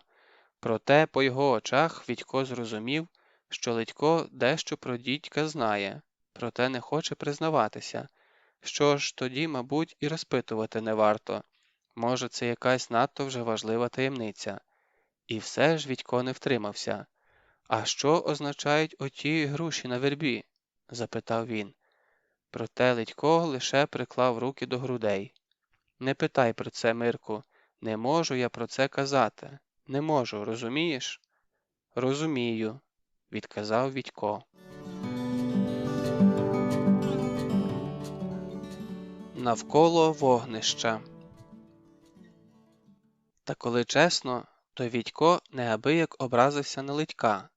Теж мені знайшов від кого критися, а він же, Вітько, нічого ні від кого не приховує. Розповів, звідкіля з'явився, навіть прийоми боротьби, які знав, показав. Проте образа швидко минулася, бо незабаром у Римові стало навдивовижу гамірно, майже у кожному дворищі палало багаття, і довкола нього сиділо по кілька озброєних чоловіків. То були ратники з довколишніх сіл. Яскраво палало таке багаття і в дворі тітки Миланки. Гості саме всідалися до вечері. Розпашіла тітка Миланка з донькою заклопотано метушилися навколо них. Та ледве Вітько з'явився на подвір'ї, як тітка Миланка забула про гостей і кинулася до нього. «Де тебе носило?» – запитала вона. «Інші хлопці вже давно повернулися, а ти?» «Я з дідом Овсієм плавав на болоті», – відказав Вітько. Тітка Миланка завмерла. «І дідько болотяний тебе? Ой, що це я?» Вона приклала обидві долоні до вуст.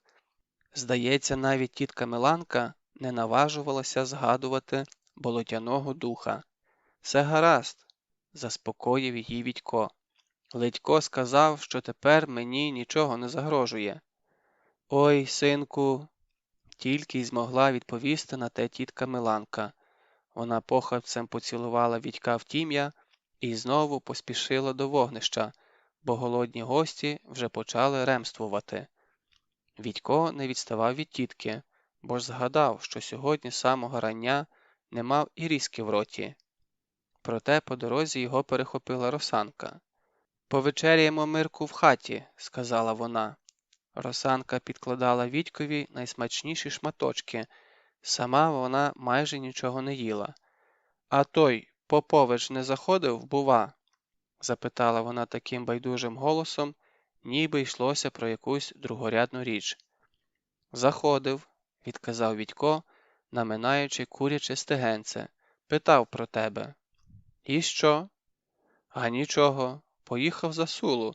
Такий смутний поїхав». По Росанчиному обличчю промайнула тінь. Проте дівчина тут же задирикувато стріпнула русявою косою. «Нехай посумує. Це йому не зашкодить». Вона озирнулася і пошепки спитала. «Кажуть, тебе возили на болото?»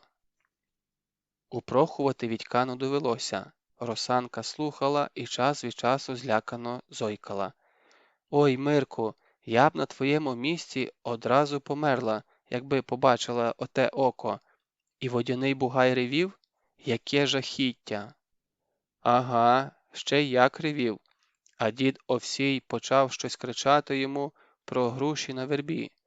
Росанка полохливо озирнулася на двері. То, мабуть, заклинання якесь, пошепки сказала вона.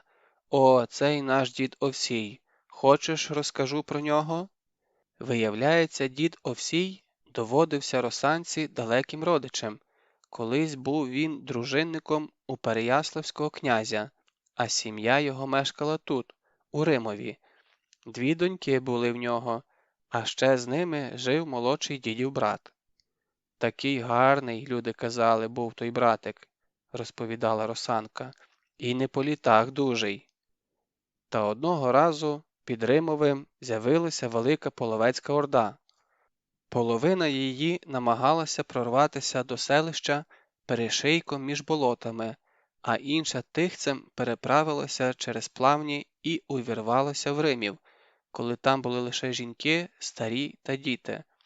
Мало хто з них тоді врятувався. З дідової сім'ї живим зостався лише молодший брат. Та й то важко було його назвати живим, бо по ньому пройшовся копитами не один половецький кінь. Що вже не робив дідо, аби вилікувати його, вела Росанка далі. І вилікував таки, та краще б він цього не робив, бо люди аж жахалися, угледівши того брата. І не дивно, зламані кістки почали рости, куди їм заманеться. Потім дідів брат кудись щез, а сам дід Овсій покинув свою дружинницьку службу і перебрався до Римова назавжди. Ходив і далі з князем у походи, проте щоразу повертався до батьківської хати, і як повернеться, одразу до болота. Кожен протічок знав, і з заплющеними очима міг вибратися звідти. От тоді, мабуть, і спізнався дід Овсій з дідьком болотяним. А тепер дідо вже й Бровка до плавнів привчає, зітхнула Росанка. Якого Бровка? Запитав Відько. Нашого? А ти й не помітив? Бровко лише годується біля нас, а ледь що до діда біжить, і слухається лише його. Тільки ж ти, Мирку, про це нікому, прошепотіла Росанка наостанок і подалася на двір, бо мати вже кілька разів кликала її. Дід Овсій з'явився, коли гості закінчували вечеряти. Поруч з дідом височів Ілля Муровець. Може, сестро, і нас погодуєш? Запитав Муровець. Та вже ж погодую, коли прийшли, відказала тітка Миланка. Ще трохи залишилося. Того трохи вистачило б на кількох муровців. Зголоднілий велет лише відпирхувався. Балуєш ти наш, сестро. А дідові чом кращі шматки підсовуєш? Бо є за що, невизначено відказала тітка Миланка. Половці. Відька ще затемна розбудив Литько. Хлопці навперегінки скотилися до ставу, затим гадкою піднялися до городища. Біля сторожової вежі їх зустрів кривобокий дідусь, той, що вчора завзято воював з будяками. «Вас тільки за смертю посилати», – сердито пробурчав він. «Овсій місця собі не знаходить, униз по східцях і праворуч». «Знаю», – перебив старого Литько. Зненацька дід огрів його по шиї. «Треба додавати, діду», – сердито нагадав він. «Ич, одноліток який знайшовся». Литько потер шию і слухняно повторив. «Знаю, діду». «Оце інша справа», – подобрішав дід. «Ну, хлоп'ята, дасть Боже вам щастя і на марне підстріли не лізьте». Лаз від сторожової башти до болота був прокопаний ще з незапам'ятних часів. Сходинки були вузькі і вологі. В темряві звідусіль тхнуло трухлявим деревом та пліснявою. Попереду тихо плюскотіла вода. Трохи згодом унизу засіріло. Відько вийшов з лазу просто в очерети. Праворуч, на чистоводді, погойдувалося з десяток човнів-плоскодонок. На одному з них вже сидів Ледько і про щось тихо перемовлявся з дідом Овсієм. Слідом за ними почали вигулькувати з лазу хлопці з молодшої дружини Поповича. І не лише вони. Прибули отроки з Канівців, Лящівки, Кавраю, Мохнача. Дід Овсій обвів усіх уважним поглядом, пробурмотів до себе щось нерозбірливе. Тоді підвівся, взявся за тичку і звелів: «Що ж, попливли!» Пробиралися вузькими кривулястими протічками. В густому тумані не було видно навіть простягнутої руки. Звіддалік до них долинав приглушений багатоголосий гомін, кінське іржання, дзенькіт криці. Та коли протічок звертав убік, гомін одразу затихав. Замість нього виразно вчувалося вороняче каркання. «Ич, на учту злетілися!» – стиха буркнув дід Овсій. «І справді, не Римів у нас, а Воронівка, як ти, Мирку, кажеш?» Нарешті човен уперся у щось м'яке і пружинисте. «Приїхали!» – сказав дід Овсій і перший вибрався на сухе. Як і раніше, в тумані нічого не можна було розгледіти, та вже проглядало над головами чисте небо і сонце першими золотими стрілами де-не-де пробивалось крізь імлу. А зовсім поряд чувся вже не гомін, а безперервне і загрозливе гудіння, наче морський прибій, що от-от завергає важкими гранітними брилами. Половці підійшли до Сули у досвіта. Через річку перебиралися швидко і безшумно, сподівалися захопити римівців зненацька, але несподівано вгледіли перед собою русичів, що тісними шеренгами перекривали вузький перешийок між болотами. Передні половці почали сповільнювати біг своїх коней, і все ж змушені були підступати до захисників Римова все ближче й ближче, бо зі спини на них натискали інші. Обійти русичів не було ніякої змоги. Щоправда, кілька десятків степовиків спробували пройти краєм болота, проте коні одразу ж по шию загрузли у баговинні. А потім з очеретів свиснули стріли, і кілька половців плюснули у рідку каламутну твань. Нападники поспішно відступили і приєдналися до своїх. У центрі руського війська височів на своєму важковаговозі Ілля Муровець. Поруч з ним вишикувалося з 150 закованих у кольчуги дружинників. По боках щільними лавами стояли римівці і ратники з довколишніх сіл.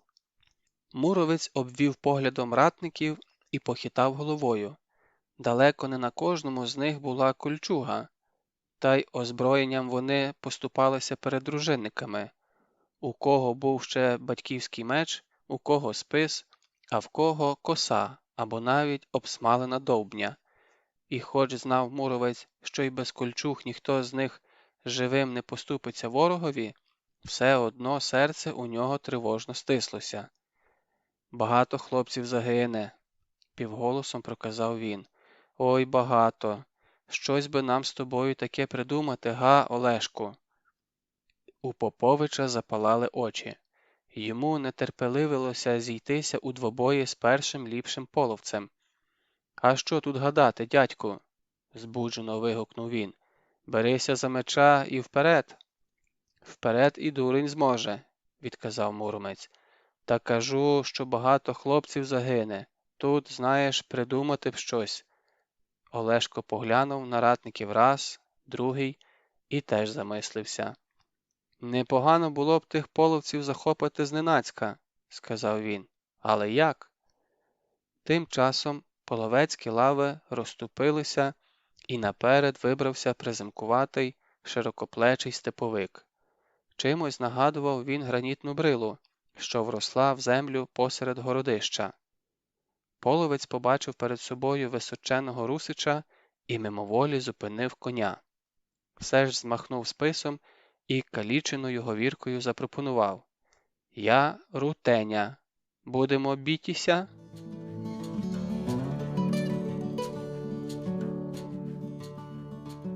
Битва. Муровець ніби й не чув, що йому пропонував Рутеня. Руський велет опустив голову і про щось думав. А половець уже сміливіше роз'їжджав перед руськими дружинниками. Йому здалося, ніби муровець його побоюється. «Дядьку, навіщо саме вам битися з ним?» – блискав очима Попович. «Пустіть мене на нього». «Не те кажеш», – зупинив його муровець, – «не те». А половець тим часом геть посмілішав. «Іди сюди, не бійся», – під'юджував він муровця. «Я тобі зроблю не дуже боляче. Чик і гаплик». Половецьке військо зареготало. «Боягуз! Га-га-га! Пацюкова душа! Тікай, поки не пізно!» «Оце саме те, що мені треба», – нараз повеселішав муровець. «Чуєш, Олешку, як ті злидні мене ображають?» «Що ж тут веселого?» – не зрозумів Олешко. «А те, що я зараз і справді візьму, та й ніби ображуся. А ви ж дивіться, не ловіть гав». Ілля Муровець високо підняв голову. «Це ви мені кажете?» – загримів над болотом його дужий голос. «Це я злякався? А ну, де той підсвинок, що називав мене боягузом?» Затим Муровець смикнув повід, і його важковаговик посунув уперед. Проте не в бік Рутені, що нетерпляче гарцював між військами, а в самісіньку гущу ворогів, звідкіля щойно долинали глузливі вигуки. «Ану, виходь!» – гримкотів Муровець, здійнявши свою ковану залізом довбню над головою. «Зараз подивимося, хто з нас боягуз. Ану, допустіть мене до того крикуна!» І таке шаленство чулося в голосі руського велета, така лють, що половці на мить сторопіли. Рутеня натягнув було повід, аби заступити муровцеві шлях, проте Ілля гарикнув на нього таким голосом, що половецький кінь звівся дибки і позадкував. А важковаговик муровця уже врізався в половецькі лави. Його довбня зі свистом опустилася на перші ворожі голови. «Де ти, песеголовцю?» – гукав муровець. «Та розступіться, кажу, бо й вам дістанеться. Дайте-но його сюди!» Половці, що були віддалік, ставали на стремена і витягували шиї. Їм було цікаво, добереться цей руський богатир до свого кривдника чи ні. І поки вони збагнули, що до чого, поки вихоплювали з піхов свою зброю, руське військо бурею налетіло на них. Гримкнуло так, ніби озвалися десятки громів. Глухо застугоніла земля. Курява і зойки поранених злетіли до неба. «Час і нам починати», – сказав дід Овсій і змахнув рукою. З болота у половців вдарило з півсотні стріл. Потім ще раз. І ще. З десяток половців повалилося на землю. Проте відповісти своїми стрілами чи бодай прикритися від болота щитами чужинці вже не могли. Щити їм потрібні були проти руського війська. Проте й вони не завжди допомагали. Раз по раз здіймав Ілля Муровець тяженну свою довбню і з хеканням опускав її на ворожі шоломи. З боків і зі спини його прикривало кілька дужих дружинників, і там, де вони проходили, лишалася широка просіка. В ту просіку вривалися піші русичі. Так і йшли вони за муровцем, мов нитка за голкою, краючи на шмаття половецьке військо. В центрі точився жорстокий двобій. Там зійшлися угерці Попович з Рутенею. Їхні сила і спритність виявилися майже однаковими. Коні світили один на одного налитими кров'ю очима, ставали дибки, гризлися. Ще важче доводилося богатирям. У тісняві бойовиська Вони не могли навіть як слід розмахнутися мечем, тільки й того, що штурхали один одного щитами, намагаючись вибити із сідла. Все ж важчий половець поволі, крок за кроком, відтискував Поповича до болота. Рутеня намагався загнати суперника до трясовини, де той не зміг би спритно ухилятися від ударів. І, може, важко довелося б Поповичу, якби не Ледько. «Тримайся, Олешку!» – вигукнув він і, майже не цілячись, відпустив тятиву лука. Стріла вп'ялася в ногу половецького коня. Кінь похитнувся і, підштовхнутий іншими кіньми, завалився набік. Проте Рутеня вже стояв на ногах. «Що, кінний на пішого?» – криво посміхаючись, запитав він Поповича. «Ні, піший на пішого!» – вигукнув Олешко і теж зіскочив із коня. Проте й тут їм не було де розвернутися. Ратники стисли їх так, що мечі виявилися непотрібні. «Будемо боротися?» – запитав половець. «Будемо», – згодився Олешко. Боротьба виявилася короткою. Не встиг половець зімкнути обійми за спиною Русича, як Олешко спритно пірнув Рутені під плече, розвернувся і щосили смикнув за руку. Половець важко гепнувся на землю. Блискавкою змигнув у повітрі ніж Русича, і за мить усе було покінчено. Олешко злетів на коня і заволав до болота. «Наша взяла! Спаси Боже тебе, Мирку, за науку!» Половці розгубилися. У такій тісняві перевага була за могутнішими Русичами. Ще трохи і нападники повернуть коней назад. «За мною!» – вигукнув дід Овсій. «Мерщій у човни!» Він із силою відштовхнувся тичкою, і його плоскодонка вужем ковзнула до протічка, що вився упродовж берега. «Куди ми пливемо?» – запитав Відько. Він випустив більше половини стріл зі свого сагайдака. «До Кривої Діброви», – коротко відказав дід Овсій. «Там заховані наші коні». Тепер Відькові стало все зрозуміло.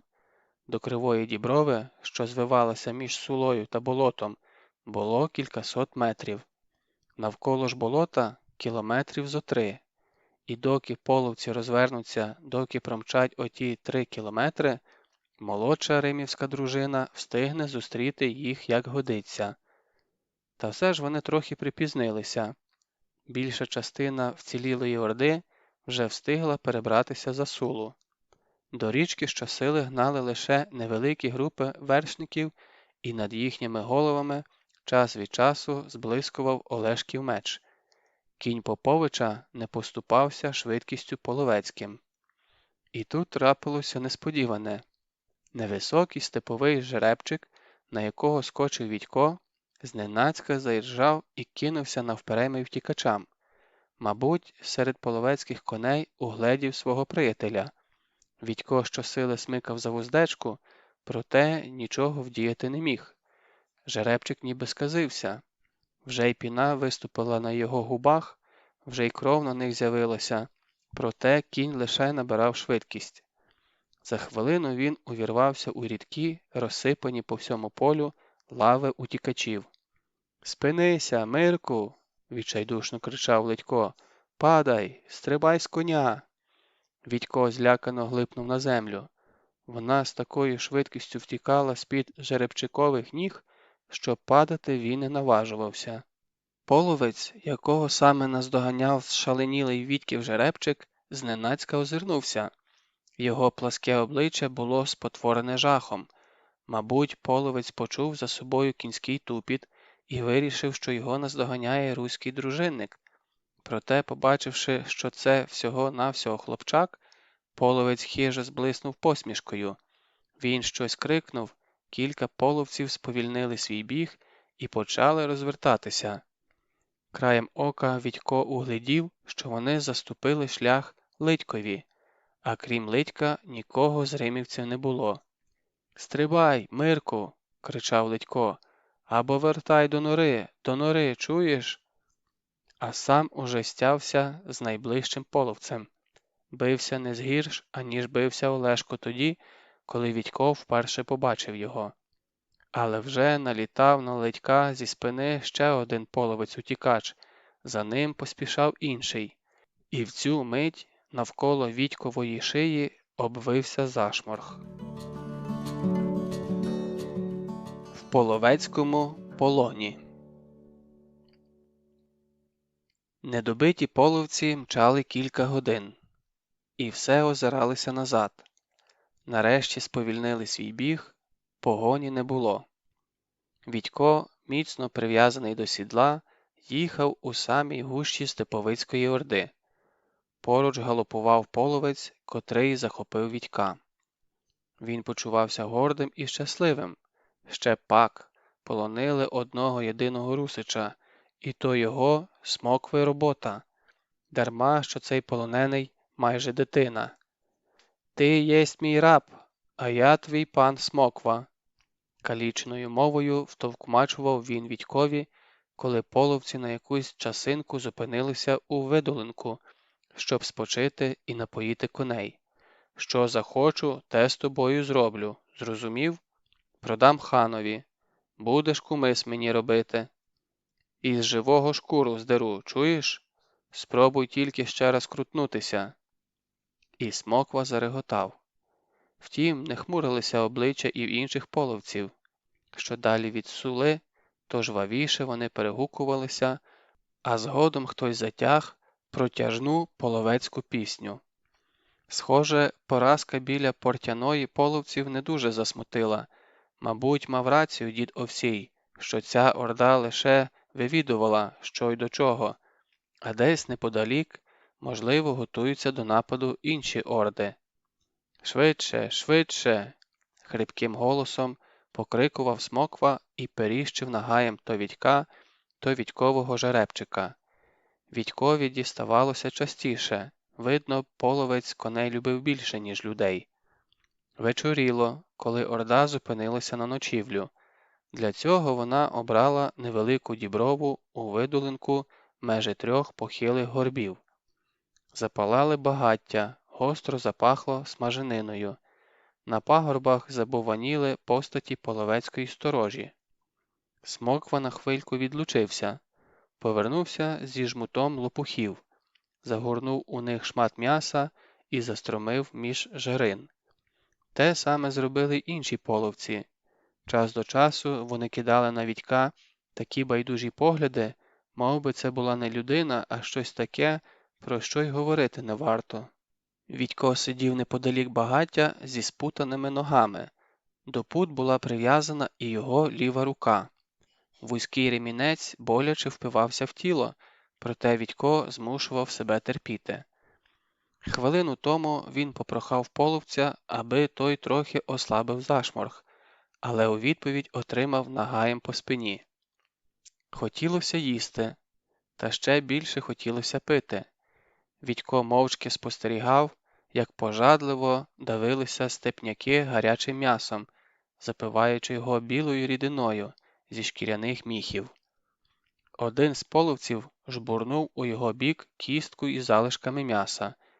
Вітько потягся до неї, проте інший ніби випадково наступив на кістку чоботом. Половці зареготали. Ще один половець простяг бранцеві дерев'яну чашу з білою рідиною. Вітько вже доторкнувся до неї пальцями, але половець у ту ж мить підніс її до свого рота і, прицмокуючи, випив усе до краплини. Навколо багаття покотилися з реготу. Вже сутеніло, коли до вогнища під'їхав старий половець. Він щось коротко наказав Смокві, і той схопився на рівні. Наче мішок, перекинув він бранця через коня, усівся сам і поволеньки рушив услід за старим. Зупинилися вони біля просторого намету. Неподалік од нього напівлежав на кошмі молодий половець із ситим рожевим обличчям. Смоква зіскочив з коня і вклонився йому майже до землі. Рожевощокий половець мовив до Смокви кілька слів. Той приклав руку до серця. Тоді рожевощокий видобув зі складок одежі гаптований гаманець, витрусив з нього кілька монет і кинув їх Смокві. Той спритно упіймав їх у повітрі і, низько кланяючись, відійшов у темряву. Рожевощокий молодик, вочевидь, був у цій орді за головного. До нього зверталися лише з поклонами. Він же у відповідь ліниво кивав головою, та й то, коли вважав за потрібне. Про Вітька Рожевощокий наче забув. Лише трохи згодом коротко затримав на ньому свій погляд, щось прохарамаркав, і в ту ж мить дужий поштовх у спину звалив хлопця на землю. «Світлий Андак, син славетного хана Курнича, не любить, коли на нього витріщають очі», – почув Вітько за собою. Світлий Андак ствердно хитнув головою і заходився цмулити зі срібної чаші білу рідину. Звечоріло. До багаття звідусюди насувався туман. На небо висипали перші зорі. Інколи за горбів у долину проривався холодний вітер, і Вітько мерзлякувато щулився. Від спраги вуста йому пошерхли і стали жорсткі, як терпух. А Рожевощокий усе цмулив зі своєї чаші. Нарешті відставив чашу і її підхопив засмаглий до чорноти половець високого зросту. Рожевощокий витер рукавом масні вуста і звернув погляд на Вітька. Щось запитав. «Світлий Андак, син славетного хана Курнича, хоче знати, чи велика зараз дружина в Римові?» Почувся пронизливий голос засмаглого половця. Вітько мовчав. «Ну?» – схилився над ним перекладач. «Чому не відповідаєш?» «Ви ж самі все бачили», – відказав Вітько. Світлий Андак невдоволено насупив брови, і тлумач щосили уперіщив хлопця нагаєм. З Вітькових грудей вихопився стогін. «Світлому Андакові треба відповідати вічливо і швидко». Нараз обличчя у світлого Андака проясніло. Він щось сказав перекладачеві і зареготав. «Це брудне цуценя гадає, – вів перекладач, – нібито Ілля Муромець нас розбив. То підла брехня. Ми не про перемогу думали. Нам потрібно було лише дізнатися, які сили у Переяславського князя. І де вони? Чи не в лісах навколо Римова? Ну, чому мовчиш?» Світлий Андак мигнув бровою, і нагай знову обвився навколо Вітька. «Ой, не знаю», – відповів Вітько. «Ти не знаєш?» – здивувався перекладач. «Ти, цікавий до всього хлопчисько, і не знаєш?» «Неправда, діти все знають». І знову свиснув нагай. Вітько схопився за щоку і стіпив зуби. Що він мав сказати? Що в Іллі Муромця лише 150 дружинників, а то все парубки й дядьки з косами і довбнями? І що ніяких княжих військ навколо Римова немає? Тоді цей Андак покличе інших ординців, і половці сьогодні ж купно наваляться на Римів, підуть далі на Переяслав, а можливо, навіть на Київ. А винний у цьому буде він, Вітько Бубненко. «Що, знову заціпило?» – погрозливо запитав тлумач. «Може, припекти язика?» Один з половців вихопив з вогнища тліючу головешку. Вітько втупився у неї нажаханим поглядом. Я й справді нічого не знаю», – вичавив він із себе. Я лише нещодавно там з'явився». «Он як?» – недобре посміхнувся перекладач. «І звідкіля ж ти з'явився?» Нараз у гурті половців стався якийсь рух. Наперед протиснувся літній воїн і втупився у бранця. Це був той самий половець, що гнався за Вітьком до самісінької печери, а потім з переляканим вереском дребенув від ліхтарика. «Здається, цей бранець виліз із Змієвої нори», – сказав половець. Ще раз пильно оглянув Вітька і підтвердив. «Так, це він і є». Половці як один відсахнулися від полоненого. На тлумача ні з того, ні з сього напала гикавка. Світлий Андак схопився на ноги так хутко, ніби випадково присів на бджолу, і вона щойно його вжалила. «Ти від Змія?» – вражено вигукнув він. «З нори?» Відько мимоволі кивнув головою. О, та це ж чудово! Коли навіть хоробрий Олешко на початку тримався осторонь від нього, а ось цей половець репетував, мов навіжений, то, мабуть, і інші половці бояться того змія не менше. Так, сказав Відько, я його невільник. Змій мене на розвідку послав. Навіщо? Ну, щоб це, дізнатися, де більше людей. За однією людиною йому ганятися ліньки. Половці перелякано закрутили головами. Мабуть, хотіли переконатися, чи, бува, не підкрадається оце до них страшна потороча. І де ж той змій зараз? Він, Олешко Попович його полонив, от що. Правда, правда, зацокотів Відько, помітивши, як недовірливо глипнув на нього Андак. Змій саме виставив голову з нори, а Олешко до нього підкрався і накинув зашморг йому на шию. То чого ж тоді твій Олешко не випустив змія на нас? Запитав перекладач, не чекаючи, поки цим зацікавиться світлий син половецького хана Курнича. А навіщо? Я тільки чув, як Ілля Муромець казав Олешкові, що вони з вами і без змія упораються, а змія вони приховали на той випадок, коли їм доведеться непереливки. І де зараз той змій? Та у норі, він же припнутий, йому їсти возять по 3 воли щодня, брехав Відько далі. 3 воли. Це вже сказав Андак, що перейшов на зрозумілу Відькові мову. Розв'яжіть його, звелів він воїнам, і дайте йому кумису.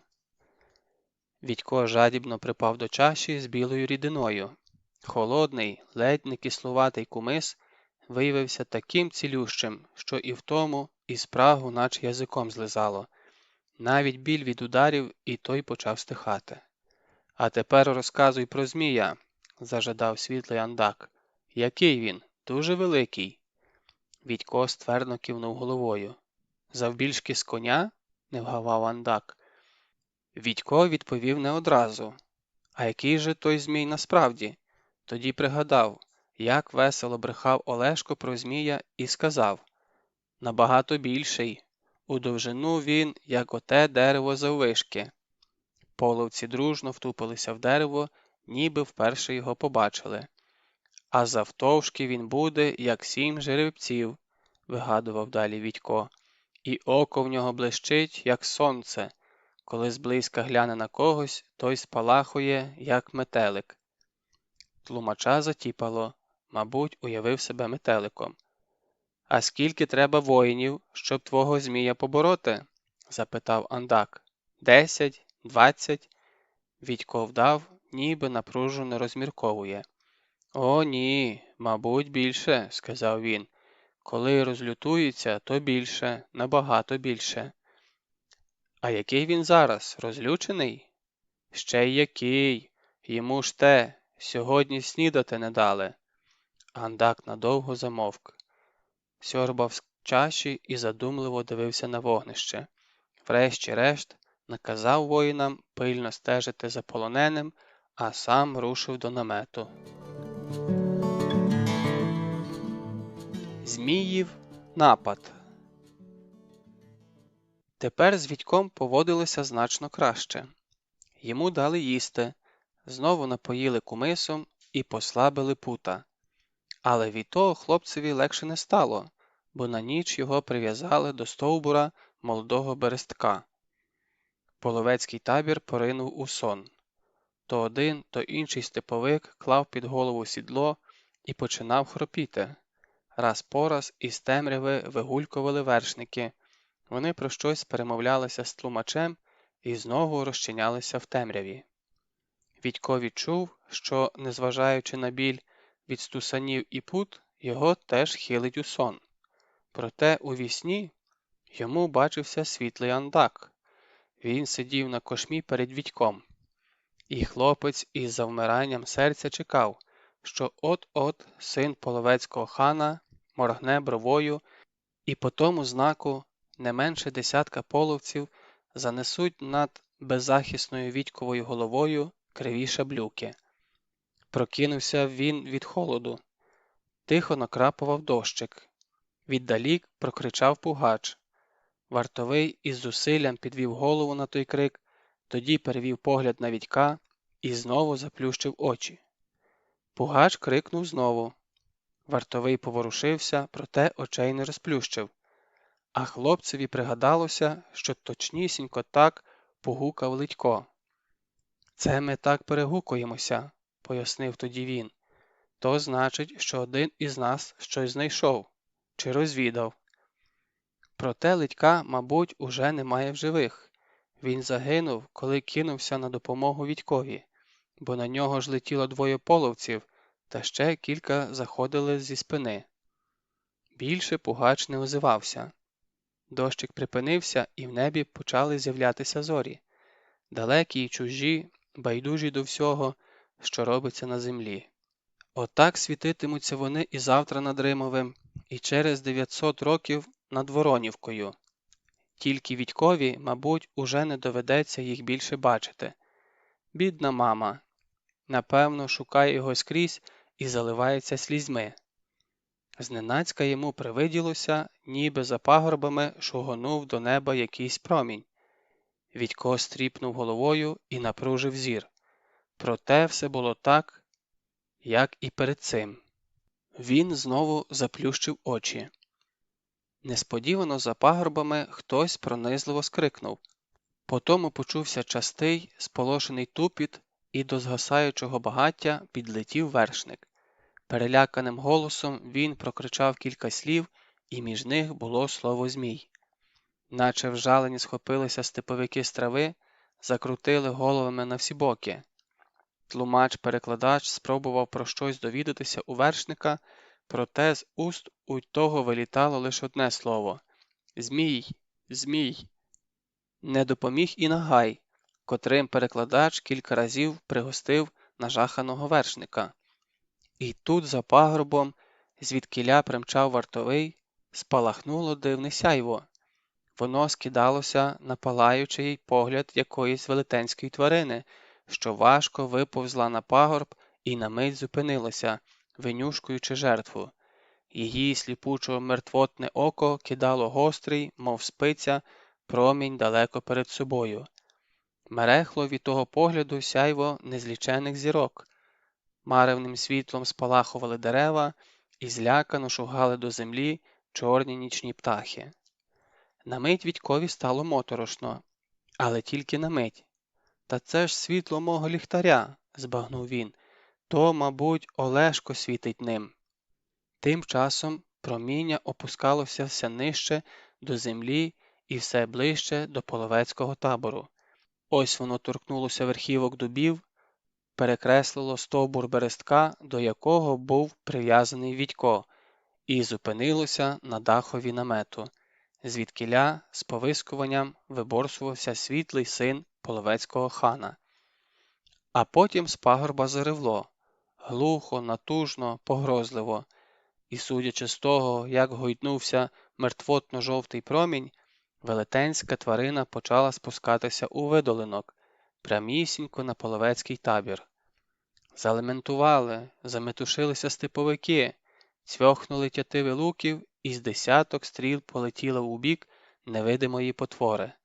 Та, мабуть, лише роздражнили її, бо ревіння подужчало. Світлий андак врешті-решт вибрався з намету, миттю скочив на коня і вже з темряви заволав: «Хапайте бранця, беріть його з собою!» До Вітька кинувся тлумач, проте не встиг він зробити і 2 кроків, як йому в горлянку вп'ялася стріла. Інші половці відсахнулися від бранця. Ревіння на мить завмерло. Натомість пролунав дзвінкий, насмішкуватий вигук. Вітько ладен був заприсягнутися чим завгодно, що то кричить Олешко Попович. «З нами Змій! Ану на половця!» У відповідь з іншого боку долетіло: «Там Змій, а тут мурованець!» Важкий тупіт копит, що долинав за пагорба, небавом заполонив нічний степовий простір. Зміїв погляд блукав низько над землею, і у засліплених половців вивалювалися з рук зброя. З несамовитими зойками кидалися вони в той бік, де паслися табуни. Проте коні, нажахані не менше за своїх господарів, сполошено іржали, ставали дибки і мчали світ за очі. Піші половці з прокльонами поспішали їм услід. Відько щільно притиснувся тілом до тонкого стовбура, щоб не наскочили на нього кінні і щоб захиститися від стріл, що раз по раз висвистували в повітрі. «Мирку, де ти?» – почувся неподалік знайомий голос. «Ти живий?» «Литьку!» – вихопилося у Відька. З темряви вилетів кінь. Литько зіскочив з нього, вихопив ніж і миттю розрізав пута. Відько спробував підвестися, проте тут же мішком сунувся на землю. «Що з тобою?» – перелякався Литько. «Ти поранений?» «Ні, то я так, довго був прив'язаний». «То побудь ще трохи тут, Мирку, і нікуди не відходь, гаразд?» Литько знову злетів на коня і помчав туди, де шаленіла січа. Власне, січі вже не було. Не тямлячись від жаху, поспішали стоповики у глупу ніч, а на їхніх плечах висіла руська кіннота, і не одна сотня нападників наклала головами у цю ніч.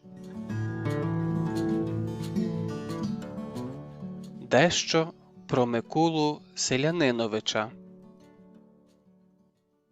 Поволі розвиднювалося. Поруч з Відьком зупинив змиленого коня Ілля Муровець. Він поклав поперек сідла шипасту свою довбню і з неприхованою заздрістю поглянув у той бік, куди покотилася погоня. «Ет, не дано мені ганятися за тими полинцями», – охриплим голосом промовив він. «Надто вже прудко бігають. Небоже, що це з тобою?» Відько плакав. Сльози густо котилися по його обличчю. Він судомно схлипував і ніяк не міг зупинитися. Важка муровцева рука обережно торкнулася до скуйовдженої голови хлопця. «Ну ж бо, годі!» – лагідно мурмотів велет. «Усе гаразд, парубче, усе вже позаду». «Вони били мене», – крізь сльози скаржився Відько. «Та я нічого їм не сказав». «Молодець, Мирку, ти справжній русич», – похвалив його Муровець. «Тільки ж навіщо плакати?» «Та я вже не плачу». Відько витер полою сорочки решти сліз і вдячно посміхнувся велетові. «Як ви мене знайшли?» – поцікавився він. «То все Литькова робота, добрячий з нього вивідувач може вийти. А Змієве око придумав Олешко. Ну як, гарно вийшло?» «Гарно», – згодився Відько. «Навіть я перелякався спочатку. Спасибі вам». «Знайшов за що дякувати», – відмахнувся Муровець. «Ти краще скажи, чув ревіння чи ні?» «Ще й як». Половці ледь не збожеволіли із жаху. «То моя робота», – похвалився Муровець. «Так, розумієш, старався, що аж захрип». Збуджено перегукуючись, поверталися римівські дружинники у Діброву. Втрат з їхнього боку не було, хіба що дід Овсій кректав і час від часу потирав плече. Чи не останніми під'їхали Олешко з Литьком. Повернулися вони не самі. Між ними скособочився на коні світлий син половецького хана Андак. Він набурмосено глипав навсібіч. Литько аж сяяв з радощів. Ще б пак, він же уперше брав участь у такій битві. А от Олешкове обличчя було чимось стурбоване. Попович міцно обійняв Відька, затим відвів його у бік і тихо, аби ніхто не почув, сказав: «Кепські справи, Мирку, ой і кепські». «А що таке?» – стривожився Відько.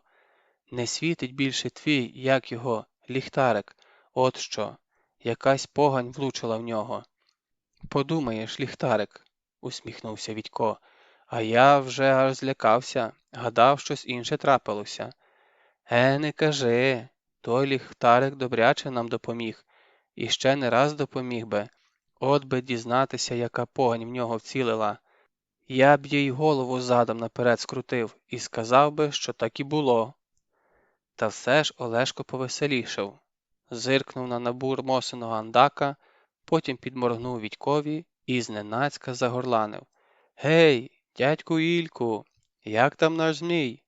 Погодували вже його?» Муровець поволі розгладив вуса, подумав. А навіщо його годувати?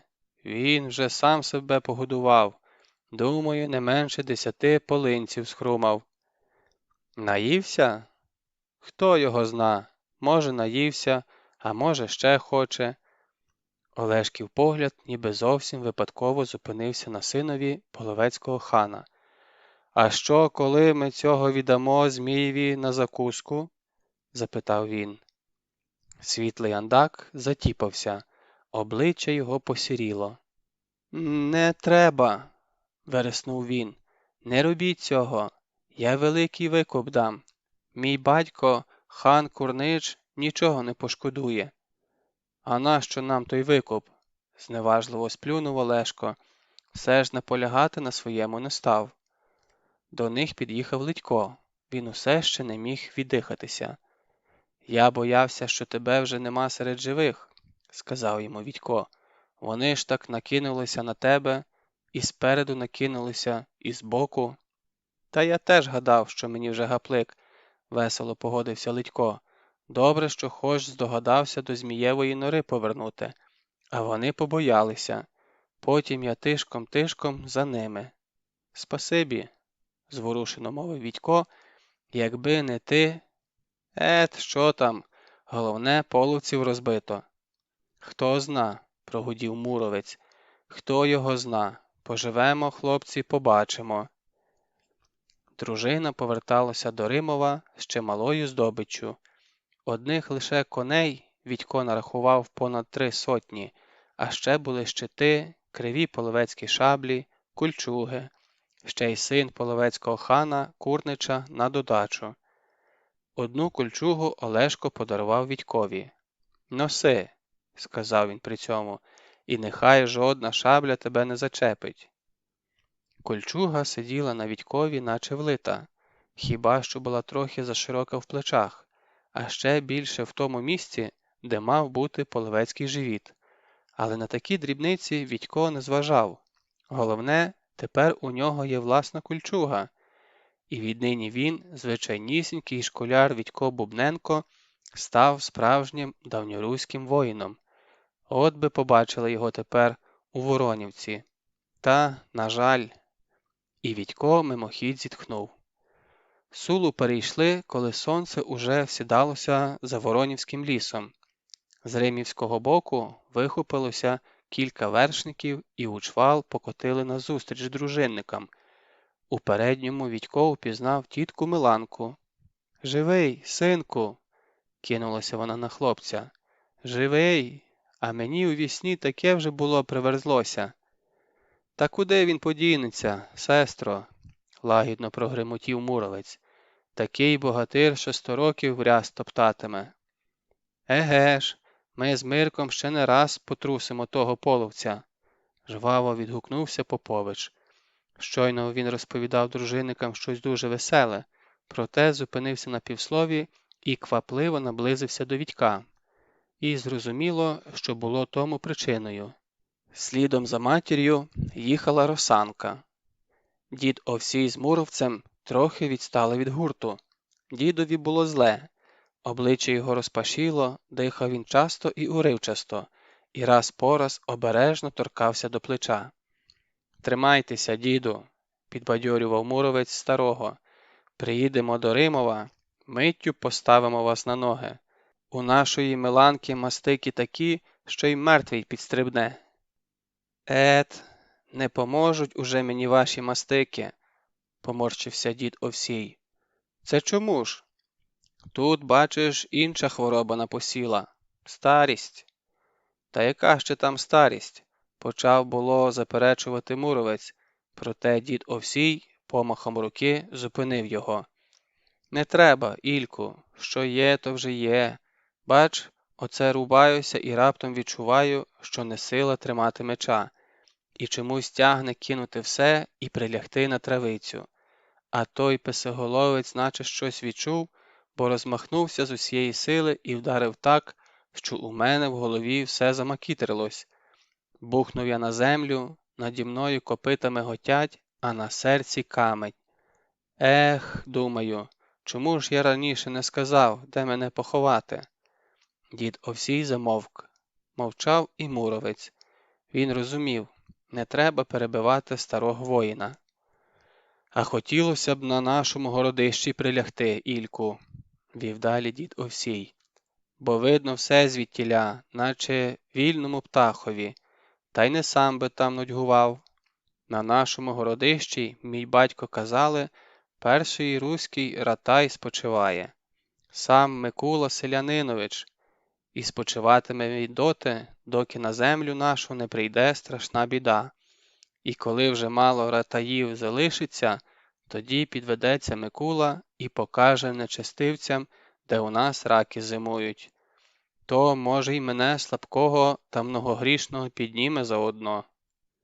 Муровець слухав старого, кивав на знак згоди головою і думав про своє. Надто вже легко дісталася нинішня перемога. Підозріло легко. Налетіла лише одна орда. Налетіла і втекла. А де ж інші орди? Мабуть, зачаїлись десь неподалік. Тільки де саме?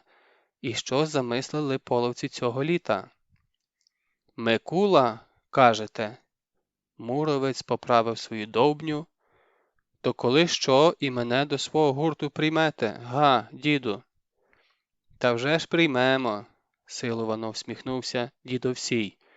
Тільки не зараз, стане ще тобі, Ільку, роботи на цьому світі. І чого це ви розкаркалися? Гримнула тітка Миланка. Вона притримала свого коня, чекаючи на них. Люди он радіють, а ви, бач, похорон собі влаштовуєте. І не соромно? Та вже ж, вибачально прогримкотів Ілля. Вважай, сестро, що нам уже соромно. І поплескав по крупу свого важковаговика. Той докірливо скосив око на господаря, проте ходи не надав. Мабуть, вважав, що за ці дні він попрацював таки на совість. Потвора. Дід Овсій лежав на ковдрі обличчям донизу. На його чолі великими крапелинами виступив холодний піт. Поруч повискував Бровко, співчував старому. На дідовому плечі запеклася широка смуга крові, а навколо неї здувся здоровенний синець. «Дісталося ж вам», – співчутливо зауважила тітка Миланка і натисла пальцями не одне місце. «Тут болить?» Холодний піт полився ручаями. «Ні», – скрипнувши зубами, сказав дід. «А тут?» Тітка натисла на інше місце. Дід подумав. «Хто його зна, ніби болить, а ніби й не дуже». «Це добре», – сказала тітка. «Кістка ціла». І несподівано смикнула за руку. «Йой!» Дід аж скрутився. «Усе, діду, все», – заспокійливо сказала тітка Миланка. «У вас, крім усього, ще й вивих був. Мабуть, упали ж на цю руку». «Може бути», – згодився дід, «бо той гаспид, розумієш, так вперезав, що в голові і досі макітриться. Якби не Олешко, лежати б мені зараз не тут.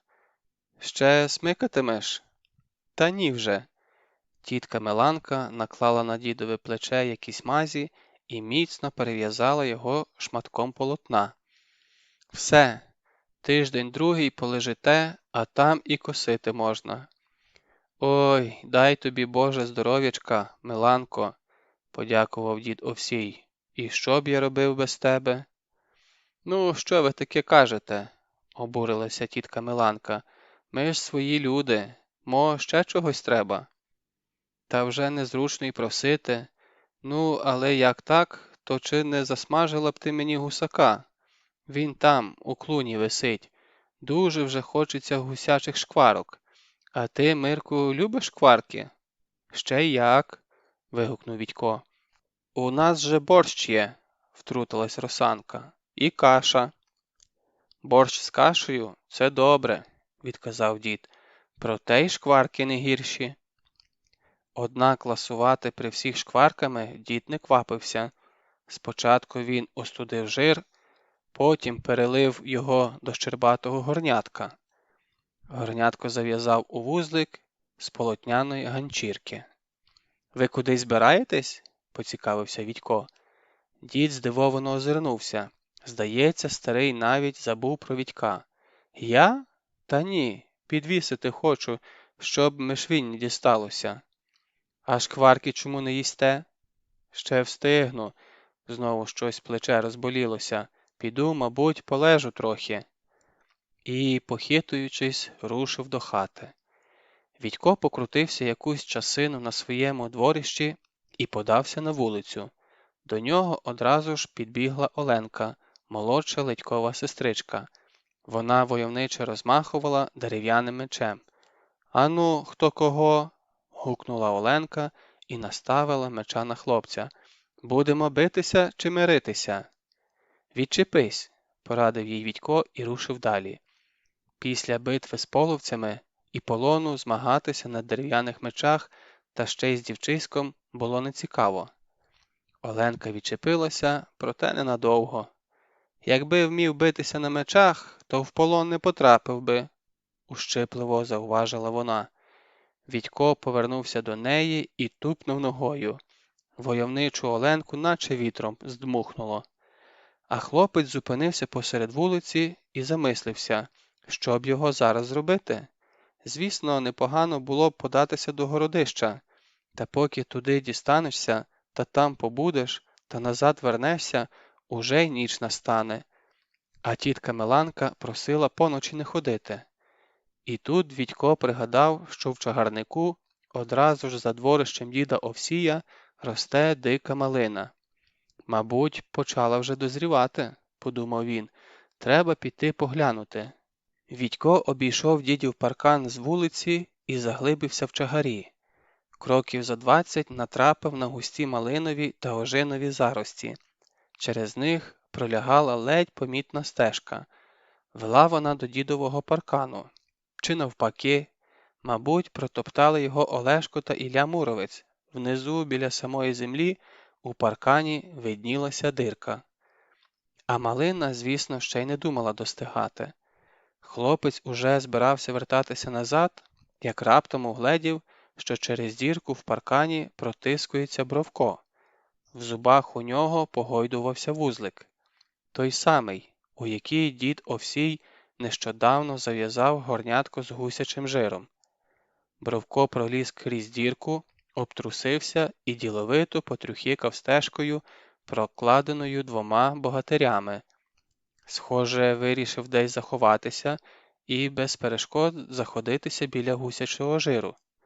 «Отже й злодій», – обурився Відько, – «а прикидався таким пристойним». «Діду!» – гукнув він. «Ваш Бровко поцупив горнятко з жиром». Дід не відповідав. Мабуть, так і не вийшов з хати. А от Бровко рвонув уперед, мов би його цьохнули батогом. Хлопець подався на зерці за чотириногим злодюжкою, аж упрів, доки наздогнав утікача. Проте замість злодійкувато чкурнути в кущі, Бровко раптом повернувся і загарчав на хлопця. «Ти диви», – здивувався Відько, – «украв та ще й гризається». «І не соромно тобі? Ану, віддай горнятко». Та Бровко вишкірив ікла так, що Відько поспіхом відступив. Чого доброго ще й накинутися може. А злодюжка підхопив вузлик і подався у видолинок, що, як і всі видолинки Римова та й сучасної Воронівки, вели до болота. Відько подерся навпростець через кущі. За хвилину вибрався на край урвища. З нього добре було видно звивистий видолинок, трав'янисту галявину перед болотом і саме болото. А ще за хвилину з видолинка вигулькнув Бровко, зупинився посеред галявини, опустив вузлика на землю і облизнувся. «Зараз почнеться», – подумав Вітько і занепокоївся. А що, як пес з горнятком на голові з переляку рвоне в болото? Проте замість сунути писка в горнятко, Бровко тихенько заскавулів, захвицав хвостом і ще раз заскавулів. Комиші ледь помітно хитнулися, і у Вітька відчайдушно тенькнуло серце, бо на берег ступила потвора. Скидалася вона на черепаху чи велетенського майже на Вітьків зріст рака.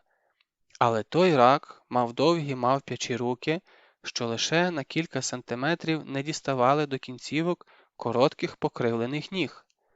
На спині потвора несла горба, і з того горба визирала загострена, ніби стиснута в скронях жахливою силою голова. Вітько міцно зажмурив повіки, сподівався, що потвора щезне. Проте вона й не думала щезати. Навпаки, змахнула довжелезними ручиськами і глибоко пробубніла. Бу! Вітько відчув, як йому зашпори зайшли у п'яте. Точнісінько так бубонів Велес, дідько болотяний. Хлопець хотів повернутися і дати драла, проте ноги немов приросли до землі. А Бровко ще швидше заметляв хвостом, підхопив вузлика і за кілька стрибків опинився поруч з дідьком болотяним. Той узяв вузлика і вільною рукою погладив Бровка, що аж занетямився з радощів. «Бу!» – лагідно бубонів дідько. Нараз позаду почулися кроки. Вітько озирнувся. До нього поспішав дід Овсій, і його обличчя не віщувало нічого доброго. «Ти що тут робиш?» – різко запитав дід. «Я...» – Вітько не знав, що сказати. «Он там!» – і він показав униз. Але потвори вже не було. Лише кола розходилися по воді, та Бровко усе ще метляв хвостом. «Забудь!» – крижаним голосом звелів дід Овсій. «Ти нічого не бачив. І нікому ні слова. Чуєш?» Добриня. Тієї ночі Вітько довго не міг заснути. А коли заснув, то стогнав так, що тітка Миланка двічі будила хлопця. Все вижався йому Велес, дідько болотяний. То зненацька в щілині між очеретами змигне його око, то волохаті мавпячі ручиська от-от зімкнуться йому на шиї. Вранці до Вітька підійшов дід Овсій. «Не ображайся, парубче, за вчорашнє», – зніяковіло мовив він. «Але тобі справді не треба було бачити те, що ти побачив». «Я ж не знав», – почав виправдовуватися Вітько. «Я думав, що Бровко украв ваше горнятко з жиром, та й побіг за ним, щоб відібрати». Дід Овсій кивнув головою. «Чув я твій голос, та поки видибав з хати, поки те-се, дивлюся, ніде нікого. Так що забудь про все, Мирку, це дуже важливо для всього Римова, зрозумів? Навіть дядько Ілько і той про Велеса майже нічого не знає». «Забуду», – пообіцяв Вітько, і все ж не втримався, запитав. «А дідько болотяний дуже лихий, чи ні?» Дід Овсій відповів не одразу. Невиразна хмаринка промайнула по його поораному густими зморшками обличчю. «Затям собі, Мирку», – сказав він, – «затям назавжди. Собаки лихих не люблять». «Затямлю», – пообіцяв Вітько. Дід Овсій усміхнувся. Він знову став таким, яким звик його бачити Вітько. А згодом думки про Велеса взагалі вилетіли з Вітькової голови, бо до Римова увійшло кількасот княжих дружинників. Засмаглі, широкоплечі, вкриті густим шаром куряви, вони сиділи, як улиті на своїх дужих конях. Їхні металеві шоломи виблискували на сонці, аж ставало боляче очам. У передньому, огрядному, сивобородому воїнові римівці упізнали Тисяцького Добриню. Тисяцький уважно поводив навсібіч своїми гострими очима. Здається, він когось шукав. і коли зі свого дворища вишкандибав дід Овсій, Тисяцький зіскочив з коня і рушив до нього. «Все ще тримаєшся, старий мухоморе?» – вигукнув Добриня і розвів руки для обіймів. Добрине!» – застеріг його дід Овсій. «Обережніше! Мене, розумієш, половець трохи на той світ не спровадив». «Що, не втримався?» – запитав Добриня. «Знов у бійку поліз?» «Та понесла нечиста», – згодився дід Овсій. «Може, заскочиш на хвилю до хати?» Добриня в задумі погладив бороду та все ж відмовився.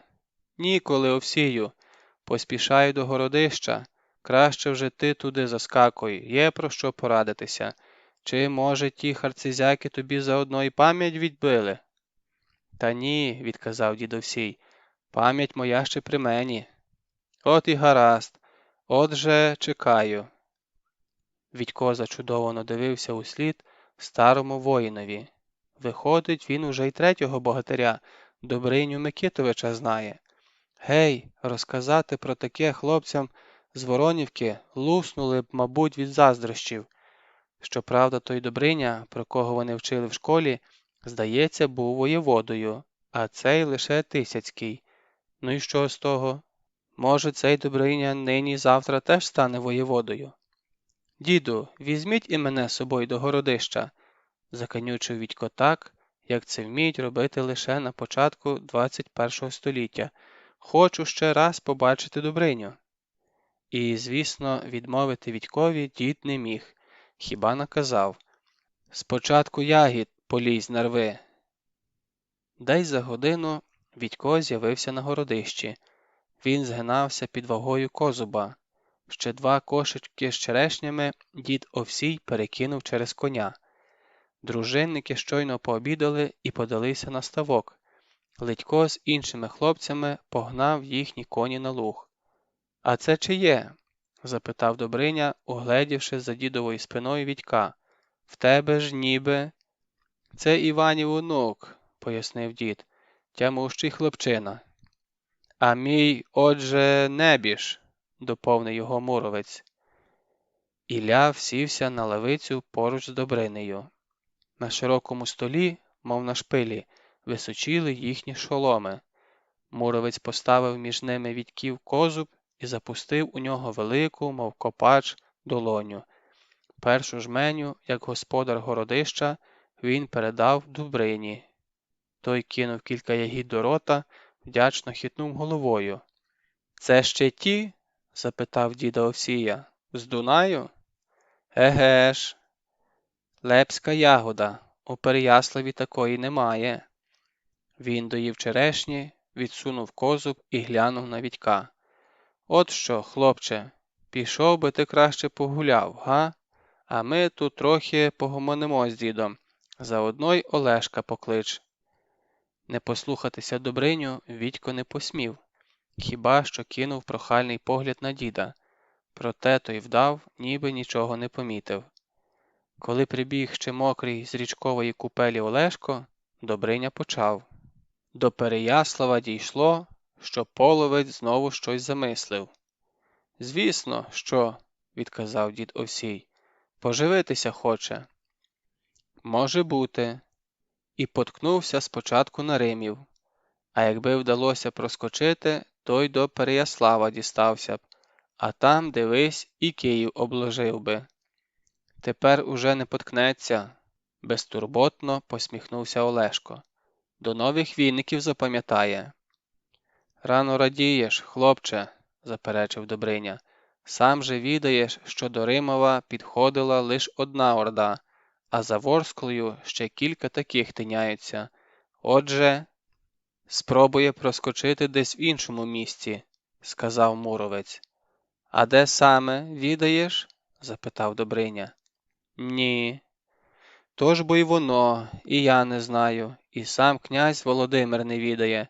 Може, збирається під Лукомлем чи під Воїнем прослизнути, а той від Ромен зайде. Ми ж сильні пішою раттю, проте за кінними вона не вженеться. Тож поки йтимемо від Римова до Ромен, половець прошмигне за нашими спинами, і доганяй вітра в полі. Їхні вивідники теж не сплять. Звісно, що не сплять, погодився дід Овсій. Он Горошко Печеніг, знаєш, що каже? Який печеніг? Поцікавився Добриня. Чи не той, що нам біля Буга добряче поміг? Той самий. А потім він поселився з того боку Римівських плавнів. Від нього, власне, і пішов он той Горошин. Дід показав на купу дерев, що зеленіли за плавнями. То він каже, що якийсь дивний люд зачастив до них зі степу, ніби хоче породичатися з горошинцями, та, схоже, має щось інше на думці. Добриня втупився в діда своїми гострими очима. «А чи не збирається половець пробратися болотом до Римова?» – запитав він. «Пам'ятаєш, як він це зробив 20 літ тому?» «Ще пак», – спохмурнів дід Овсій. «Вдав, ніби на вої наміряється вдарити. Ми кинулися йому навперейми, а він тим часом човнами дістався до незахищеного городища. Так отож, майже увесь Римів до ноги винищив. То чи не спробує й нині так вчинити?» «Може бути, але тепер йому навряд чи це вдасться». «Ти переконаний?» «А тож», – відказав дід Овсій, – «бо ми човнами вже так не розкидаємося. Усі біля нашого берега стоять, і протоки час від часу ми міняємо». «Як це?» – не зрозумів Добриня. Дід Овсій зам'явся. «Та ти не бійся», – підбадьорливо усміхнувся Добриня. «Тут всі свої». «Ну, добре, ідіть усі за мною». Вони зійшли на мур. Внизу перед ними розкинулися безкраї плавні. Лише далеко на обрії, де темніли купини горошинських дерев, вони закінчувалися. «Посеред плавнів є одна місцина», – почав дід. «От звідтіля ми і беремо відлік. Скажімо, треба з того боку сюди пробратися. То, бачиш, верба стоїть?» Дід повів рукою у бік Римівської царини. «А трохи вище 2 груші. То, скажеш, груші на вербі, і все зрозуміло». «Кому скажеш?» – запитав Добриня. «Є тут такі», – ухильно відповів дід. «Ну, гаразд. А коли я захочу дістатися болотом на той бік?» «Є біля Горошина дерево, громом прибите. Верхів'я в нього, як місяць молодик. От звідсіля на те дерево й треба напрямок брати. Це зараз. Згодом інші напрямки з'являться». «То ти що, протоки перекриваєш?» «Потрошку», – визнав дід. «У нас багато плавучих острівців. А я візьму і відсуну його». «А куди й наскільки, знаєш? Штовхнеш не той острівець чи не туди, і замість Римова опинишся біля гирла Портняної. Або взагалі заберешся в таку трясовину, що до кінця життя з неї не виберешся». «Темне діло», – зауважив Добриня і почухав потилицю.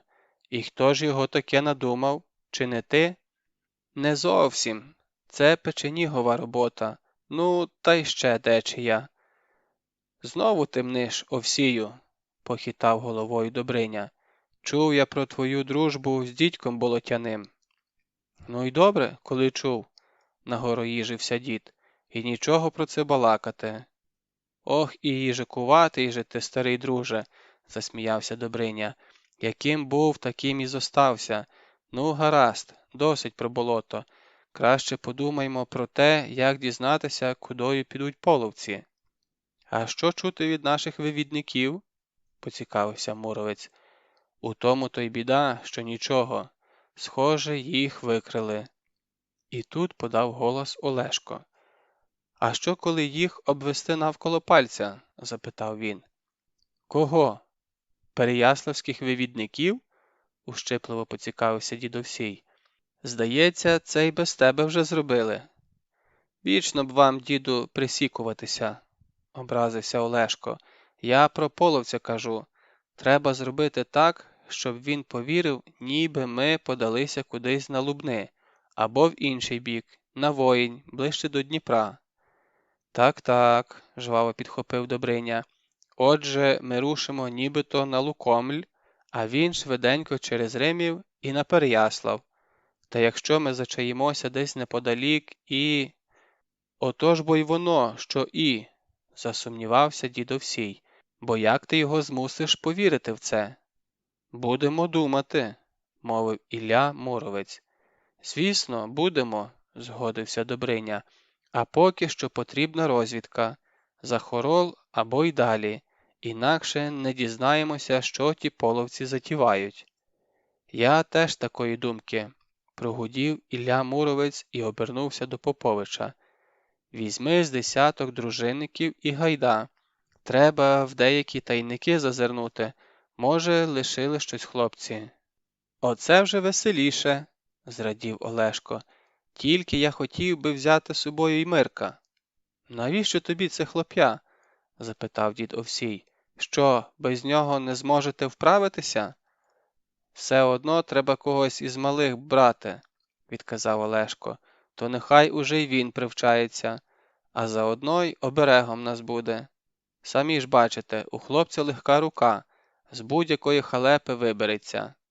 Дід Овсій махнув рукою. Ну, коли вже без нього не можете, тоді, звісно. Тільки з Меланкою сам будеш домовлятися, а в Горошині не забудь зазирнути до печеніга. Може, йому вже дещо відомо. В Горошині. Тітка Меланка спершу й чути нічого не хотіла. Вона просто схопила ломаку, і славетний у майбутньому богатир стрілою вилетів за ворота. «Ну, що ви?» – почав ображатися Олешко з безпечної відстані. «Самі ж знаєте, що такі, як Мирко, повинні супроводжувати воїнів». «Бровко, ану візьми його», – звеліла тітка псові. Згодилася вона лише тоді, коли до неї заявилися Муромець з дідом Овсієм. Проте останнє слово залишила за собою. «Тільки ж дивися, коли з Марка хоч одна волосинка впаде, до Римова не повертайся», – пригрозила вона Олешкові. «Не впаде, тітко», – клявся Олешко, скоса зиркаючи на ломаку, що стояла прихилена до стіни. «Ми тільки туди й назад. Прогуляємося трохи, та й годі». «Знаю я ваші прогульки», – відказала на те тітка Меланка. «Але зарубай собі на носі, що я тобі сказала. Чуєш?» Отак Відько й опинився в розвідницькому загоні Поповича. Спочатку Олешко їхав попереду і про щось безтурботно мугикав, та одразу за Сулою підкликав до себе Відька і тихо запитав: «Росанка казала щось чи ні?» «Росанка?» – неуважливо перепитав Відько. Голова йому була забита зовсім іншим, адже він оце вперше вибрався в таку небезпечну виправу. «Еге ж, тільки ти не подумай чогось такого. То я просто так питаю». Відько ствердно похитав головою. «Казала, і, здається, не дуже добре». «Не дуже добре?» – насторожився Олешко. «Як це розуміти?» «Розумієш, вона казала, що тобі вірити не можна. Бо сьогодні ти тут, а завтра шукай вітру в полі». «Це я вітер?» – обурився Попович. «Та чи знає вона, що я теж з Присулля, з Ромен родом? І батьки мої загинули від половців. Тоді до мене ще малим вивезли аж під Ростов, отой, що за лісами. А 3 літа тому там саме побував Переяславський князь, то я з його дружиною і повернувся назад». «А там що, погано хіба було?» – поцікавився Відько. «Та як тобі сказати? Ніби й не дуже, але така нудота. Сиди і з лісів не потикайся, а тут...» – Олешко обвів рукою довкола. «Воля! І на мечах є з ким позмагатися, а більше вона нічого не казала». «Та ніби ні?» «Жаль», – зітхнув Олешко і надовго замовк. Навіть висвистувати перестав. До Горошини дісталися, коли сонце вже котилося на захід. Зустрічати Олешків загін висипали майже всі. Відько зі здивуванням відзначив, що багато горошинців були дуже схожі на половців. Та вони і є такі, підтвердив Жила, з котрим Відько поділився своїм здогадом. Породочалися з нашими, взялися за плуга і вже не розбереш, де хто. Тоді чому вони не перебралися на наш бік Сули? Тісно їм у нас, а тут, кажуть, простір, воля, вони ж кочівники. А коли половець наскочить, чи він сюди не зазирає? Ще як зазирає. Тоді старі з малими, як і у нас, біжать до болота, а дорослі хапаються за меча. А ще Жила розповів Відькові, що неподалік від городища пролягає залозний шлях. Залозний тому, що увесь час ховається за високими лозами, а ще його гречником називають, бо це не що інше, як старезний шлях із варягів у греки, тільки сухопутний. Їздять цим шляхом купці варязькі й руські, грецькі й арабські. Навіть половці зустрічаються серед них. Проте зараз на гречнику порожньо, і це неспроста. Мабуть, степовики щось затівають і затримали купців, аби ті не розпотякали русичам. Слухав Відько і згадував Ванька Федоренка, що сумнівався, чи є у їхньої Воронівки хоч якась історія. От хай би почув бодай 10-ту частку з того, про що довідався Відько. Очі б йому на лоба полізли. І в Колька Горобчика, мабуть, теж. Хоча й кажуть, ніби він знає геть про все на світі. Потім Жила кудись від'їхав, і Відько приєднався до Поповича. Той гордовито височив на коні межи гурту піших горошинців. Олешко саме закінчив оповідати, як здолав половецького богатиря Рутеню, і тепер перейшов на розповідь про те, як він полонив Змія. «Аби ви знали, який він став слухняний», – вів Олешко. «Оце вчора підходжу до нього та й кажу: ану, дай лапку. І що ви думаєте? Дає. Хіба що косує оком і скрегоче зубами. Але то нічого, у мене не сильно поскрегочеш». «А ноги в нього великі?» – поцікавився лисуватий дідусь. «Які ноги? А, у Змія? Вони в нього, як у ящерки, тільки набагато грубші». І Олешко зобразив обійми своїми довгими руками, десь отакі завтовшки. «Ого!» – сказав хтось із задніх горошинців. «А що вже половецького духу не переносить?» – вів далі Олешко. «Цього я сам його навчив. Піднесу йому до ніздрів половецьке сідло або ще щось, і в нього з люті аж шерсть дибки стає. Ох, і кепсько доведеться тим поганцям, що втраплять до пазурів мого Змія». «А хіба в Змія є шерсть?» – засумнівався хтось. Олешко на мить знітився, проте лише на мить. «Невже я сказав шерсть? От бачите, вже ставлюся до нього, як до свого сірка».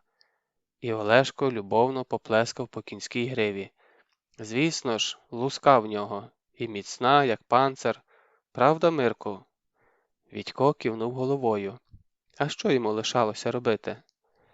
Тепер увага горошинців була прикута до нього. «Чи це не той, що вибрався зі Змієвої нори?» – поцікавився горошинець ледькового віку. «Еге ж, той самий», – підтвердив Олешко. «Він знає Змієві звички, як свої 5 пальців, і Змій його, до речі, теж слухається, майже як мене». На них дивилися, роззявивши рота. Проте Відько завважив, що кількоро чоловіків, що скидалися на справжніх степовиків, набурмосено зиркають на Олешка. А в одного з них, дебелого вусаня зі шрамом через усю щоку, з очей, здавалося, аж іскри сипалися від зненависті. Щоправда, варто було Олешкові повернутися в його бік, як на обличчя вусаня спливала улеслива посмішка. Нарешті Попович сказав: «Ет, забалакався я з вами. Ми ж у справі приїхали, мусимо декого зустріти на гречнику, а до того треба ще й Печенігові привіт передати від старих друзів. Діди, знаєте, дня прожити не можуть без того, аби комусь не передати привіт. Юрма з розумінням закивала головами і розступилася перед Олешковим конем. Коли Олешко від'їхав від гурту, Вітько розповів йому про свої підозри щодо вусаня зі шрамом. Вислухавши, Олешко поплескав по плечу свого малого товариша. «Молодець, Мирку, зірке в тебе око, дарма що пішки під стіл ще ходиш. Гадаю, що не сьогодні-завтра там, — він махнув рукою у бік степу, — знатимуть мої слова про гречник та прирученого змія». «То навіщо ж ти про них казав?» — запитав Вітько. «Бо треба було щось та говорити. А про що? Невже про те, що дід Овсій остерігається половецького нападу? Ні, нехай вже краще у поганина жишки тремтять від жаху, ніж у нашого діда». Горошко Печеніг мешкав на Белебні, неподалік болота. Його низька, подзьобана негодою і часом напівземлянка ховалася за високим, майже на людський зріст живоплотом з колючого глоду і шипшини. Стежки до його обійстя майже не було видно. Схоже, односельчани не дуже часто провідували старого. Сам Печеніг, приземкуватий дідуган із пласким кругловидим обличчям, у хутряній шапці і такій же безрукавці, скидався на одного з тих кам'яних ідолів, що їх Вітько набачився дорогою до Горошина. Дід Печеніг вийшов з хати і похмуро зиркнув на дружинників. Коли Олешко зіскочив з коня, Печеніг пробурчав: «Ти що, не міг увесь Римів привезти за собою?» І, не чекаючи відповіді, щез за дверима. Олешко озирнувся на своїх супутників, розвів руками і рушив за ним. Балакали вони недовго. І, здається, балакали не про приємні речі, бо коли вийшли з хати, Олешкове обличчя було вкрай заклопотане. Попович помахом руки підкликав до себе Жилу і Вітька, і вони всі разом рушили до болота. З берега у бік високих очеретів було прокладено чимало протічків. Біля них стояли на припоні човни-плоскодонки. Печеніг, накульгуючи, ішов попереду. Порівнявшись із деревом, всохла верхівка якого скидалася на молодий місяць, непомітним порухом руки показав Олешкові на один з протічків. «Запам'ятайте це місце», – прошепотів Олешко Жилі та Вітькові. «До Римова можна дістатися лише цим протічком». Після цього Печеніг, не звертаючи на гостей ніякої уваги, повернувся на своє подвір'я. Струхлявіла хвіртка зачинилася перед самісіньким Олешковим носом. «Гостинниці, горошинці, нічого не скажеш», – зітхнув один з дружинників. «У тельбусі вже давно буркоче, а Печеніг, бач, хвірткою хряпає». «Дарма ти так на діда», – пересоромив його Попович. «Хіба не бачиш? Живе самітній, мов друбаний палець. Чи до гостин йому?» «А тепер куди?» – поцікавився Вітько, коли дружинники знову вибралися на головну Горошинську вулицю. «На Гречник, куди ж іще?» – голосно відказав Попович. Так голосно, що ці слова долетіли до вух вусаня зі шрамом, котрий ніби випадково зустрівся їм на шляху. «А там десь і підвечеряємо, бо в цього Печеніга, схоже, і снігу взимку не випросиш». Вусань зі шрамом лише криво осміхнувся на ці слова.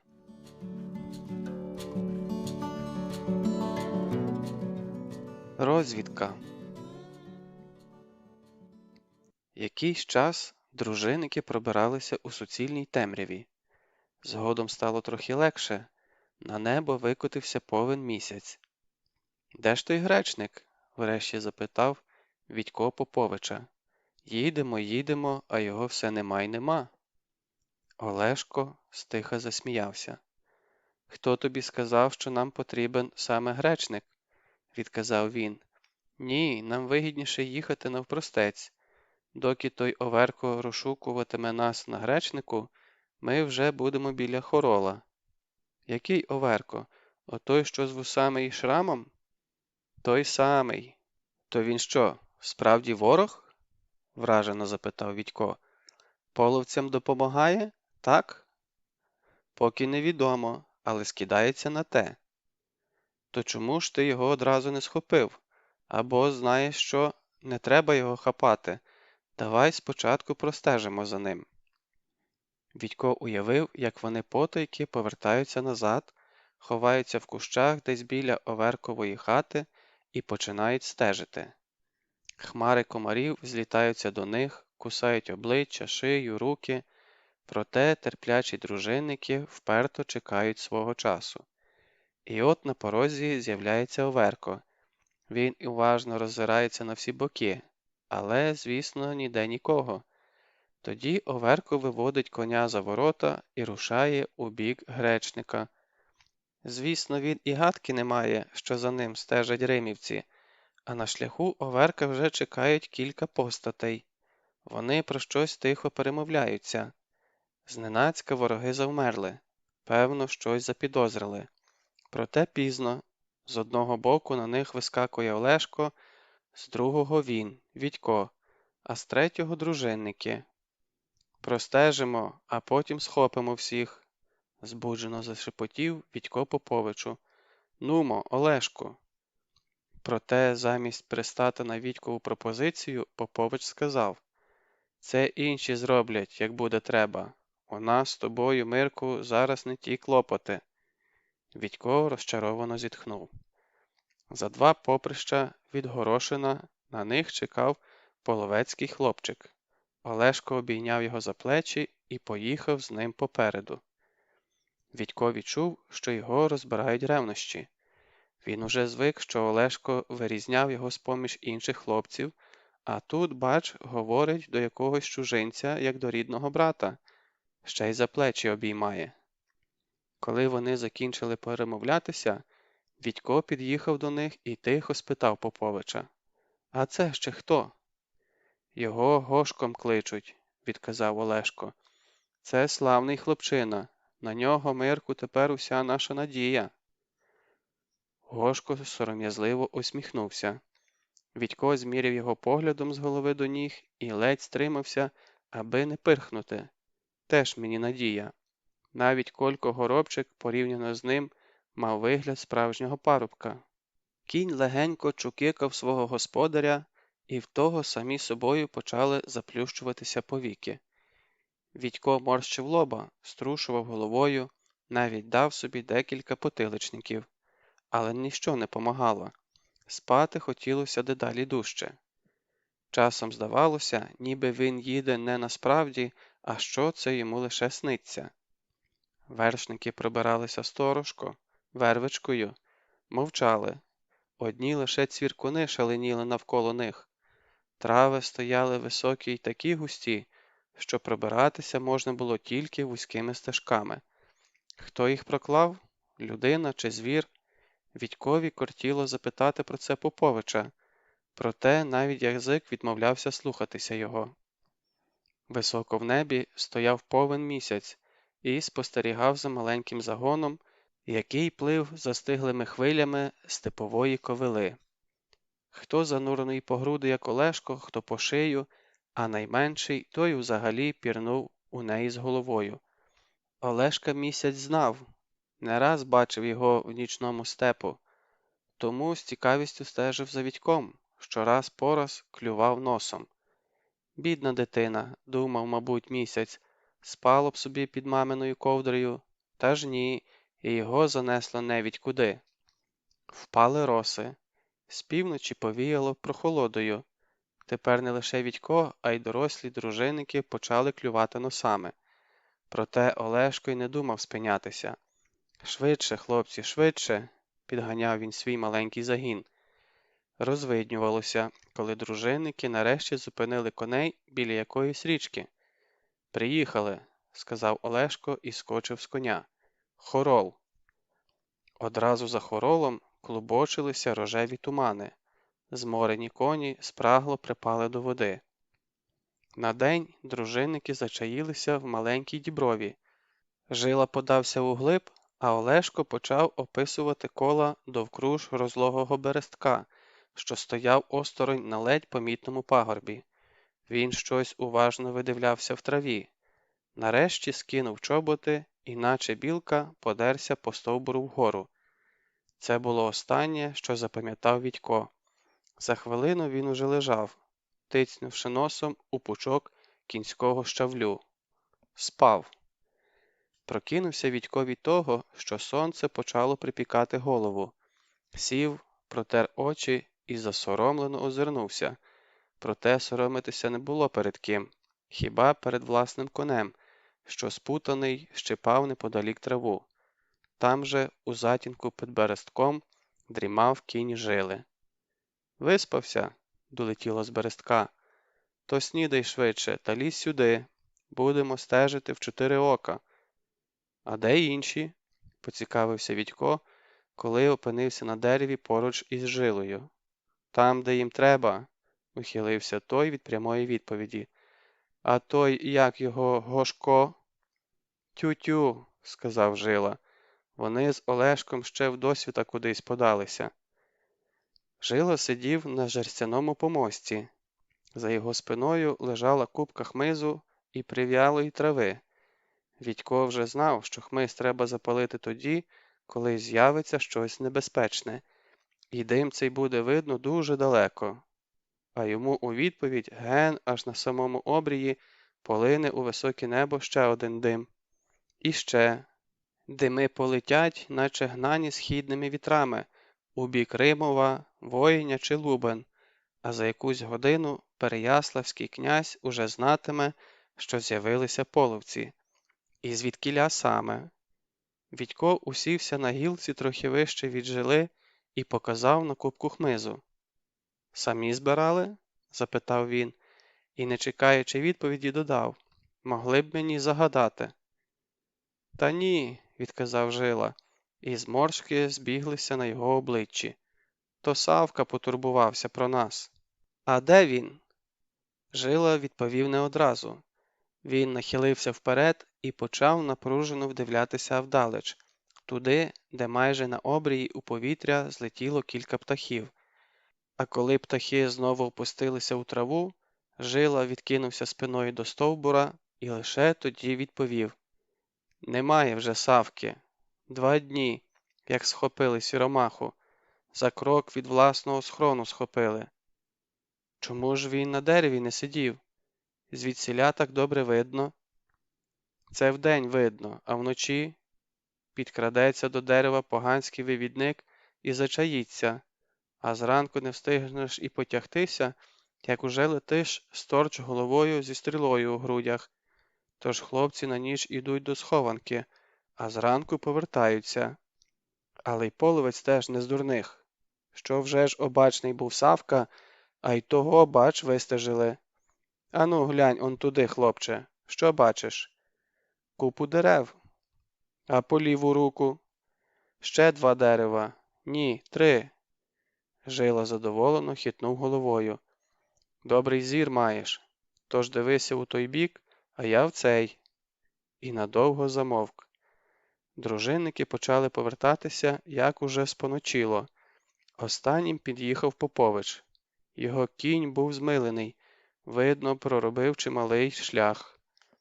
«Ну, як справи?» – поцікавився Олешко, щойно зістрибнувши з коня. «Вивідали щось?» Дружинники розвели руками. Жоден з них не бачив навіть половецьких слідів. «Хитрує, поганець», – похитав головою Олешко. «Вдає, ніби й духу його поблизу немає. А крім Савки, ще 2 зняв з дерева. Замість них залишилися Мишко Жук та Міняйло». Вітько лишень тепер зауважив, що бракує 2 дружинників. Олешко знехотя жував шмат в'яленого м'яса і зосереджено про щось думав. Тоді відклав шмат і сказав: «Будемо робити вивідку боєм». «З нашими силами?» – засумнівався Жила. «Чому тільки з нашими?» – заперечив Олешко.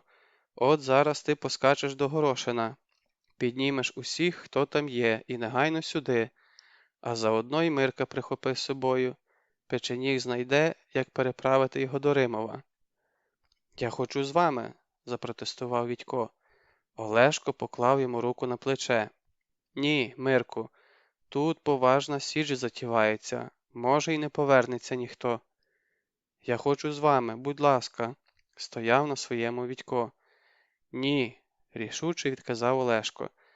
Ти краще вислухай мене уважно. Ми рушимо на Голтву. Так і передай Добрині, чуєш? І не копиль губу, рано тобі ще проти половця виходити напрю. Спочатку навчися гінцем бути. І знову дорога, висока ковила і холодні нічні роси. Тільки місяця цієї ночі не було, сховався за хмарами. Сонце вже піднялося високо над обрієм, коли гінці нарешті дісталися до містечка. На заклик жили відгукнулися зо 200 горошинців. Вони поспіхом сідлали коней і збуджено перегукувались. Мабуть, мандрівка була їм до душі. Ну, Мирку, кулею лети до Печеніга, сказав жила Вітькові, коли вершники рушили з Горошина. Втім, спокійніше на душі буде, коли я сам тебе здам з рук у руки, схаменувся він і махнув горошинцям рукою. А ви не зупиняйтесь, їдьте за нашим слідом, я вас потім наздожену. Вулиці були безлюдні, по дворищах метушилися жінки та діти, про всяк випадок готували до схову збіжжя. За лозами, звідкіля було вже видно частокіл печенігового дворища, їм назустріч зненацька випірнули 3 кремезняків, схожі на половців. Між ними стояв Оверко. Пощо не поїхали з усіма? Насупився жила. Оверко ступив наперед. Віддай хлопця, жило, сказав він. Викрадення княжича Святослава. Спокійно, Олешку, вже вкотре наказував собі Попович. Сядь спокійно і сиди, як усі люди. Наказував і сам не вірив, що здати на таке, бо хіба ж може звичайна людина сидіти на гілці та ще й спокійно, коли всього за якесь поприще от-от має щинитися таке, чого половці і в страшному сні не бачили. На їхніх очах має загинути княжич Святослав, той, хто є запорукою безкарних набігів на Переяславські землі. А ще Олешко не знаходив собі місця, бо тепер від нього нічого не залежало. Ні від нього, ні від дядька Ілька з дідом Овсієм, ні навіть від самого князя Мономаха. Тепер усе було в руках малого Гошка, онука діда Печеніга. Але чи зуміє цей малий обхитрити пильне око половецької сторожі і непомітно для неї передати листа княжичеві Святославу? І чи зуміє сам Святослав виконати все, що в тому листі написано? Те, що вони задумали з дідом Овсієм та Муровцем, здається, ще нікому не приходило в голову. Навіть князь Володимир, коли вони розповіли йому про свій задум, був неабияк вражений. «Неймовірно», – сказав він, – «я й сам радо взяв би участь у цьому». «Княже», – відказав на те дід Овсій, – «не гоже такій людині, як ти, займатися тим, чим має займатися звичайний дружинник. Скажу більше, навіть нам з Ільком це не гоже, бо один уже старий, а другого видно на весь степ». Отож князь Мономах знову повернувся до Переяслава, а дід Овсій подерся на сторожову вежу. А от він, Олешко, уже другу добу чається в цій місцині.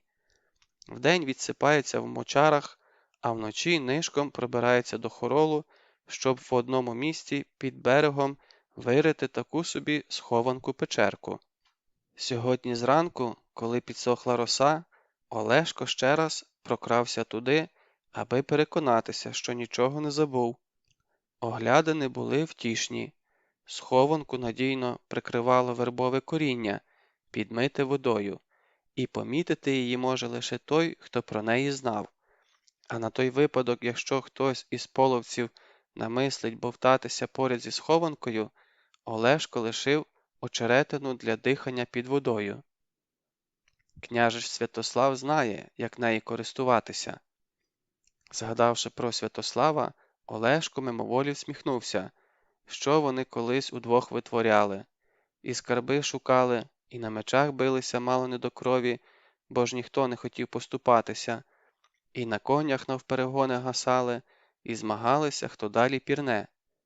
Переможений зазвичай вдавав з себе коня і мусив з голосним іржанням, щоб весь Переяслав чув і бачив, хто переміг, а хто програв, гасати туди-сюди понад берегом головної Переяславської річки Трубіжа.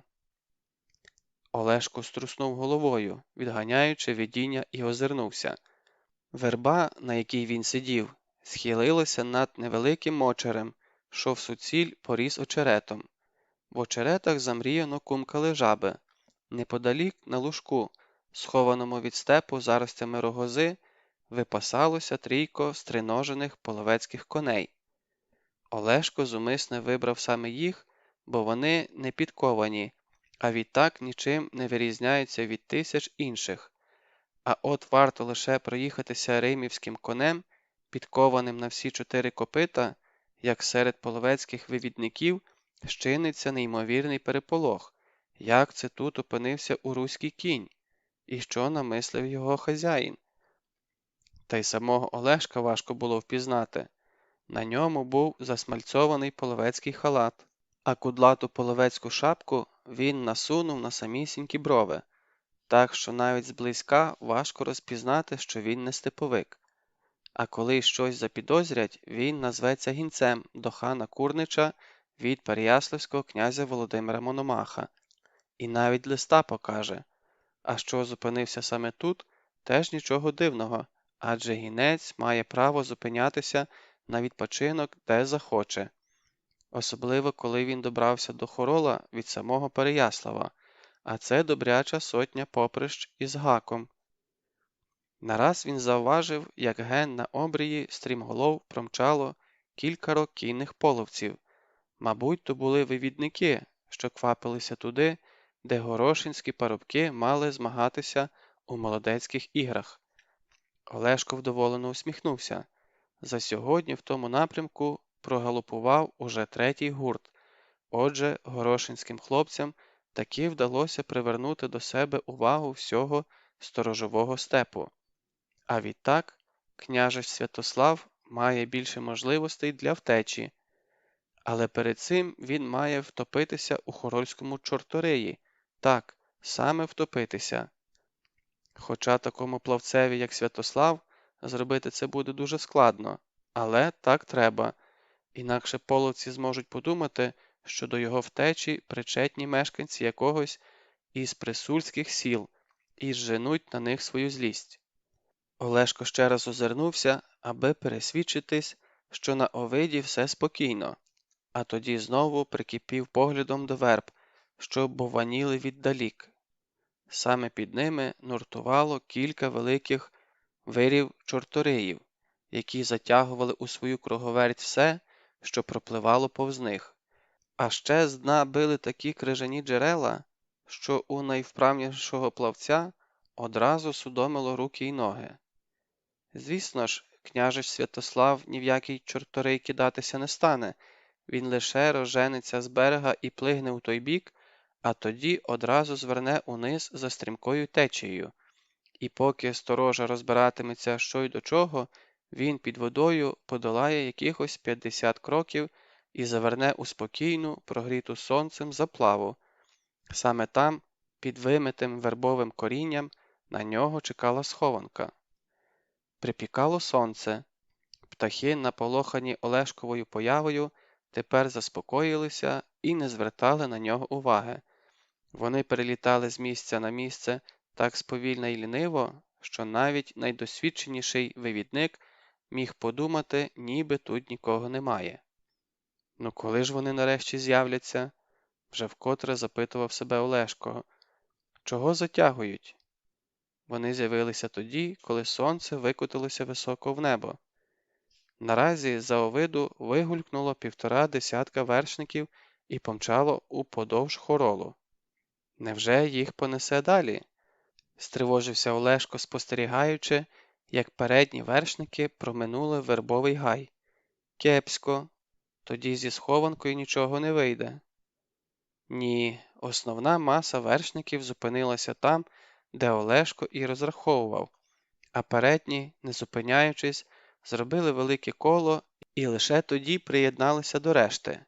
Мабуть, виглядали, чи немає когось небезпечного для їхнього полоненого. Олешко нетерпляче засовався на гілці. Зараз мало початися найцікавіше.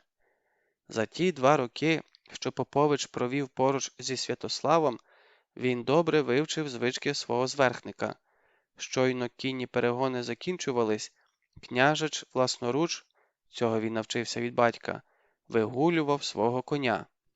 Цікаво, чи змінилися його звички з того часу? Ні, не змінилися. Олешко завважив, як один з вершників спішився і почав водити коня над берегом.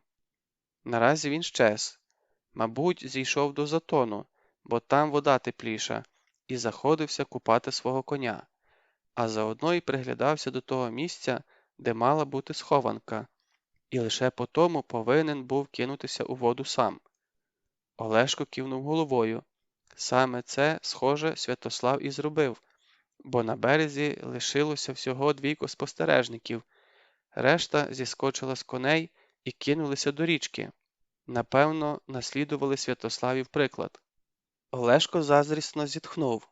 За такої спеки нема нічого ліпшого від річкової прохолоди. Щоб отак з розгону кинутися в неї, пірнути аж до дна, знайти, якщо пощастить, джерело, і від пуза напитися холоднющої, щоб аж зуби виламувало води. А от після купання князеві завжди хотілося їсти. Отже, зараз має початися полювання. І справді, незабаром маленькі постаті охоронців знову з'явилися на овиді. З розгону скочили вони на коней і, мов спращі, розлетілися по степу, аби підстрелити якусь дичину. Бідолахи навіть гадки не мали, що чекає їх за якусь хвилину. І вона настала. Наразі ті, хто залишився сторожувати Святослава, забігали, мов навіжені. То мало означати, що князь пірнув у воду, а от випірнути чомусь не поспішав. А що він пірнув у напрямку найбільшого з вирів, то висновок у його охоронців був один. Мабуть, той вир підхопив князя і затяг туди, звідкіля не повертаються. Олешко полегшено зітхнув. Доки сторожі будуть ошелешно дивитися на те місце, доки шукатимуть тіло нещасного княжича, той має під водою допливти до визначеного місця і там зачаїтися. От тільки невідомо, скільки йому сидіти в тому сховку. Звісно, вода в мілкому, прогрітому сонцем затоні набагато тепліша, ніж на бистрині, проте за якусь годину-другу і в ній можна закоцюбнути. Нараз один із вершників відділився від гурту і, нещадно шмагаючи коня, помчав від хоролу у степ. Не інакше мав сповістити ханським старшинам неприємну новину про наглу Святославову смерть. Перед заходом сонця над берегом хоролу у супроводі чималого почту пролетів опасистий вершник. Чи не сам хан Хорольської орди Курнич. Спинився він біля верб і почав люто вимахувати правою рукою. Мабуть, то його канчук застрибав по схилених спинах охоронців. Майже до заходу сонця метушилися половці над берегом, а тоді, як один, рвучко розвернули коней і щезли в синій імлі. Коли на небо зійшли рясні зорі, Олешко, сторожко, мов степовий лис, прокрався до того місця, де під Хорольським берегом мав зачаїтися княжич Святослав. Якийсь час наслухав тишу, бо не був певен, залишили половці сторожу чи ні. Проте навколо все мовчало, тож Олешко схилився над берегом і стиха погукав: «Княжичу! Княжичу Святославе! Прокидайся!» Внизу почувся тихий плюскіт і нерозбірливе: «Поможи!» Еге ж, добряче таки замерз княжич, коли навіть вибратися на берег немає сили. Олешко зігнувся, намацав Святославову руку і смикнув її з такою силою, що Святослав, мов щука з води, вилетів на сухе. З волею тебе, княжичу, привітав його Олешко. Княжич відповів щось нерозбірливе. Його тіло тіпали дрижаки, і зуб не попадав на зуб. Не допомогла і половецька одіж, що її Попович зняв із себе і накинув на княжича. Розумію, княжичу, співчутливо похитав головою Олешко. Зараз не завадило б розвести багаття, проте, вибач, мусимо якнайшвидше давати звідси драпака. Ти ще не забув, як ми колись гралися в коня? Ні. То сьогодні твоя черга бути вершником. І я би краще пробіг, процокотів Святослав. Зігрітися б. Не можна, княжичу, рішуче заперечив Олешко. Зайві сліди нам ні до чого. Святослав кивнув, мовляв, розумію. Тоді задубілими руками охопив Олешкову шию. Попович зачекав, доки той зручніше вмостився у нього на спині, і попередив. І ржати, княжичу, теж не будемо, гаразд? Не дивлячись на дрижаки, Святослав пирхнув. До нього знову повертався гумор. Олешко добряче впрів, доки дотарабанив княжича до свого денного сховку. Стривожено захропіли невидимі в темряві коні, зачувши запах чужака. «Свої!» – заспокоїв їх Олешко і зажадав. «Ну, княжичу, злазь, бо треба й совість мати». А коли Святослав сунувся на землю, насмішкувато докінчив. «Не повірю, княжичу, що ти в тій неволі тільки те й робив, що мучився. Тебе ж відгодували, як того гусака на продаж». «А було таке», – згодився Святослав. Тепер він майже не затинався. «Було все – і їсти, і пити, лиш не вільно походити». «Але на прогульки ти ж ходив», – сказав Олешко. «Та ходити ходив», – відказав княжич. «Гуляв, де хотів, та щойно опинявся біля якогось коня, одразу кілька сторожів виринали, наче з-під землі». Він глибоко зітхнув, виганяючи з себе останні дрижаки, і вже іншим, теплим і вдячним голосом додав. «Спаси біг тебе, Олешку, не знаю, чи й віддячу тобі колись». «Ніколи дякувати, княжичу, краще сідаймо на коні та помчімо до Дніпрових плавнів». «А чом не до Сули?» – запитав княжич. Ноги його вже знову слухались, і він одним стрибком опинився в сідлі. «Ні, княжичу, до плавнів краще. Там нас, коли що, ніхто не шукатиме». Олешко звернув на слід, що його ще вдень протоптали дикі коні, і вони навперегінці помчали до Дніпра. За якусь годину в повітрі запахло вільгістю, а тоді попереду затемніли очерети. Олешко зупинився край плавнів і тричі прокрякав селезнем. На відповідь гучно бухикнув водяний бугай. Ще за хвилину на усіяній зорями воді вималювалося силует човна. В ньому сиділо двоє чоловіків. «Скільки буде двічі по два?» – спитав їх Олешко. «12», – відказав один з них. «Тільки чого це ти, Олешку, такий дурнуватий відгук придумав?» «Щоб тобі було про що запитувати», – зблиснув зубами Попович і обернувся до Святослава. «Це, княжичу, воїнські хлопці. Вони тебе доправлять до самого Києва». «Мені б краще до Переяслава», – затявся Святослав. «Я ж там стільки не був». «Немає ради, княжичу», – Олешко застережно підняв руку. «Немає ради. Таке твого батька, князя Володимира Мономаха, повеління. Бо ж у Києві тебе мало хто знає, а в Переяславі одразу запримітять, що ти повернувся.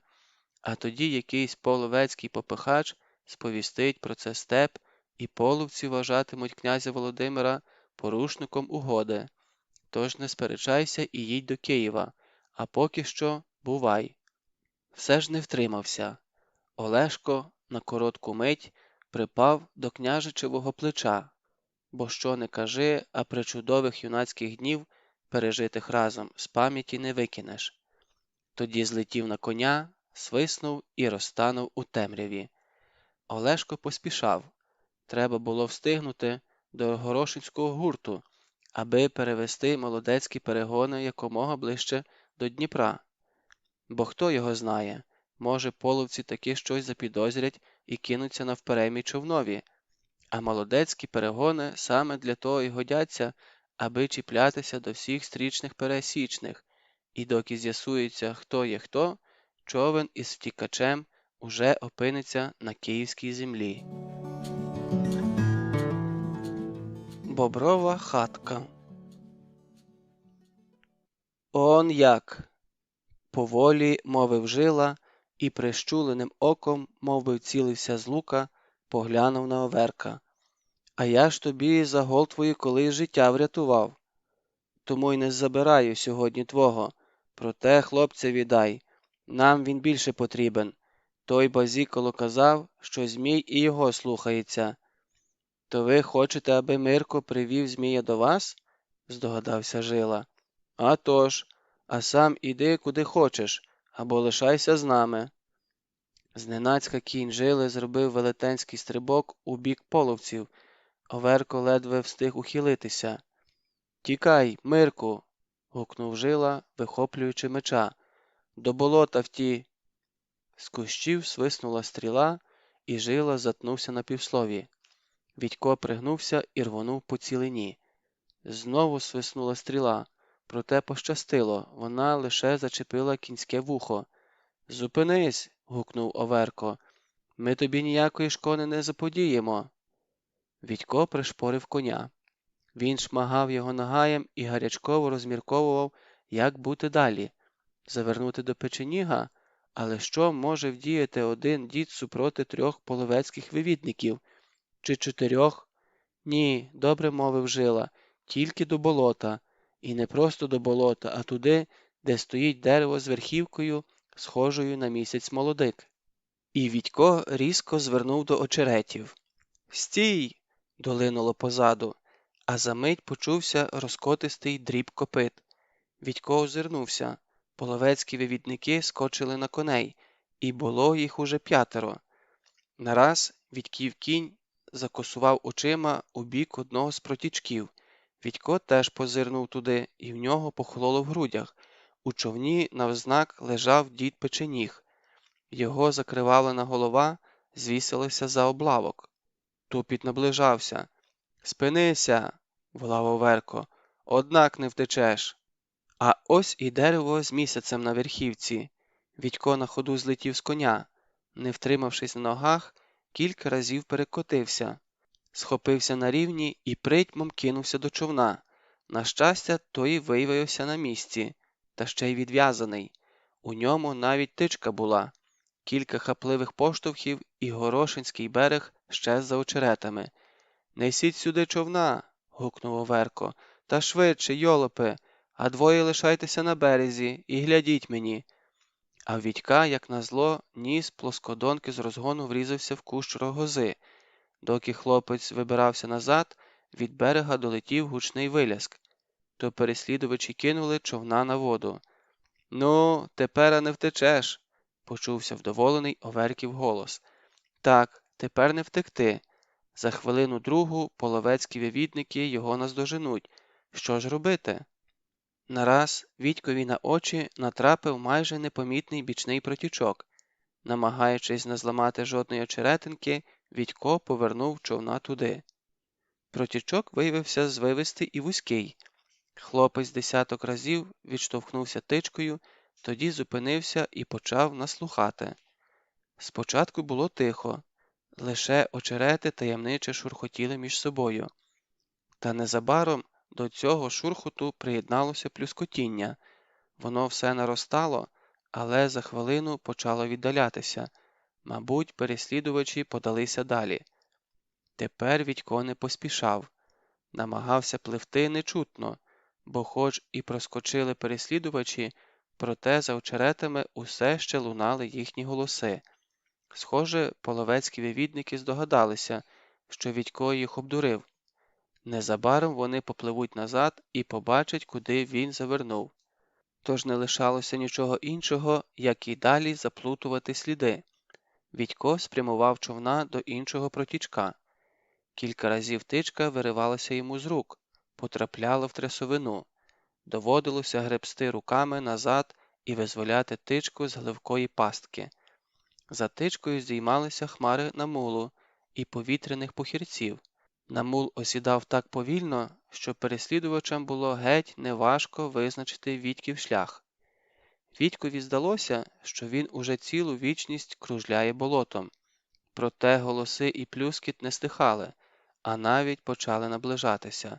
Схоже, переслідувачі розгадали простенькі Вітькові хитрощі і вже не проскакували з опалу повз ці протічки, куди завертав утікач. Нарешті хлопець відчув, що сили в нього вичерпалися, але знав, що ні за яку ціну покладатися на половецьку милість не можна, краще вже стрибнути в трясовину, та таку, щоб переслідувачі навіть не мали змоги витягти його звідтіля. Шукати підходящу трясовину довго не довелося. Нараз тичка увійшла так глибоко, що на поверхні залишився лише її кінець. Відько приречено втупився в те місце. Всього десь півметра води, а під нею бура масна рідина. На вигляд зовсім не страшна. По ній навіть повзали якісь підводні жучки. Та варто лише переступити через облавок, навіть не переступити, а просто перехилитися – і все. Голоси й шурхіт наближалися. Ще хвилина, і переслідувачі вигулькнуть за повороту. Відько підвівся. Зненацька за його спиною почулося тихе «бу». Край потічка стояла потвора, та, котрій Бровко носив горнятко з гусячим жиром. Велес, дідько болотяний. З Відькових грудей вихопився мимовільний зойк. Болотяний дідько хутко приклав до вуст покарлюченого пальця. «Бу! Бу!» Тоді увійшов у воду і поплив до Відька. Не дивлячись на хлопця, забрався, скормив човен і погріб руками до тички, щоб вивільнити її з трясовини. А за хвилину Відьків човен з тихим шурхотом врізався в очерети. Дідько болотяний ніби знехотя відштовхувався тичкою, проте човен плив так стрімко, що вода аж бурунилася за ним. Кілька разів Велес повертав спотворене обличчя до закляклого хлопця і підбадьорливо гудів «Бу! Бу!». Тільки тепер Відько міг роздивитися його як слід. Велес був низький на зріст і кривобокий. Ноги мав короткі і теж скривлені. Голова була сплющена з боків, підборіддя випиналося далеко вперед. На спині крутий горб. Усе тіло поросло рудою вовною. Проте плечі дідька болотяного за шириною, мабуть, не набагато поступалися плечам Іллі Муровця. І руки були такі ж могутні. Велес зупинив човна перед однією з непомітних бобрових хаток. Показуючи на неї, сказав Відькові «Бу! Бу!». Звичайно, Відько нічого не втямив. Дідько болотяний скрушно похитав головою, тоді сковзнув з човна і пірнув. Відько побачив, як той поплив під водою до бобрової хатки і щез у чомусь темному, що нагадувало отвір. А за хвилину з хатки долинуло «Бу!». Дідько знову вигулькнув з отвору й опинився біля човна. «Бу!» – коротко кинув він. Лише тоді Відько доп'яв, що Велес наказує йому заховатися у бобровій хатці. Він набрав у груди якомога більше повітря і, намагаючись не здіймати хвиль, перевалився за облавок човна. Руки Велеса підхопили його і штурхонули з такою силою, що Відько й не щувся, як опинився в якомусь приміщенні з кулястим склепінням та жердяним помостом на рівні очей. Він видерся на поміст і уважно роззирнувся. Хатка лише зовні скидалася на боброву. Насправді, бобрами в ній і не пахло. Тут мешкала людина. Приміщення було майже кругле і сягало десь зо 2 метри в діаметрі. Одна його половина була вимощена сіном і прикрита барвистою ковдрою. Іншу половину займав якийсь продовгуватий шкіряний згорток, старе ганчір'я, кілька глиняних мисок та горняток. Серед них стояло і вищерблене горнятко із гусячим жиром, а отвір, з якого випірнув Відько, слугував, мабуть, за стіни. Нараз в отворі з'явилася Велесова голова з прикладеним до вуст пальцем і знову щезла. А за деякий час в одній із щілин у стінах хижі Вітко побачив переслідувачів. Вони пропливли так близько від бобрової хатки, що хлопець міг би дотягтися до них рукою. Попереду сидів Оверко і насторожено роззирався навколо. Вітько навіть очі заплющив, аби не зустрітися з ним поглядом. А коли розплющив, човна з половецькими вивідниками вже не було видно. Довелося зазирнути в іншу шпарку. Схоже, переслідувачі теж вирішили нікуди не поспішати, бо їхній човен ледь помітно погойдувався на плесі, що виблискувало проти сонця за бобровою хаткою. Половці звелися на ноги і почали озиратися. Зненацька один з них показав пальцем на вузький протічок між очеретів і зраділо вигукнув: «Ось де він!» З очеретів визирала корма плоскодонки. Вітько і не завважив, коли дідько Болотяний устиг її туди загнати. Половецькі вивідники жваво заворушилися. Задній потягся до тички, щоб відштовхнутися нею від дна. Тієї ж миті позаду вивідників з води вигулькнули дві могутні волохаті руки і рвонули за облавок їхнього човна з такою силою, що всі половці шубовснули у воду. Випірнуло лише двоє. Не розуміючи, що сталося, вони відпирхувалися і вибалушеними очима дивилися один на одного. Зненацька Оверкова голова щезла під водою, і лише бульки вказували те місце, де він щойно був. Половець, який залишився живий, жахнюче зарепетував і чимдуж поспішив до напівзатопленого човна. Проте забратися в нього вже не встиг. Волохаті руки знову випірнули з глибини, вчепилися йому в горлянку і потягли на дно. Усе це відбувалося так швидко, що Вітько, здається, навіть оком не встиг змигнути. Велесова голова знову з'явилася в отворі. «Бу!» – запитав дідько Болотяний і виставив перед себе 3 пальці. «Сі-сі!» Вітько зрозумів, що саме цікавило Велеса. «На березі ще 2 залишилось», – сказав він. «А діда Печеніга вони вбили». Дідько Болотяний зі злості вишкірив широкі рідкі зуби. Тоді потягся до шкіряного згортка і разом з ним щез в отворі. Крізь щілину Вітько побачив, як біля очерету дідько розправив його, і згорток перетворився на невеличке шкіряне човенце. Велес похапцем вставив поперечине, забрався в нього і почав гребти туди, звідкіля припливли половецькі вивідники. А Вітько зостався наодинці з болотом. Загадково шуміли очерети, в хижці гуляли легкі протяги. Через протічок заклопотано переплив водяний пацюк.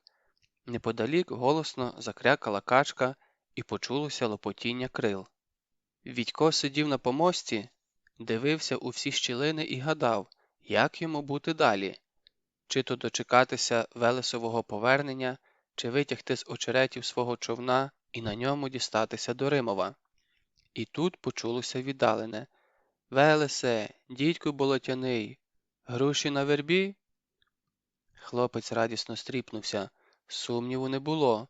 То подавав голос дід Овсій. За хвилину дід Овсій загукав знову. Цього разу в його голосі вчувалася тривога, а ще за якийсь час його плоскодонка випірнула з очеретів на плесо. «Велесе!» – стиха погукав він. І доки хлопець роздумував, відповідати дідові чи ні, а коли відповідати, то за кого саме, за себе чи за болотяного дідька, дідова голова з'явилася в отворі. У напівтемряві дід не розібрав, хто перед ним сидить, тож з докором почув: «Ну, Велесе, що ж ти не відгукуєшся?» І каменем пішов на дно. Випірнувши, вражено запитав: «Мирку, як ти сюди?» «Мене Велес тут заховав», – пояснив Вітько. «Щось трапилось?» «Еге ж, за мною погналися на човні 3 половецьких вивідників, а ще 2 лишилися на березі. У цю мить з того боку, куди подався дідько Болотяний, Пролунав розпачливий крик. Згодом ще один. Дід Овсій прислухався. «Скидається на те, що немає вже тих двох», – сказав він. Тоді вибрався на поміст і зажадав. «А тепер розповідай, як ти тут опинився». Дід Овсій слухав уважно. Час від часу очі його люто зблискували. «Ну, Овверко», – похитав він головою, коли Відько розповів про їхню зустріч. «Сам же колись постраждав від половців, а ось і Велес вертається». Дідько Болотяний зостався в отворі, бо місця в бобровій хатці йому вже не лишалося. Він про щось збуджено бурмотів, розмахував руками і бив себе в груди. Відько вловлював у тому бурмотінні окремі звуки, та все ж не зміг здогадатися, що хоче сказати Велес. Проте дід Овсій одразу збагнув, у чому річ. «Терпи, Велесе», – сказав він і тяжко зітхнув. «Така твоя доля. Ти ж дідько Болотяний». Помітивши Відьків погляд, пояснив. «Горошинські жінки кричать, нібито Велес заманив у болото тих 5 і порішив діда Печеніга». «Печеніга?» – здивувався Відько. «Так. Бу-ба-ні», – бубонів дідько Болотяний, і по його спотвореному обличчю текли сльози.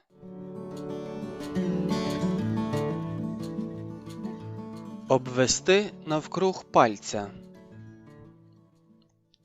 Дід Овсій уклав дідька Болотяного на ряднину, і той затих, обернувшись обличчям до стіни. Лише зрідка здригалася його крута, горбата спина. «Все буде гаразд», – сказав дід і, мов дитину, погладив Велеса по голові. «Ти полеж трохи, а я до тебе під вечір ще заскочу. Що тобі привезти?» Дідько Болотяний щось тихо пробурмотів. Дід Овсій посміхнувся. «Добре, будуть тобі вареники», – сказав він. «Сьогодні ж попрошу Миланку зварити вареники з сиром». До Римова поверталися мовчки. Насуплений дід Овсій відштовхувався тичкою. Відько сидів на носі човна і думав, як же нелегко живеться його далеким прародичам. Всього лише 2 тижні, як він потрапив до Римова, а вже скількох немає. І серед них той дружинник, що перший вступився за Відька. А тепер ось і Жила. І невідомо ще, чи повернеться Олешко. Поступово його невеселі думки перейшли на дідька Болотяного. В тому, що це була людина, Відько тепер не мав ані найменшого сумніву. Але хто його так спотворив? І чому він живе на болоті та ще й у бобровій хатці? Дід Овсій казав, що собаки злих не люблять, а Бровко до Велеса горниться, як мале цуценятко. То виходить, дідько Болотяний добра людина, коли це, звісно, таки людина. Тоді чому ж його бояться як у Римові, так і в Горошині? Навіть дітей ним лякають. Відько на власні вуха чув, як одна римівська мати страхала свого хлопчика такими словами: «Не слухатимешся? Схопить тебе дідько Болотяний». А горошинські жінки? «Діду», – подав голос Відько, – чому б не розказати всім у Горошині, що тих 5 покарано як половецьких вивідників, і що діда Печеніга вбив зовсім не Велес? Дід Овсій вкотре відштовхнувся тичкою і перевів погляд кудись на очерети. «Не треба нічого казати», – мовив він по довгій паузі. «Нехай думають, що Велес і справді лихий дідько. Менші тинятимуться плавнями, а то один поткне носа до них, інший, а там, дивись, і якийсь поганський вивідник почне хазяйнувати в плавнях, наче у себе вдома». «А чому ж тоді горошинці ховаються від половців саме у плавнях?» – зауважив Відько. «І наші теж. Я сам чув від Жили». «Звісно, ховаються, проте не поодинці, а гуртом, бо ж болото – то наш останній прихисток, і не гоже в ньому товктися, кому заманеться». «То виходить, що коли ховаєшся від половця в болоті, то Велес нікого не чіпає, так?» Дід Овсій ствердно хитнув головою і притримав тичку у воді, щоб човен повернув убік. А коли хтось із цікавості полізе в болото, то Велес тут як тут, розмірковував Відько далі. Підкрадеться під водою, переверне човна. А коли треба, то й притопить трохи, щоб більше налякати. Так, діду? Все може бути, відказав дід Овсій. А потім, коли побачить, що людина налякалася, відпускає її. А може, не відпускає? Все може бути, повторив дід. Відько замовк. За хвилину озвався знову. Діду, а де Велет живе взимку? Звісно, не під кригою. До лісу він іде. Там є такі місця, куди зроду не ступала людська нога. А чому не до Римова? Чому ви його не берете до себе? Дідове зітхання було схоже на стогін. Не можна. Треба, щоб його боялися. А бояться того, кого не бачать. Все, Мирку, годі про це. Відьковій появі тітка Миланка зраділа неймовірно. Навіть просльозилася з радощів. Все ж поцікавилася. А чому ти сам повернувся? Де ж інші? Нежить у нього, сусідко, поспішив втрутитися дід Овсій. От його Олешко назад і відіслав. Бо ще, чого доброго, всі поганці розбіжаться, коли заходиться чхати. І справді, у Відька трохи крутило в носі, проте не настільки, що від його чхання половці дали драла. Вареників хочеться, сказав Відько і хитро зиркнув на діда Овсія. Із сиром. Так зголоднів, що, здається, цілу макітру з'їв би. Вареники – це сила, підтримав хлопця дід Овсій. Я теж не відмовився б від макітерки. Будуть вам вареники, пообіцяла тітка Миланка і поквамцем подалася до багаття. Зраділа Відькові і Росанка, хоч і не так, як її мати. В синіх Росанчиних очах зачаїлася тривога. Схоже, вона чекала не лише свого брата. Олешко прибув на 4-й день. Зачувши кінський тупіт, Росанка жбурнула шитво і кинулася до дверей. Проте у дворі вдала, ніби квапиться у своїх справах, і Олешка побачила зовсім випадково. «О!» – здивовано сказала вона. «З'явився, не забарився. Мамо, тут до Мирка друзі приїхали». «То клич до столу!» – привітно відгукнулася тітка Миланка. Попович, укритий пилюкою з голови до ніг, притримав коня. «Чом це вони такі лагідні?» – насторожено поцікавився він у Відька. «Мабуть, хочуть дати чосу за те, що Оверко гнався за тобою? Та хто ж його знав, що він здатен на таке?» «Не бійся, вони нічого не знають», – заспокоїв його Відько. «Дід Овсій велів нічого нікому не розповідати». «Ну, тоді інша справа», – повеселішав Олешко і зіскочив з коня. «А за жилу, Мирку, ми їм добряче відімстили. Більше 3 десятків половців наклали головою». Проте пообідати Олешкові так і не вдалося. Вулицею вже тупотів гінець з наказом негайно прибути на городище. «Ну, розказуй, що виїздив», – поцікавився Добриня. Щойно Олешко зіскочив з коня. Поруч з Тисяцьким сиділи Ілля Муровець та дід Овсій. Перед ними стояв кошик з черешнями. Єдине дідове багатство. «Майже нічого», – відказав Олешко і теж сів до столу. «Хіба що половців у степу, як тої сарани, але зачаїлися, наче куріпки на провесні». Добриня полегшено зітхнув. «Отже, ще нікуди не пішли», – сказав він. «Це добре». «Добре то воно, звісно, добре», – згодився і дід Овсій. «Та час уже думати і про те, як їх спрямувати туди, куди нам вигідно». «А куди нам вигідно?» – поцікавився Олешко. «Було б непогано, якби сюдою пішли», – відказав дід Овсій і глянув на Муровця з Добринею. Ілля Муровець на знак згоди хитнув головою, а Добриня мрійливо додав. «Так, це було б пригарно». «Тоді не сушіть собі голови», – усміхнувся Олешко. «Я оце, коли повертався, то все продумав». «Ну-ну», – підбадьорливо прогудів Муровець.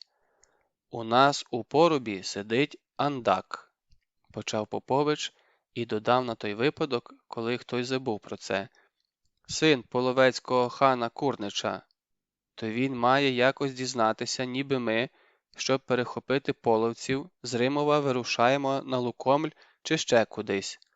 А як дізнається, то треба помогти йому із втечею». Добриня пошкрябав пальцем свого вуса. «Щось дуже просто у тебе виходить», – з сумнівом сказав він, хоча й видно було, що Тисяцькому ця думка прийшла до вподоби. «Але хто зможе натякнути? Хто допоможе втекти?» «Ну, це не так уже й важко», – повільно відказав Ілля Муромець. «Гадаю, що у нас такий знайдеться». «Це хто ж такий, цікаво знати?» – поцікавився дід Овсій. «Та ви, діду, хто ж іще?» «Що?» – обурено підхопився дід Овсій. «Та ти хоч трохи тямиш, про що варнякаєш? Та звірота у мене всіх винищила, а я допомагатиму? Ну, Ільку, цього я від тебе не чекав». «Не сертеся, діду», – примирливо забубонів Муромець, ховаючи посмішку у вусах. «Коли на те пішло, то я сам би з радістю взявся за цю справу. Але мене кожна собака впізнає, не те, що полинець. Тож лишаєтеся тільки ви з Олешком, бо прилучати до цього діла зайвих людей не варто». «Олешка теж знають», – втрутився Добриня. «Подумаєш», – презирливо пирхнув Попович, – «я бороду причеплю». Дід Овсій зневажливо махнув у його бік рукою. «Він причепить, мовчав би вже, потякало». «Ну, то як?» – запитав Добриня. «Виходу, Овсію, нема». «Та вже бачу», – пробурчав дід Овсій. «Добре, кажіть, що маю робити». Втеча Андака. Андакові здавалося, ніби він сидить у поробі вже цілу вічність. Перші дні син половецького хана Курнича кидався, мов розлючений звір у клітці. Пекло йому не те, що він зазнав поразки біля Портяної, бо не перемоги жадали від нього половецькі хани. Римів був найкоротшим шляхом до Переяслава, і Андак мав дізнатися, чи є в ньому сторожова застава русичів, і скільки дружинників вона налічує. І не за втечу картав себе син половецького хана, втікати йому не первина. Картав за те, що під час цієї втечі кляті русичі ошукали його, як малу дитину. Ну, хто ж знав, що скрадатимуться по його слідах цілу ніч? Раніше такого не бувало. Лише відбивали напад та й по тому. Бо ж пішим військом сильні русичі. Ото справжня скеля піше руське військо, а кінні не дуже. Малувато кінного війська у них. Чи не тому, що шкодують своїх коней, значно дужчих, ніж половецькі, але набагато й повільніших, бо звикли рало за собою тягати, а не вершника носити. Тож і дав тоді Андак наказ на відпочинок, а русичі, бач, налетіли у досвіта, мов коршуни на сонних курчат, і не на своїх, а здебільшого на щойно захоплених кониках, на його ж Андака конях. Очевидно, Змій наддав їм сили і нахабства. Та коли згадував світлий Андак, як полонили його самого, зубами ладен був скреготати від злості та сорому, вважав себе майже рівним богатиреві Рутені. А тут якийсь молодесенький русич, майже хлопчисько, зневажливо свиснув у бік Андака, послав у нього стрілу і помчав за втікачами. Андак почав завертати коня, щоб перехопити нахабу, проте не встиг. На нього вихором налетів Попович, той самий, котрий здолав непереможного Рутеню. Покотився світлий Андак мішком по землі і мусив здатися, бо піший половець супроти кінного русича не встоїть. І поки хлопчик-русич за повелінням Поповича зв'язував Андака, син половецького хана з безсилою люттю спостерігав, як повз них наполоханою мишвою прошмигували вже поодинокі ординці. Жодному з них навіть на думку не спадало стати на захист свого Мурзи, ич боялися за своє погане життя. Ну, нічого, від Андак колись таке та вибереться з цього поруба, і тоді жодної боягузливої голови не пошкодує. А те, що він повернеться до Орди, Андак не мав сумніву. Всім було відомо, що русичі ніколи не вбивали своїх бранців, здебільшого брали за них викуп або мінялися полоненими. Бо дурні, нищити треба, нищити всіх, хто під руку потрапить, щоб не було потім кому меча підняти. 2 дні лютував Андак, неприборканим звіром кидався від стіни до стіни, а на 3-й день знесилено усівся в кутку на оберемок соломи і почав прислухатися до щонайменшого шурхоту над головою.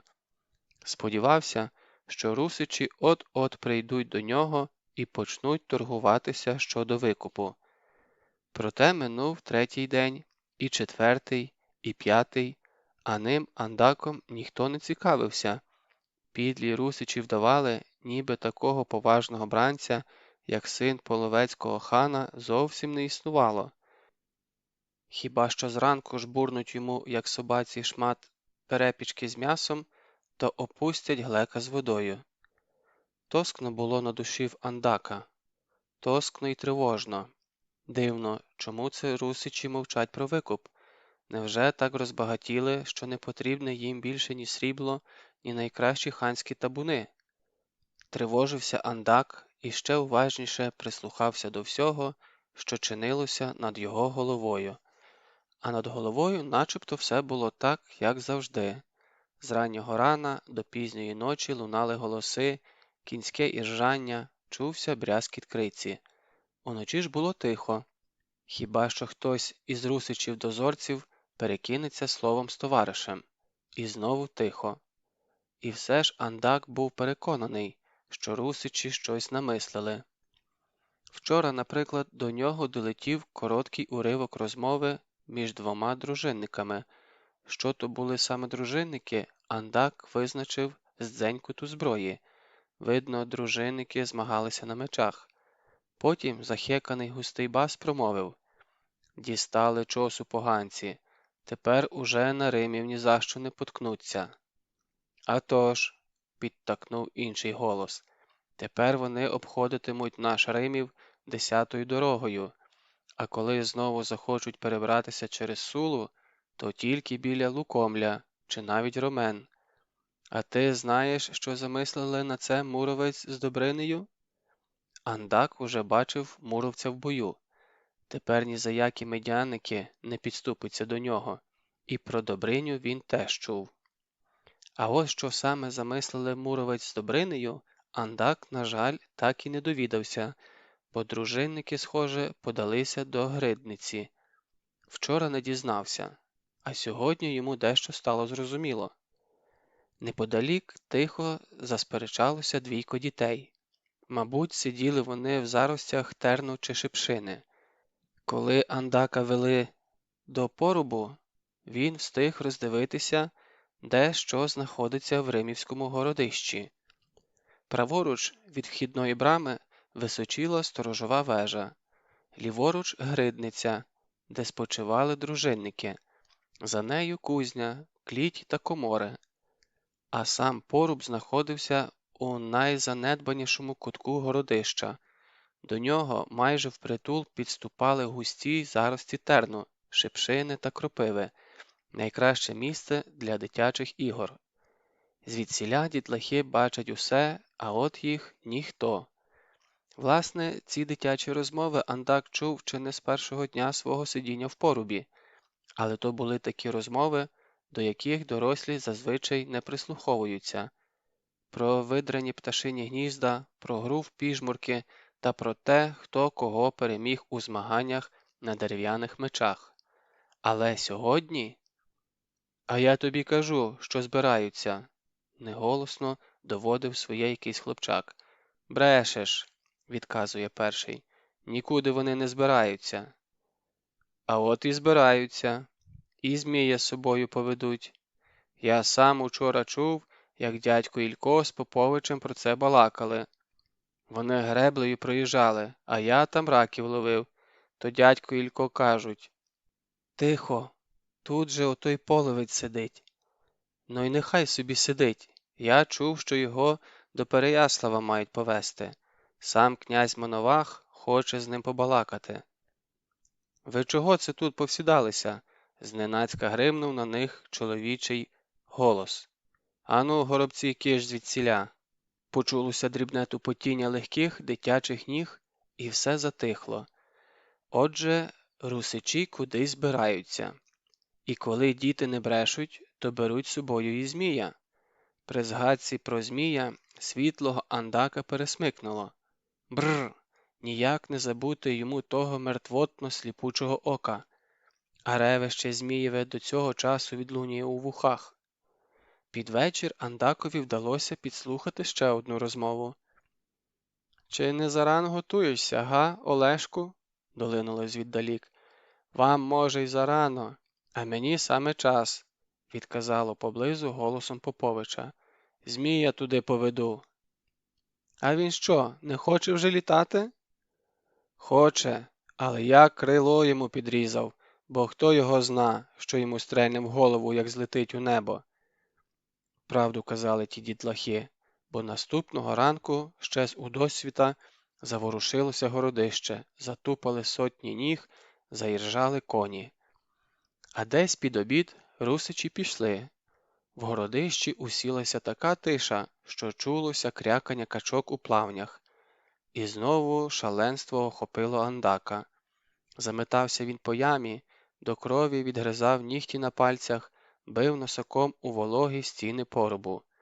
Він віддав би зараз усі багатства, які мав і буде ще мати, щоб негайно опинитися у своїй орді, чи хоч повідомити про те, що почув. Пізно уночі над ямою пролунав невиразний шурхіт, так ніби хтось обережно підкрадався до поруба. Андак затамував дух.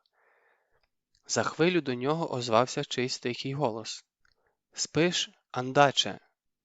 «Ні», – насторожено відказав Андак. «Хто ти?» «Потім дізнаєшся, а зараз хочу помогти тобі втекти до своїх». Кров шуганула Андакові в скроні, з радощів сперло дихання. «А як ти це зробиш?» – нарешті запитав він. «То вже моя справа». За якийсь час на дно поруба посипалася земля. За нею опустилася жердина з коротко обрубаним гілляччям. Андак миттю вибрався нагору і озирнувся. Ніде нікого. Тільки на тлі темних кущів невиразно біліла людська постать. Мабуть, то був його рятівник. «Гайда за мною!» Пошепки наказав рятівник і напригінці рушив попід муром. Він був невисокий на зріст, кремезний.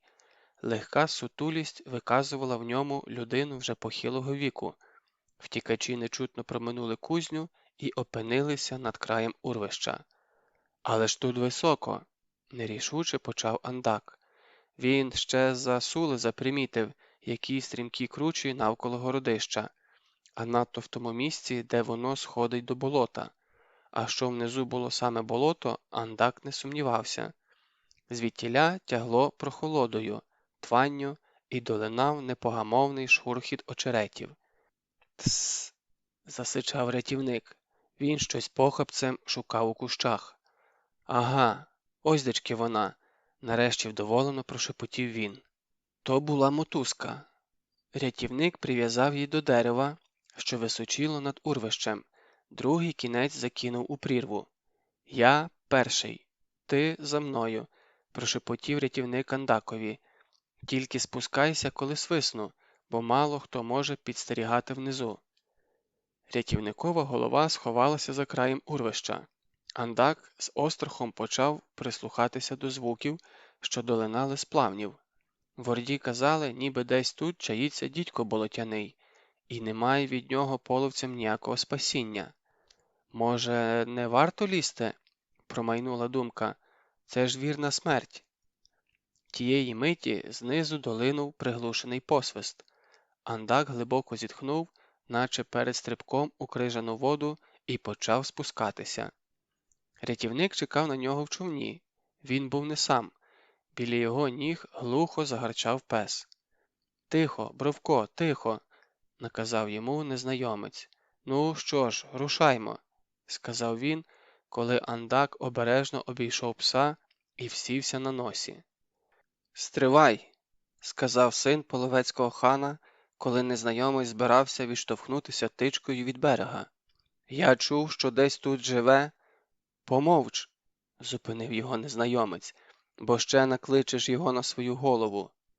Відштовхнувшись, додав: він своїх не чіпає, може й тобі пощастить, тим паче, що з нами Бровко. Пливли довго, рятівник часто міняв напрямок.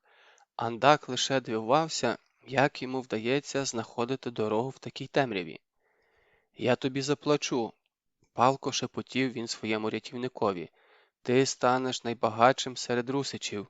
У нас і срібло є, і табуни. Заплатиш, то й добре, байдуже згодився рятівник. Тільки знай, що я не за табуни тебе рятую. Муровцеві хочу насолити, от що. Є в нас такий. Знаю, сказав Андак. Образив він мене і увесь рід мій. Дуже образив, і немає йому ніякого прощення. А тепер, ханичу, уважно слухай, що я тобі казатиму. Отож подалися наші на Лукомль, бо впевнені, що сюдою ви вже не підете. І змія з собою взяли. О, то така тварюка! Світ ще не бачив гіршої.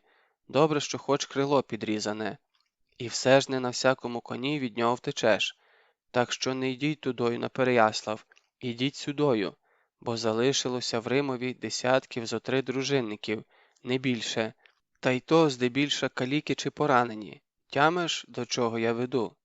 Ні, визнав Андак. До того, що похід на Лукомль, то Муровцева затія. Тож коли ви туди проскочите, кому першому князь Володимир знесе голову? Йому. Бо велено було Муровцеві захищати Римів до останнього воя, а він кинув його на призволяще. Тепер зрозумів? Андак тихо засміявся. Ще б пак. Нарешті ніс човна м'яко вдарився об берег. Рятівник допоміг Андакові вибратися на сухе і докінчив. А зовуть мене дід Овсій, це щоб ваші знали, коли заскочать до Римова. Дід Овсій, запам'ятаєш? Ну, а з ним і рід його. Запам'ятаю, пообіцяв Андак. І будь певен, тебе і рід твій відтепер ніхто з половців і пальцем не зачепить. Вони рушили берегом. Бровко не зводив з Андака настороженого погляду, і варто тому було різко здійняти руку, як пес погрозливо гарчав. Незабаром Андак розгледів у темряві силует коня. «Бувай здоровий, ханичу», – сказав дід Овсій, – «і пам'ятай, не тільки за викуп працюю».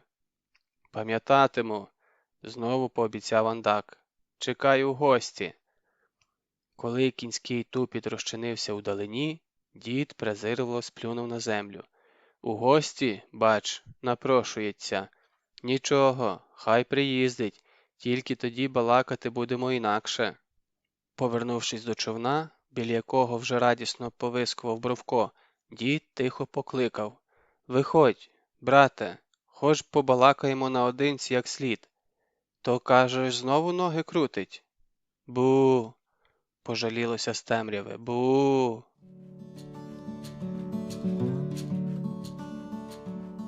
Смерть діда Овсія. Звісно, ні на який Лукомль дружинники Добрині та Муровця не пішли.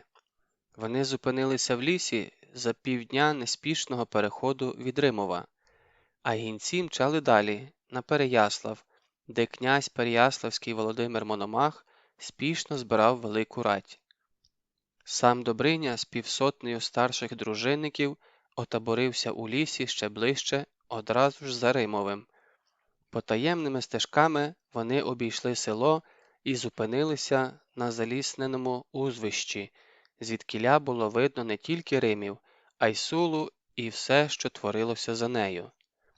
Поміж дорослих крутилося й декілька римівських хлопців. Вони готові були виконати будь-який наказ Добрині чи Муровця. Звісно, не обійшлося й без Вітька. А на світанку другого дня придибав до загону дід Овсій з Бровком. «Усе гаразд», – мовив він. «З Горошина передавали. Чекайте гостей». День тягся нестерпно довго. Час від часу то один, то інший дружинник під'їжджали до узлісся і довго до болю в очах вдивлялися у бік Сули. Там за нею не було ані душі. Вогниш Добриня розкладати не велів. На ніч вляглися просто неба. З недалекого Римова долітало гілготіння гусаків, мукання і затяте собаче валування. Відько лежав горілиць на оберемку свіжої трави і вдивлявся у синю темряву неба, густо всіяного яскравими блискітками зірок. Лежав і дивувався, якими ж різними можуть бути ці зорі. Тоді, у половецькому полоні, вони здавалися йому такими далекими й холодними, аж мороз приймав поза шкірою. Чи не тому, що був серед чужинців? А тут вони теплі й близькі. І то одна, то інша зірка підбадьорливо підморгувала до нього. З чого б це? Мабуть, тому, що він серед своїх? З одного боку від Відька розмістився Ледько. Спав він неспокійно, час від часу смикав плечем і щось бубонів. Мабуть, уже бився з половцями. З іншого боку розлігся Ілля Муромець, славетний богатир, як поклав голову на сідло, так одразу ж і заснув. Спав тихо і міцно, як може спати лише мала дитина. Неподалік під кущем розташувався Добриня з дідом Овсієм. На відміну від Муромця, їм не спалося. Спочатку вони тихо гомоніли про свої давні літа. Згодом Добриня почав жалітися. Краще б уже, друже Овсію, 10 разів битися, ніж ото чекати. Ну, геть дурним стаю, коли не відаю, що й до чого. Я теж, зітхнув дід Овсій. Не кажи, по тобі не видно. По тобі теж. Гей, діди, не прокидаючись, подав голос Муромець. Спіть уже, спіть, бо зараз ломаку візьму. Діди тихенько захихотіли і замовкли. Ще й не розвиднілося, як старшини знову зачаїлися біля узлісся і прикипіли поглядом до Сули. Тумани густо пливли над землею. Здавалося, вони затопили всенький світ. За ними не було видно навіть сонця, яке мало стояти вже доволі височенько. Дід Овсій тихо сперечався з Добринею. «Як ти гадаєш, — казав Добриня, — чи не пора нам послати по дружину? Даремно ми так далеко її відіслали». «Не бійся, не даремно, — заперечував дід Овсій. Навпаки, треба було ще далі відіслати. Сам же знаєш, що половець без вивідки й кроку не ступить». «Знати, звісно ж, знаю, але ж отут-о!» І Добриня приклав широку долоню до грудей. «А раптом вони оце в тумані підкрадаються. Рано ще їм. Вони хоч і половці, та не птахи». Зрештою, сонце викотилося за туману. Стало припікати. Муромець мовчав, лише кусав одну травинку за другою. І з тої кусаної трави вже можна було сніп набрати. На Добриню важко було дивитися. Він то зітхав, мов ковальський міг, і витирав спітніле чоло, то злазив з коня і, втупившись у землю, ходив навколо нього. Збоку могло здатися, що він шукає гриби. «Ну, чого б я ото так крутився?» – пошепки дорікав йому дід Овсій. «Прийде коза до воза, нікуди твої половці не дінуться. Твоїми б вустами та мед пити», – ще більше схилявся над землею Переяславський Тисяцький. «А раптом вони на Лукомлю рушили». І лише десь під вечір дід Овсій зненацька насторожився. «Чуєте?» – запитав він. З глибини болота долинуло протяжне і густе ревіння. «Водяний бугай», – сказав Добриня. «Ну то й що?» «А те, що половці йдуть». Дружинники прикипіли очима до Сули.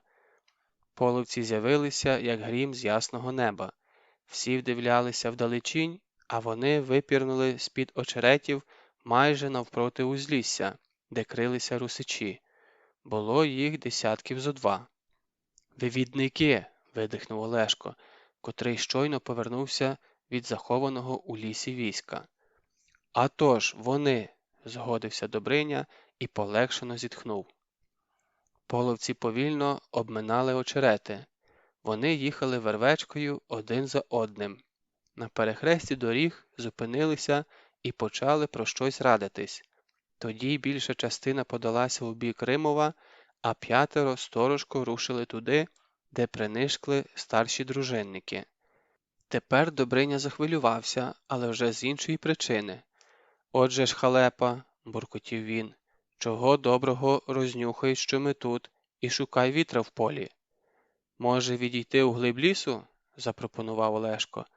«А сліди куди дінеш? Бач, скільки натовкли». Дід Овсій у цю розмову не встрявав. Він про щось напружено думав. А коли половці наблизилися до лісу на відстань одного польоту стріли, дід Овсій сказав: «Ви от що, замріть тут і нічого не затівайте.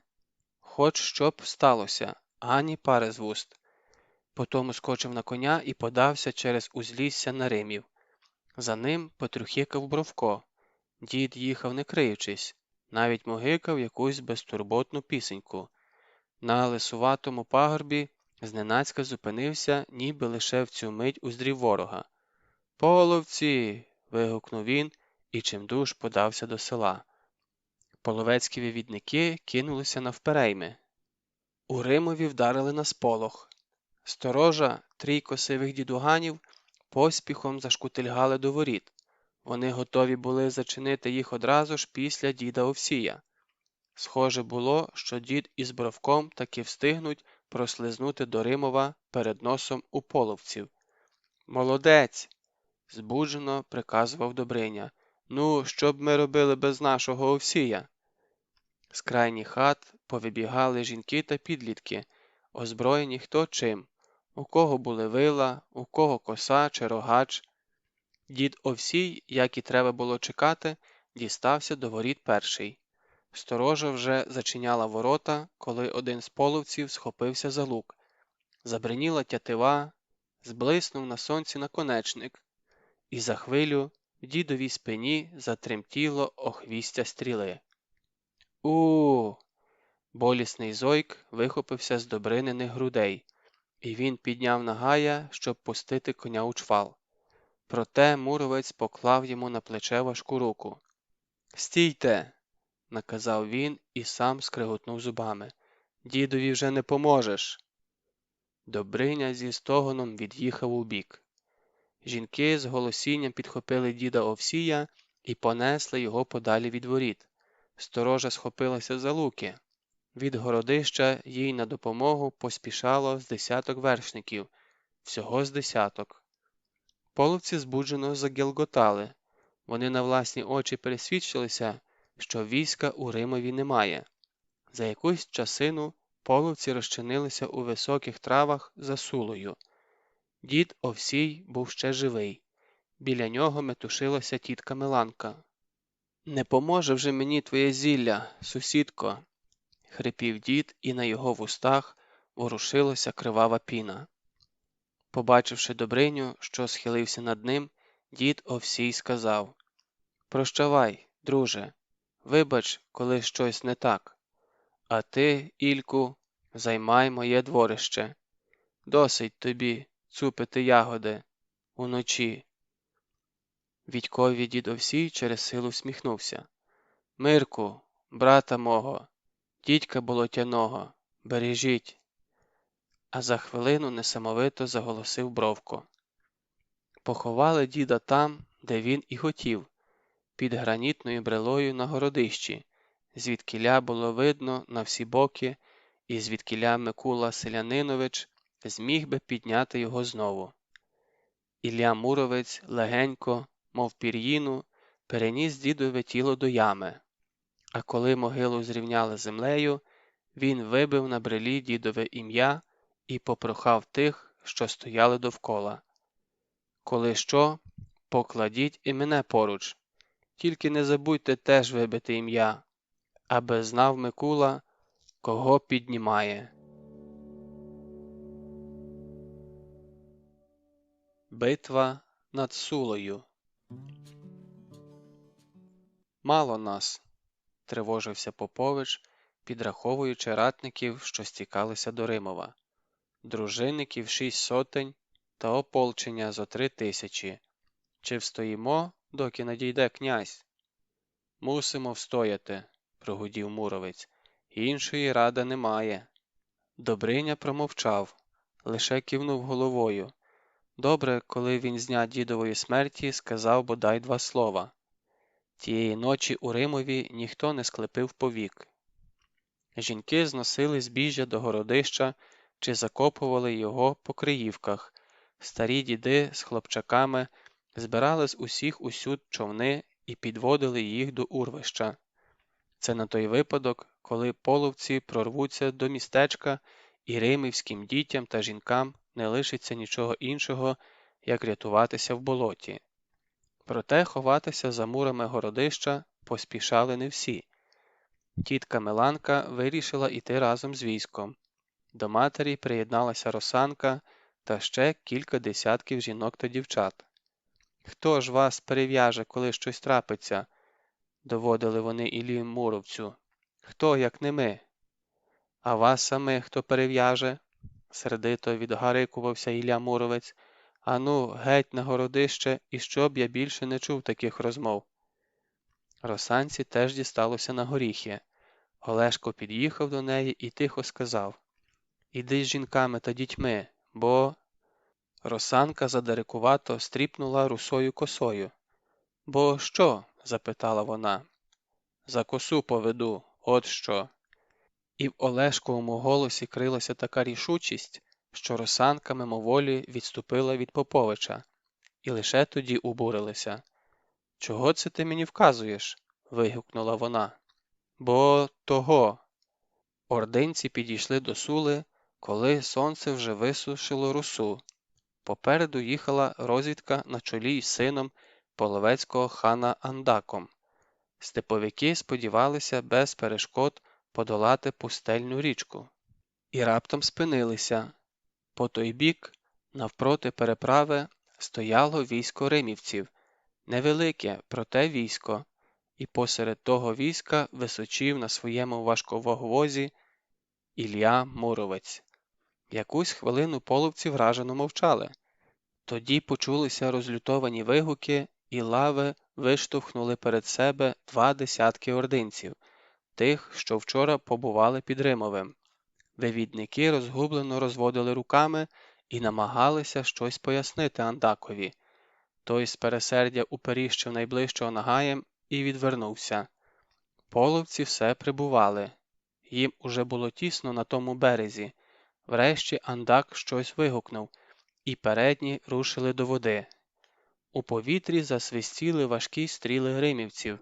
Голосно зойкнули поранені. За течією попливли десятки половецьких тіл. Перший напад римівці відбили досить легко, хоча й серед них впало кілька воїв. Половці теж осипали їх хмарами стріл. Проте чужинці вже зачепилися за правий берег, їхні коні чвалом покотили на першу лаву піших римівців. Ті хутко відступили назад, і ординським нападникам відкрилися сотні косо вкопаних у землю березових кілків, що своїм вістрям були спрямовані до Сули. За кілками виднілася валка возів. У проходах між ними стояли найдужчі воїни з рогатинами, здатними прохромити не лише людину, а й розлютованого ведмедя. Вдарилася в березовий частокіл перша половецька хвиля, напоролася кінськими грудьми на гострі палі і відкотилася до Сули. Вдарилася друга і захлюпнула частокіл, а за нею вже зводилася третя. Хоробро билися римівці, не відступали ні на крок, проте на кожного припадало не менше 5 половців з тих, що вже перебралися через Сулу, а до річки підходили все нові орди. Ілля Муромець вподобав собі найнебезпечніше місце навпроти головного броду. Вони з Гнітком були закуті у панцир і разом скидалися на неприступну скелю, перед якою розбивалася на друзки найпотужніша хвиля. Ліве римівське крило очолював Добриня Микитович. Праворуч, ближче до Змієвої нори, бився Олешко Попович з горошинцями та молодшою дружиною. За Олешком невідступно тінню слідував Ледько. Блискавками миготіли їхні доладні мечі, і вже не один половець важко сунувся під копита римівських коней. Проте натиск степовиків наростав з кожною хвилиною. На мить, на одну лише крихітну мить, хитнулося ліве крило Добрині, і в проміжок між ним та грузьким болотом з пронизливим виттям увірвався ординський загін. Мабуть, хтось із степових вивідників заздалегідь намацав вузьку звивисту стежку в трясовині. У Добрині тривожно стислося серце. Він не міг спрямувати у той бік жодного дружинника. А половці вже обходили русичів. За хвилину-другу вони виберуться на сухе і вдарять зі спини. І тут над полем бойовиська пролунало жахне ревіння водяного бугая. З глибини болота навперейми степовикам кинулась якась потвора. Вона змахнула важким дубовим окоренком, і передній половець з розтрощеною головою щез у липкій трясовині. Нападники завмерли з жаху та несподіванки. «Бу!» – протяжно заревіла потвора знову. Звалився, не встигнувши навіть зойкнути, ще один половець. За ним ще. То мстився за свого брата Велес, дідько болотяний, і такий вже страхітливий був у нього вигляд, що навіть звичні до всього половецькі коні ставали дибки і збивалися з вузенької стежки. Зарепетували нелюдськими голосами вершники, марно намагаючись розвернутися назад, а над їхніми головами зі свистом миготів дубовий окоренок і злітало жахливе «Бу!». Вирівнялося ліве крило. Повільно, але невпинно посунуло вперед, аж поки не зустрілося з новою половецькою лавою, що вихлюпнула за сули. А на іншому крилі половці Андака все заповзятливіше напосідали на невеличкий Олешків загін. Сам Андак у битву поки що не вступав. Білими від зненависті очицями стежив він за Поповичем, чекав, поки той вчинить щось необачне, і тоді вже нікому буде в скрутну хвилину виводити Змія зі схованки. І таки дочекався свого син половецького хана. На якусь хвилину Олешків кінь вихопився вперед і відірвався від своїх. Андак пронизливо свиснув, і половецькі стріли хмарою полетіли в Поповича. Той ледве встиг прикритися щитом. Ще раз сипонули стріли, і захитався, впав на коліна вірний Олешків кінь. Син половецького хана показав у злостивому посміху широкі зуби і чвалом покотив на пішого. Та коли їх розділяло лише кілька кроків і Андак уже здійняв над собою шаблю, Олешко зненацька пригнувся і прикрився мечем. Дзенькнула криця, і в ту ж мить Попович злетів у повітря. Дужий удар ноги вибив ханового сина із сідла. Половці отетеріли. Вони не могли збагнути, як це сталося, а неушкоджений Олешко вже сидів на Андаковому коні, і його меч знову миготів над головами нападників. «Молодець, Олешку!» – загримів над Сулою густий голос Іллі Муровця. «Молодець, хлопче! Так їм і треба!» Радо заворушилося праве крило і посунуло на ворога. Збентежені втратою свого ватажка, половці почали заткувати. Здавалося, ще трохи, і вони кинуться на втікача. Та їм на поміч уже поспішала свіжа орда. Сам Муровець не відступив від броду ні на крок. Його гнітко, здавалося, навіть з місця не зрушив. Важко і невблаганно раз у раз опускалася Муровцева довбня на ворожі голови й хребти. І не було від тієї довбні ніякого порятунку, бо ж легкі половецькі шаблі при зіткненні з нею розліталися на друзки. Але обтікали ординці руського велета, мов морські вали, непорушну скелю. Намагалися утарити збоку, зайти зі спини, та поруч з ним усе ще стояли випробувані не в одній битві дружинники. «Гей, Добрине!» – гукав Муромець. «А поглянь-но, чи багато ще полинців за Сулою, бо вже й обідати пора». «Пожди, Ільку, ще трошки!»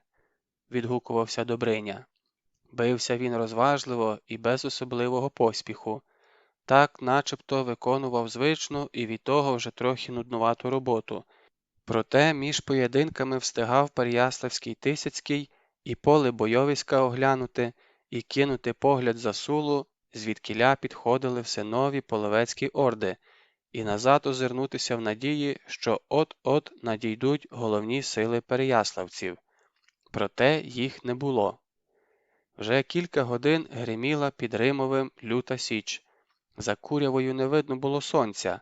Хвиля за хвилею вихлюпувалися на втомлених римівців свіжі лави степовиків. Але незрушними береговими скелями стояли в шерензі руського війська Добриня, Муромець і юний Попович. З неймовірною силою вдарялися в них шалені половецькі хвилі, проте тут таки перетворювалися на бризки і відкочувалися назад. Та не було перепочинку русичам, бо замість однієї хвилі тут же зводилася інша, ще могутніша, ще нестримніша.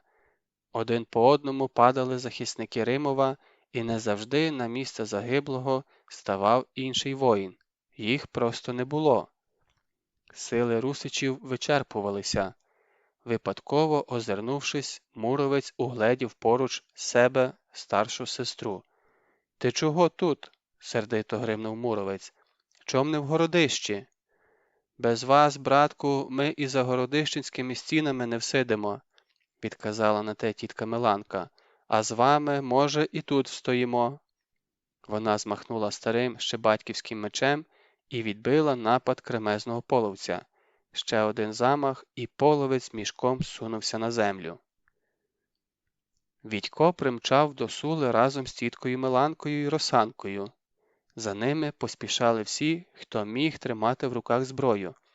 А кому це було не під силу, ті разом з малечею подалися до човнів, аби заховатися в плавнях, коли половці увірвуться в Римів. Відько з Росанкою пробилися було до Олешка, проте замазюканий кров'ю і пелюгою Олешко так визвірився на них, що хлопець і не щувся, як знову опинився позаду римівського війська. Щоправда, він встиг почути, як Росанка відказала: «Не гримай на мене, Олешку, де ти, там і мені бути». Тож тепер Відько з луком напоготові роз'їжджав за спинами римівських ратників. Проте годі було визначити, де на нього чатувала більша небезпека – попереду чи за спинами воїнів. Вже не билися римівці пліч-опліч. У багатьох місцях їхні лави було розірвано, і в ті щелини, немов сюди суща вода, просочувалися в'юнкі степовики. Одна велика бійка перетворилася на безліч двобоїв. Звідусіль долинало важке хекання, дзвін ударів, волання про допомогу, прокльони. Наразі хтось з римівців радісно скрикнув. Відько озирнувся і побачив, як з того боку, де був воїнь, з'явився чималенький гурт дружинників. Вів їх зарослий по самі вуха чоловік. Воїнці з розгону, мов камінь у воду, врізалися в половецькі лави. Половці на мить хитнулися. Все ж вистояли і за хвилину зі ще більшим завзяттям посунули вперед. Але сунули недовго, бо наразі з того боку, де бився Муромець, почулися нажахані вигуки. Відько озирнувся. Муромець вже не тримав добню в руках. Замість неї він крутив над головою половцем у пишній ханській одежі. Хан несамовито верещав, а половці відступали від муромця, не здіймаючи ні шабель, ні стріл. Кожен з них боявся вцілити в свого хана. Задивившись на це, Відько ледь не прогавив тої миті, коли з шалу битви вихопився один половець і з пронизливим виттям покотив на хлопця. Це був Смоква, той самий половець, що переслідував Відька до Змієвої нори. Відько пустив у нього стрілу, проте половець різко нагнувся і стріла тільки ковзнула по його шоломі. Смоква налетів, мов вихор. Все ж Вітькові вдалося відбити перший удар. Вдруге не зміг, бо рука затерпла від дужого удару. А тоді розлетівся щит. Не витримали кільця кольчуги, і щось гостре впилося у Вітькове плече. В очах потемніло. Встиг лише помітити, як збоку налетів Ледько і навідмаш рубанув по незахищеній половецькій шиї. «Олешку, Мирка поранено!» – зойкнула Росанка. Олешко рвучко озирнувся, і це ледь не коштувало йому життя. Все ж відбив удар і гукнув: «До нори його! Чуєш, Лидьку? До Змієвої нори!» Ледько підхопив ослабле тіло товариша і помчав з ним в обхід половецького війська, туди, де за кількасот кроків мала бути Змієва нора. «Та Змія випусти!» – гукав услід Попович. «Змія, кажу, випусти!» Кілька половців, що кинулися Ледькові навперейми, нерішуче зупинилися. Ледько переніс тіло товариша до купи каміння, яким, на всяк випадок, було прикрите місце колишньої нори. Напружившись, відкотив у бік одну брилу, другу, утворився невеликий виямок. «Лізь сюди!» – звелів Ледько, важко відсапуючись. «І заумри! Якщо зостанемося живі, повернемося по тебе, а ні...» Вітько востаннє кинув погляд туди, де над Римівським урвищем височило городище. «Лидьку!» – зненацька вихопилося у нього. «Поглянь, наші йдуть!» Лидько озирнувся, і справді, від Римова линуло чимале військо. Передні були вже біля Портяної, а на узгір'ї за ним усе ще здіймалася густа курява. Попереду, розмахуючи мечем, летів вершник у червоному плащі. Його поли здіймалися на вітрі, мов крила розгніваного птаха. «Князь Володимир!» – радісно заволав Ледько. «Тепер живемо!» І став поспіхом підштовхувати Вітька до виямку.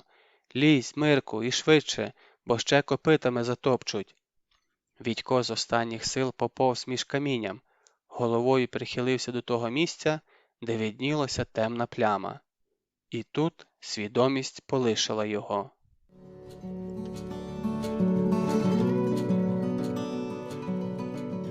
Повернення. Ніби крізь сон до нього долинув якийсь невиразний звук. Спочатку Вітько подумав, що то реве десь за Римовим розгніваний Тур. Проте невдовзі звук став іншим, густий, рокітливий. На таке не був спроможен навіть найдужчий з турів. «Схоже на вертоліт», – кволо спливла у Вітьковій голові думка. Проте звідкіля йому взятися в Римові? А тоді йому за комір посипалася волога земля, і що більше вона осипалася, то виразнішим і ближчим ставав вертолітний гуркіт.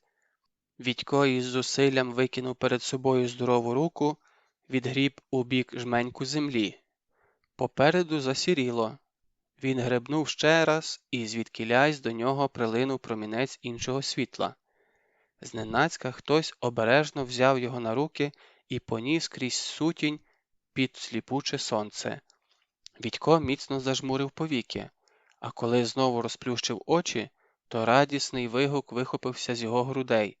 Він був на руках Поповича. «Олешку!» – прошепотів він, і тут хлопця надовго обступила суцільна пітьма. А потім навпроти Вітька усівся козак Мамай. Він тихо перебирав струни своєї бандури і дивився кудись удалеч сумовито задумливими очима. Мамай чимось був схожий на Іллю Муровця, який зняв шолома і навіщось підкоротив вуса. Зненацька козак почав зменшуватися у розмірах і зменшувався доти, аж доки став картиною на білій стіні. «Де я?» – прошепотів Вітько і з зусиллям повернув голову вбік. Тієї ж миті до нього долетів чийсь бадьорий голос. «От бачите, він очуняв. О, ви навіть не уявляєте, скільки цей герой ще принесе шкоди сусідським садкам». А потім над Вітьком схилилася мама. Його мама, та, яку він востаннє бачив майже місяць тому. Мамині очі були червоні від сліз, проте на змарнілому обличчі світилася радість. Збоку від мами усміхався Костянтин Петрович. У руках він тримав Вітьків шолом і розсічену кольчугу. Костянтин Петрович хотів щось сказати, проте його відсторонив лікар з пишними вусами кольору стиглої пшениці. В його руках був шприц. «Де це тебе, друже мій, стільки носило?» – поцікавився він і порскнув рідиною шприца. «В цирку виступав чи бився з псами-лицарями?» «З половцями», – механічно відповів Вітько, не відводячи наляканого погляду з гострого шприца. «Он як!» – відказав лікар і весело поворушив пшеничними вусами. «То ти, друже мій, надзвичайно хоробра людина, і для тебе мати справу зі шприцом – це раз плюнути. Ану, повертайся спиною, козаче!» Вітько з жахом заплющив очі. Через 10 днів Вітько вийшов з лікарні й одразу ж захотів податися на городище. Супроводжували його члени історичного гуртка: Колько Горобчик, Ігор Мороз, Ванько Федоренко і, звичайно, Костянтин Петрович. Ганусі ще не було, вона обіцяла приїхати пізніше. Хлопці йшли поруч з Вітьком і нічого не розуміли, начебто підмінили їхнього товариша. Такий хвалько був, а тут на тобі, слова зайвого не вимовить. «Слухай, Вітю, то ти хоч розкажеш нам, що з тобою трапилось?» Уже чи не вдесяте запитував Горобчик. «Потім», – коротко відказував Вітько, – «потім розкажу». «А чого ти йдеш одразу ж на городище?» – не відступав Колько. «Навіщо воно тобі?» «Хотів би дещо довідатись». Від сонця і свіжого повітря у Вітька трохи паморочилося в голові, тож він і не заперечував, коли Костянтин Петрович обережно взяв його під руку. Дочекавшись, поки хлопці відійшли трохи вперед, Костянтин Петрович стиха сказав: «З того, що ти розповідав, я дещо втямив. Одне лиш не зрозуміло. Чому ти мене назвав Олешком?» «Коли?» «Коли я виносив тебе з печери». Вітько пригадав і уважно подивився на Костянтина Петровича. А тож, він таки був схожий на його старшого товариша Олешка Поповича. Не зовсім, звісно, бо ж волосся мав чорне, а не русяве, і ніс не такий, і очі. У Олешка, здається, були зеленкуваті, а в Костянтина Петровича – сірі. Проте в устах і в самому обличчі щось було в них однакове, і ця вічна смішинка в примружених очах, і нетерпляче пересмикування плечем, коли доводилося з кимось не погоджуватися. То невже Костянтин Петрович далекий родич Олешкові? А коли так, то тоді, мабуть, вийшов Олешко живий з того страшного боїська, і жива лишилася Росанка. А Ледько, здається, трохи схожий на Ігоря Мороза. Чи навпаки? Вчора до Вітька в палату заходила Наталя Задорожна, то Вітько ледь не підстрибнув у ліжку. Йому здалося, що зайшла не Наталя, а Оленка, Ледькова сестричка.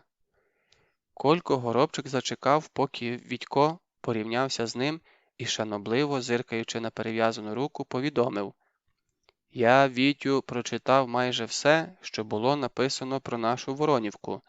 Знаєш, як вона колись називалася? Городом Римовим. От як».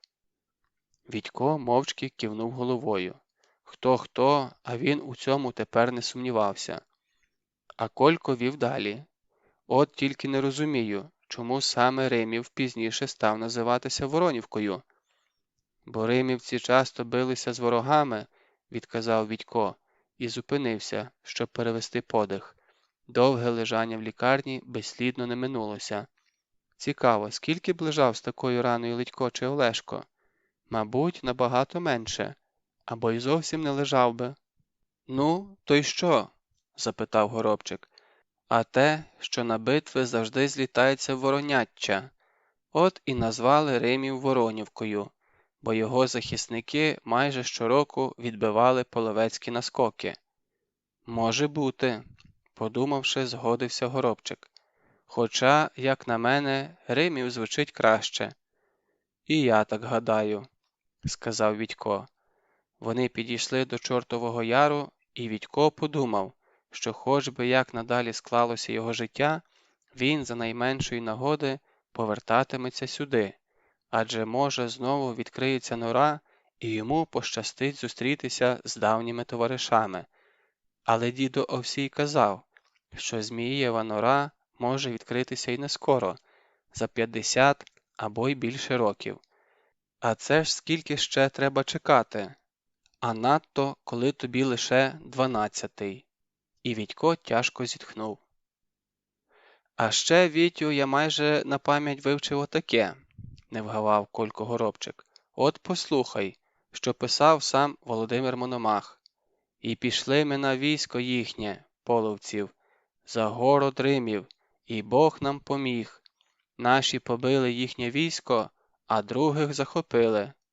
Знаєш, коли це було? 1097 року. От коли. Коли? Перепитав Відько.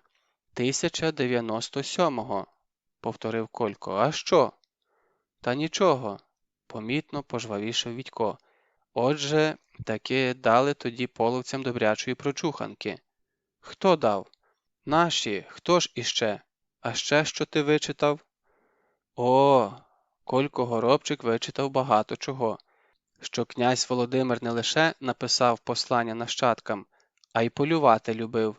Він виходив сам на сам супроти ведмедя. Одного разу дикий кабан розірвав йому ногу. Розлючений лось підняв його на роги, а дика кішка Рись звалила його разом з конем на землю. Але найважливіше, він так хоробро бився з половцями, що головний половецький хан утік від нього аж у Кавказькі гори і 30 років звідтіля не потикався. От який мужній князь, цей Володимир Мономах! Захоплено вигукнув Колько. Правда ж, Вітю? Правда, відказав Відько. Щира правда. На городищі не залишилося анічогісінько з того, що було понад 900 років тому. Ні мурів, ні воріт, ні клітей, ні сторожової вежі. Лишилася хіба кам'яна брила, та й та майже поверхів'я вгрузла в землю. Саме до неї і повів Відько своє товариство. Якусь хвилину він мовчки постояв над брилою, провів долоною по жорсткій, нагрітій сонцем поверхні і звернувся до Ванька Федоренка, що мешкав найближче до городища. «Збігай по заступ і дротяну щітку прихопи». «Навіщо?» – здивувався Ванько. «Хочу дещо перевірити».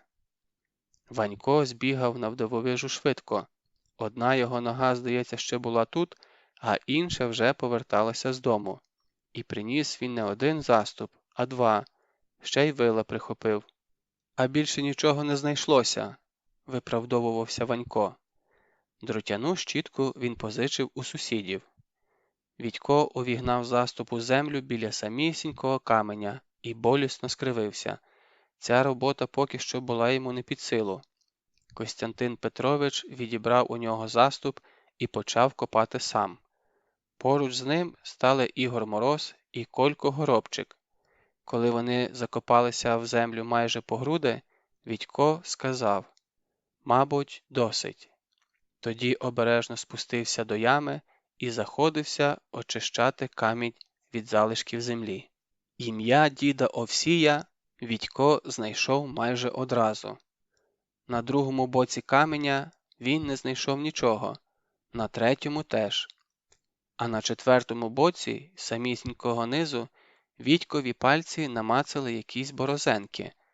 Вони займали зовсім мало місця, і перша з них нагадувала літеру «І».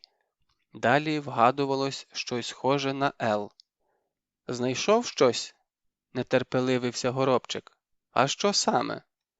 Відько повільно вибрався з ями. Тихо мовив: «Під цією брилою був похований Ілля Муромець». Члени історичного гуртка дружньо роззявили роти і стали схожими на учасників хорового колективу. «Але ж», – озвався нарешті Колько Горобчик. Я ж в університеті вичитав, що він похований у Києво-Печерській лаврі. Всі перевели погляд на Костянтина Петровича. Усе правильно, мовив він. Спочатку, може, Іллю Муромця поховали тут, а потім перенесли до лаври, як святу людину, захисника своєї землі. Відько кивнув головою і підійшов до урвища. Звідсіля було видно, наче птахові. Тиша і спокій панували навкруги. Не диміли сторожові вогні в засульських дібровах, та й самих дібров уже не було. Не здіймалася курява на дорогах, лише ген-ген біля самого обрію сріблом віддавали широкі присульські заплави. І ніде жодного половця. Від автора. Це було років з 30 тому, ще за Союзу. Під час однієї зустрічі з п'ятикласниками якийсь веснянкуватий хлопчина запитав мене, а чому це Іллю Муромця називають російським богатирем? Адже він воював на нашій, українській землі, і в нас похований. На це запитання я тоді не дав вичерпної відповіді, хоча б тому, що на той час я був поетом-ліриком і описував здебільшого явища природи та свої відчуття з цього приводу. Та й часи були такі, що все найкраще, що було в українців чи білорусів, вважалося винятково російським надбанням, і будь-яка інша думка відкидалася як хибна і шкідлива, а той, хто її відстоював, оголошувався ворогом народу. Та все ж після тієї зустрічі я почав цікавитися походженням цієї історичної особи, і невдовзі з величезним подивом довідався, що навіть у Росії є люди, які не вважають Іллю Муромця російським богатирем. Наприклад, у першому томі двотомника Беліне, виданого в Москві 1958 року, на сторінці 120 написано таке. В песне о его выезде из дому названный город Муром и село Карачарово. Такое село действительно есть, однако делать на этом основании вывод о среднерусском происхождении образа Ильи все же нельзя. Можно говорить о среднерусском происхождении той пісні. Вловлюєте різницю? Але й це ще не все. Там само читаємо. Наряду с формой «муромец» имеются формы «муровец», «муровлин», «муровлянин» и некоторые другие, которые могут быть произведены от названий городов Моровайск, Моровой, Муравський шлях на югі Росії, Волинь, Чернігівщина. А Волинь та Чернігівщина є не що інше, як Україна, а не юг Росії. А села Муром та Карачарово, за твердженням краєзнавців, були колись одразу за Черніговом. Але чому ж тоді пісні та билини про Іллю Муромця мають саме середньоруське происхождення? Відповісти на це запитання теж нескладно. Важкі й непевні були то часи. Степами Руси України постійно тяглися орди обріїв, печенігів, половців, татаро-монголів. І не минало й року, щоб вони не нападали на Київську і особливо Переяславську землі. Тож далекі наші пращури мусили постійно тримати при боці меча, а ті переяславські сім'ї, чиї батьки та сини полягли у битвах зі степовиками, отримали дозвіл від наших руських князів переселятися аж за річку Оку, в заболочені північні ліси, куди пожадливим степовикам дістатися було не так легко. Там, у відносному спокої, матері вирощували своїх дітей, аж поки ті бралися за зброю. Згодом туди подалися і самі князі. І от живуть собі переяславські, а згодом до них приєдналися і київські переселенці на нових землях, звіра полюють, рибу ловлять, хліб вирощують. А довгими зимовими вечорами збираються біля каганців та вогнищ і починають згадувати про той час, коли їхні діди й батьки ще жили понад Сулою і були свідками або й учасниками звитяжних битв за Переяславські і Київські землі. А водили їх на ті січі наші славні лицарі Ілько Муровець, Добриня Микитович, Олешко Попович, які разом з хоробрими дружинниками воліли за краще загинути від ворожої стріли, аніж переселятися за далекі болота і ліси. Отакі думки виникали в мене під час збирання матеріалу про наших далеких пращурів-богатирів, а там уже було недалеко і до написання повісті про їхні славетні часи та подвиги. А що з того вийшло, судити тобі, мій юний друже. Писано 1986 року в древньому місті Римові над Сулою, що нині зветься Велика Бурімка. Доповнено 2011 року.